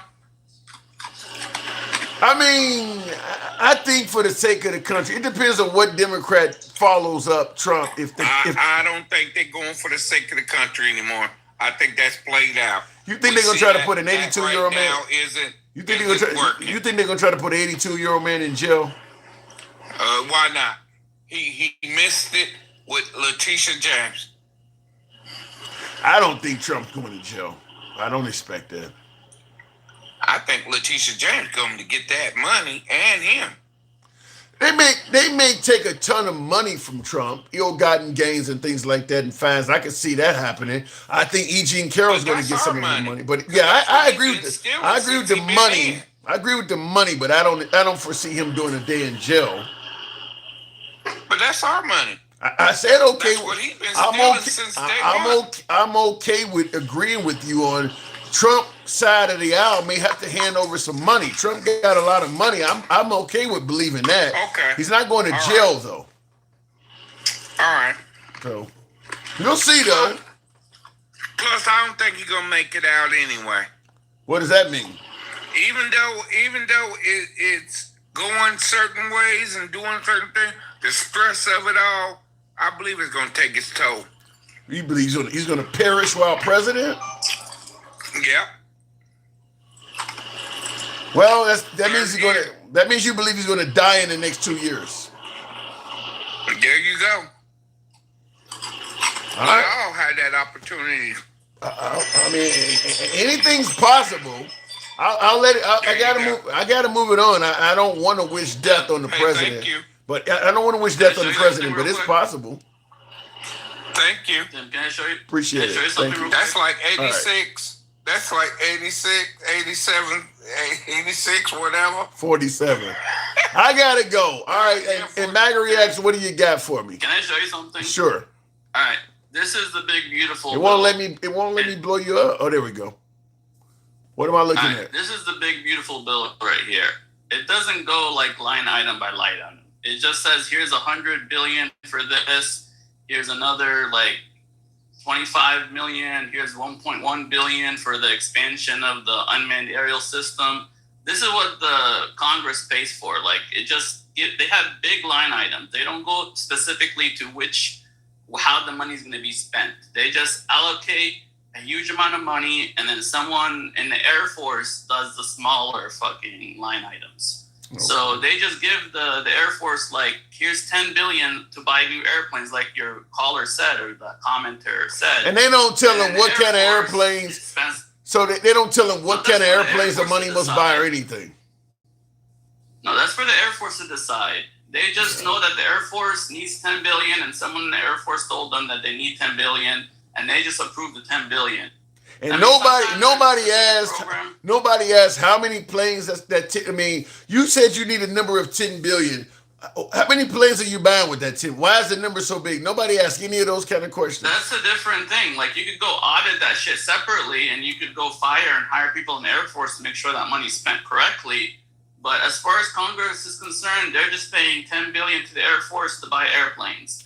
I'm going to go. And then they could use money, like, for research and development. They could use that money whatever way they want, and then they answer for it the next year. But by then, the government already gave them the money. I'm riding with Mike on this. They don't get specific, is all I'm saying. I'm riding. The Air Force don't get specific. I'm going to tell you. Congress doesn't. I have a hard time believing that. I'm riding with Mike. My money is too much credit. I'm giving him. I believe what he said is accurate. I'm riding with Mike on that. I don't believe this. Look, there's $750 million right there for military logistics. I could use that to fucking buy a bunch of airplanes. Yeah. And say it's for logistics. There's a bunch of money here that's just allocated for generic stuff, and I could use that money for anything as long as it applies to that field. So if the money's for aircraft procurement, I don't know how Trump's plane don't apply to nothing the Air Force is doing.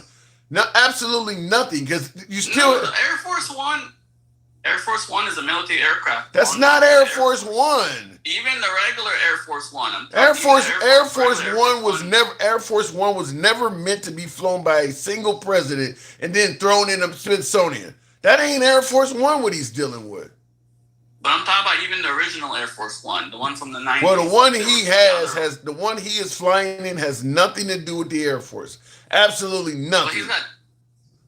That is his own. Airplanes have to do with the Air Force. Trump is that's not. Flown by the Air No, Force. Because Air Force One belongs to the Air Force because every president is going to use that until it's replaced with a newer plane. What Trump is doing, that is his own personal plane that he's flying around in luxury, and once he's done, he's going to retire it. No other president flies in that. But listen, you know why it's going to leave with him? It's because the new plane is coming out in 2028. But guess what? If that new plane is delayed, then the Qatar airplane is going to stay in service until the new plane is delayed to like 2030 or 2034.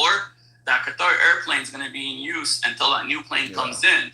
I don't believe and I'm sure that airplane is going to get delayed again. So I wouldn't be surprised if that airplane keeps being used. I don't believe any of that. I personally believe. I don't even believe the Smithsonian shit. My guess is Trump is gonna fly that plane and going to try to leave office with that plane. I don't believe. Look, the guy says so much shit that come with no proof and doesn't materialize. I don't believe any of that Smithsonian shit. Just like he's talking about somebody use a fucking box cutter and cut the reflective pool with a 350 feet gash. That dude just said stuff.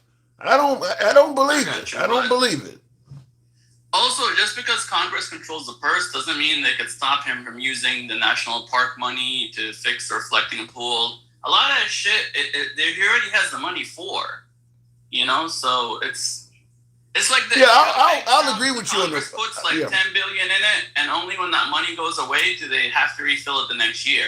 I'll agree with you. Money from last year to spend. Yeah, but I'll agree with you on the reflective pool. But the problem is Congress can also do an investigation on him with the no bid contracts of how the money is spent. So he can dye the pool blue and use his friend as a contractor. But the Congress has the right to then investigate how did this guy get a no bid contract.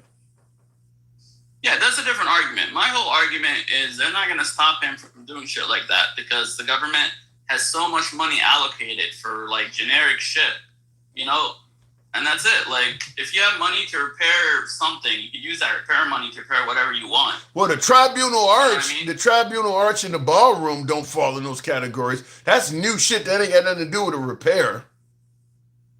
I mean, he's just not being creative. I'm sure if he wants to find a way to pay for them, he'll find a way to pay for them. You just making it clear that this guy ain't. After I hang up with you, what the line item for those? Yeah. I have to look up is the line Based item. on what you're saying, you're making it clear he ain't draining the swamp at all. He just finding new ways to put more fucking fluid in the swamp.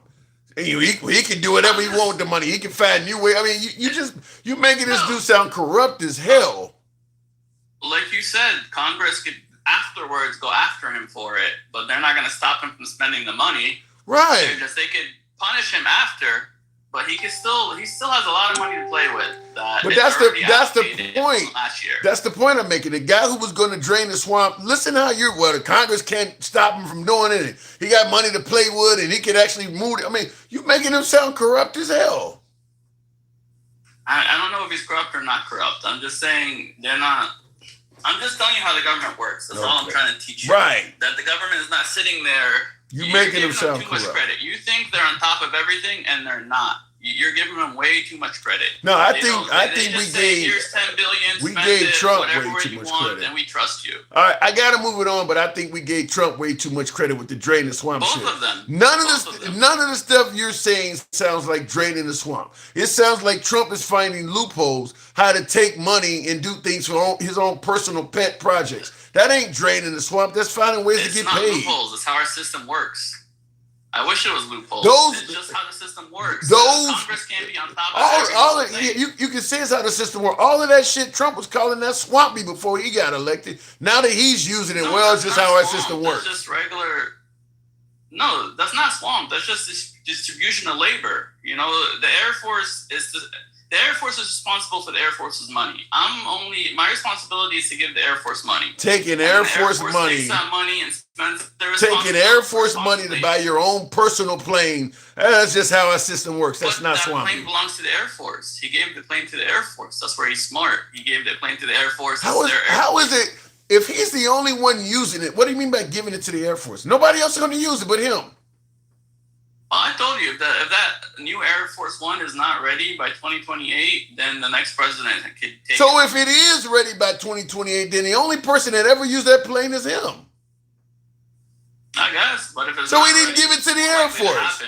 But the intention is the intention is to have that plane ready. So in other words, if you go by what Trump is telling us, nobody's ever going to use that plane but him. His own plans are to fly it and put it in the Smithsonian. So what do you mean by it's going to the Air Force? What do you think is going to happen to the other Air Force? I'm going by what Trump is telling us. I'm telling you based on his plans, nobody else is going to fly that plane but him. And you're talking about it's going to the Air Force. That's not his plans. It's because the new one's here. Why would you fly the old airplane when the new one's out? I'm trying to figure out why are you saying it's going to the Air Force? No, all Air Force Ones belong to the Air Force. The Air Force One right now. He's putting it in the Smithsonian.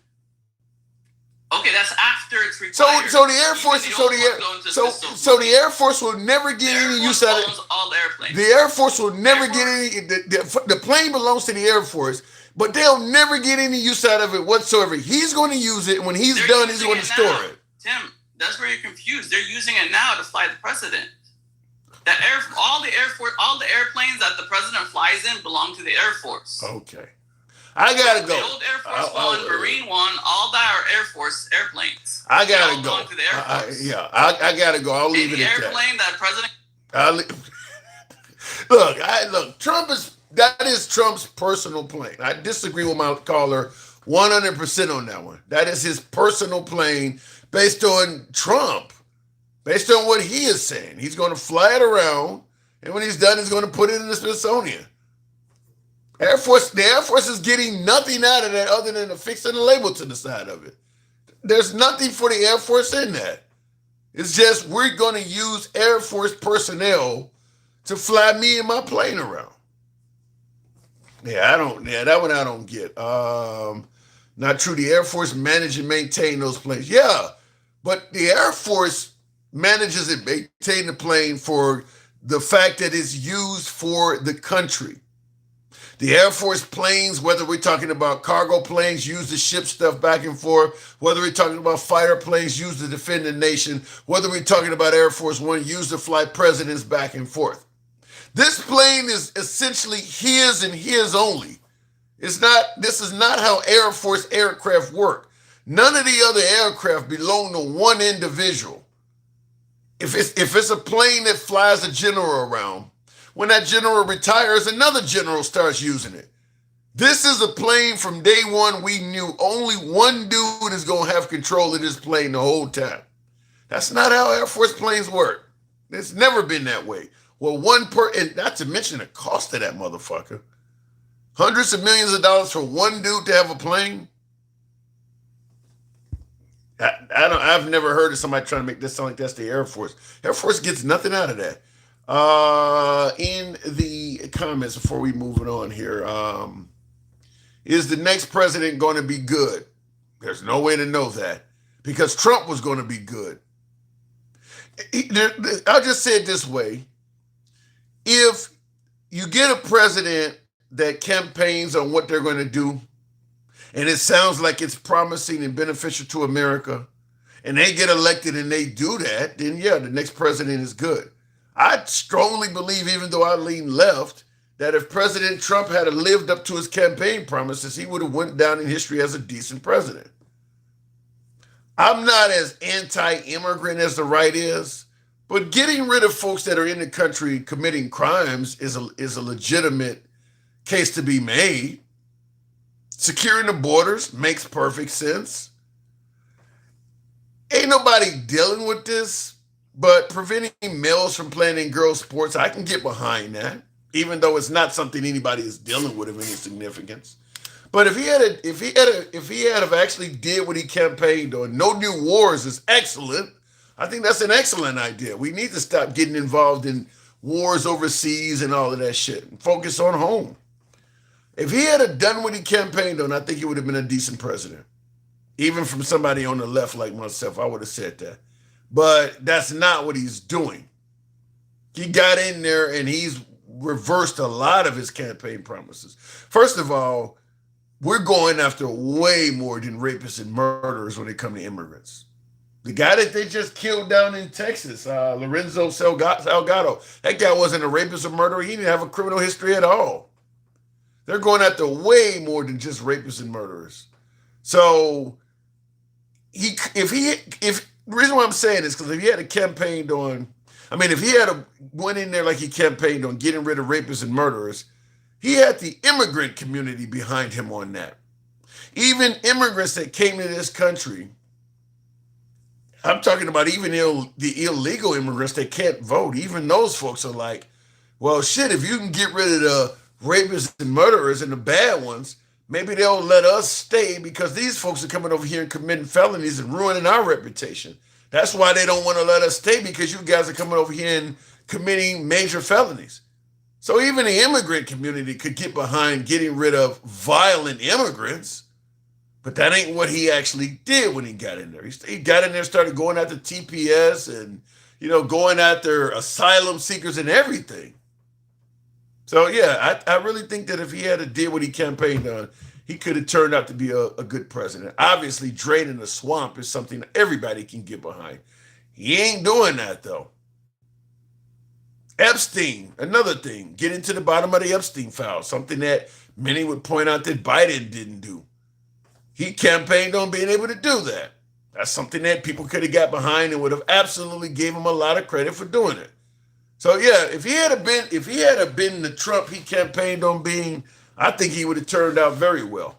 But unfortunately, he got into power and focused a lot on revenge and making money. To me, that's been Trump's agenda since he got reelected. Revenge and personal profit. And those two things, despite what he campaigned on, those two things he's been incredibly successful on. Personal revenge and personal profit. He's done excellent at both of those. But that doesn't benefit the people much at all. He's even getting rid of people who paid to do paperwork so they could become United States citizens. So they're just keeping all their money. Yeah, Trump is anti-immigrant.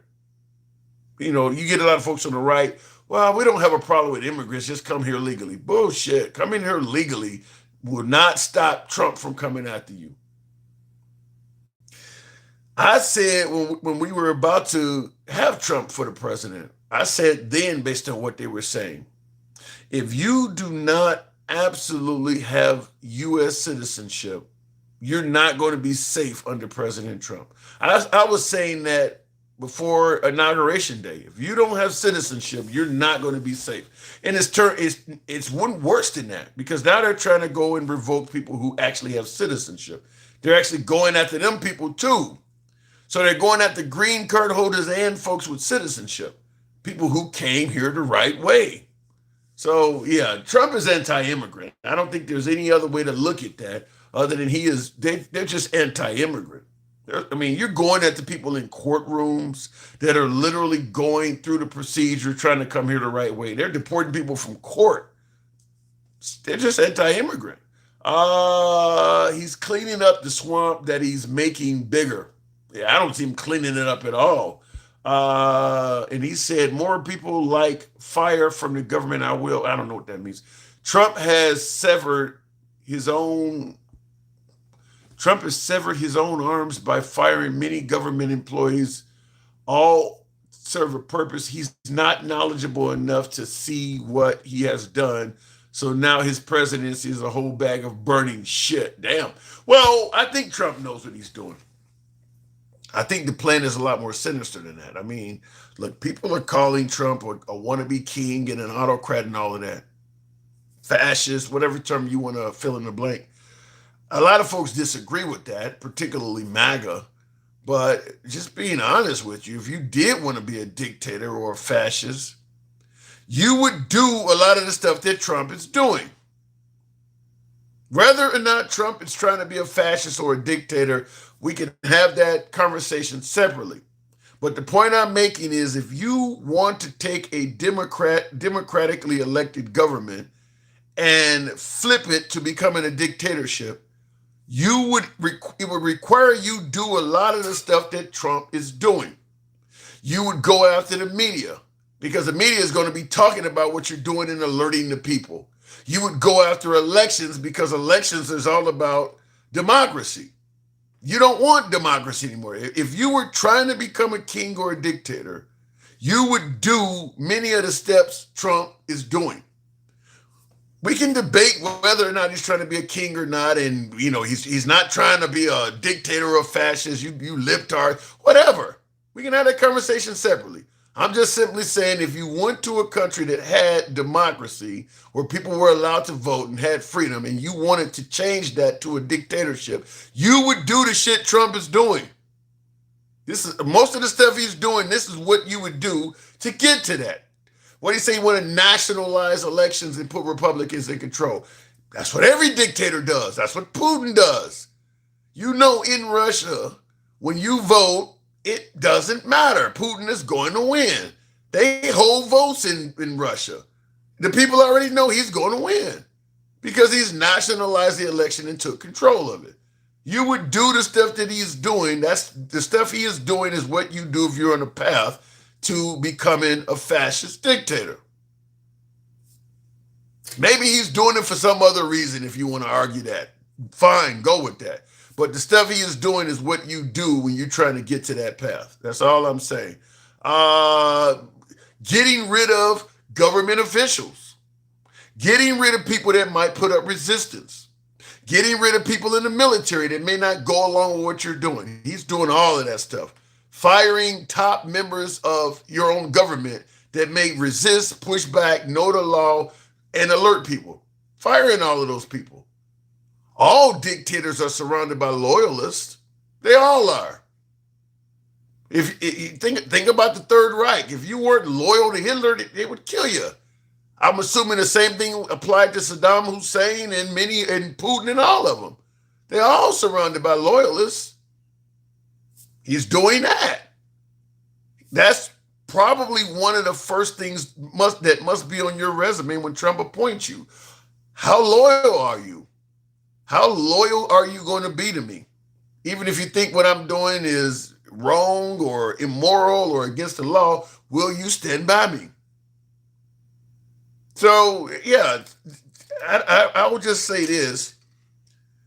It makes sense for people to be accusing him of this stuff. It's like you're on I-15 in the middle of the desert leaving Vegas, and you're wondering why don't everybody think I'm going to Los Angeles? Because this is the road that take you there. I mean, maybe you're going to stop off at Barstow or San Bernardino or Riverside, but you're on the highway that takes you to L.A. That's why they think you're taking the road that's leading you there. Trump is doing all of this stuff. You're taking the route that leads you to a dictatorship. Hopefully it doesn't go that way. I'm just simply saying. But I totally understand why people are accusing him of it, because he is on that path. It's your boy Tim, the Handsome Liberal. I appreciate you guys tuning in for this late live. Nevertheless, we'll be here tomorrow. Follow the program if you enjoy civilized dialogue from all sides of the aisle. We are MAGA friendly, despite we criticize Trump, but we also give him credit where that may be due. We don't block, ban, or censor any damn body on the program. It's always about free speech. Somebody told me today they got kicked off the program because my moderators did it. We don't have a moderator. This program has never had a moderator.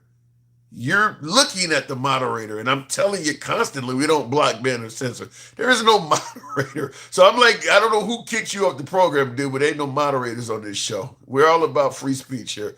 It's your boy Tim, the Handsome Liberal. Follow the program. Give you guys sub if you're watching on YouTube. If you're watching us on Clap or Instagram or TikTok, follow the program. Have a good night. I'll see you tomorrow.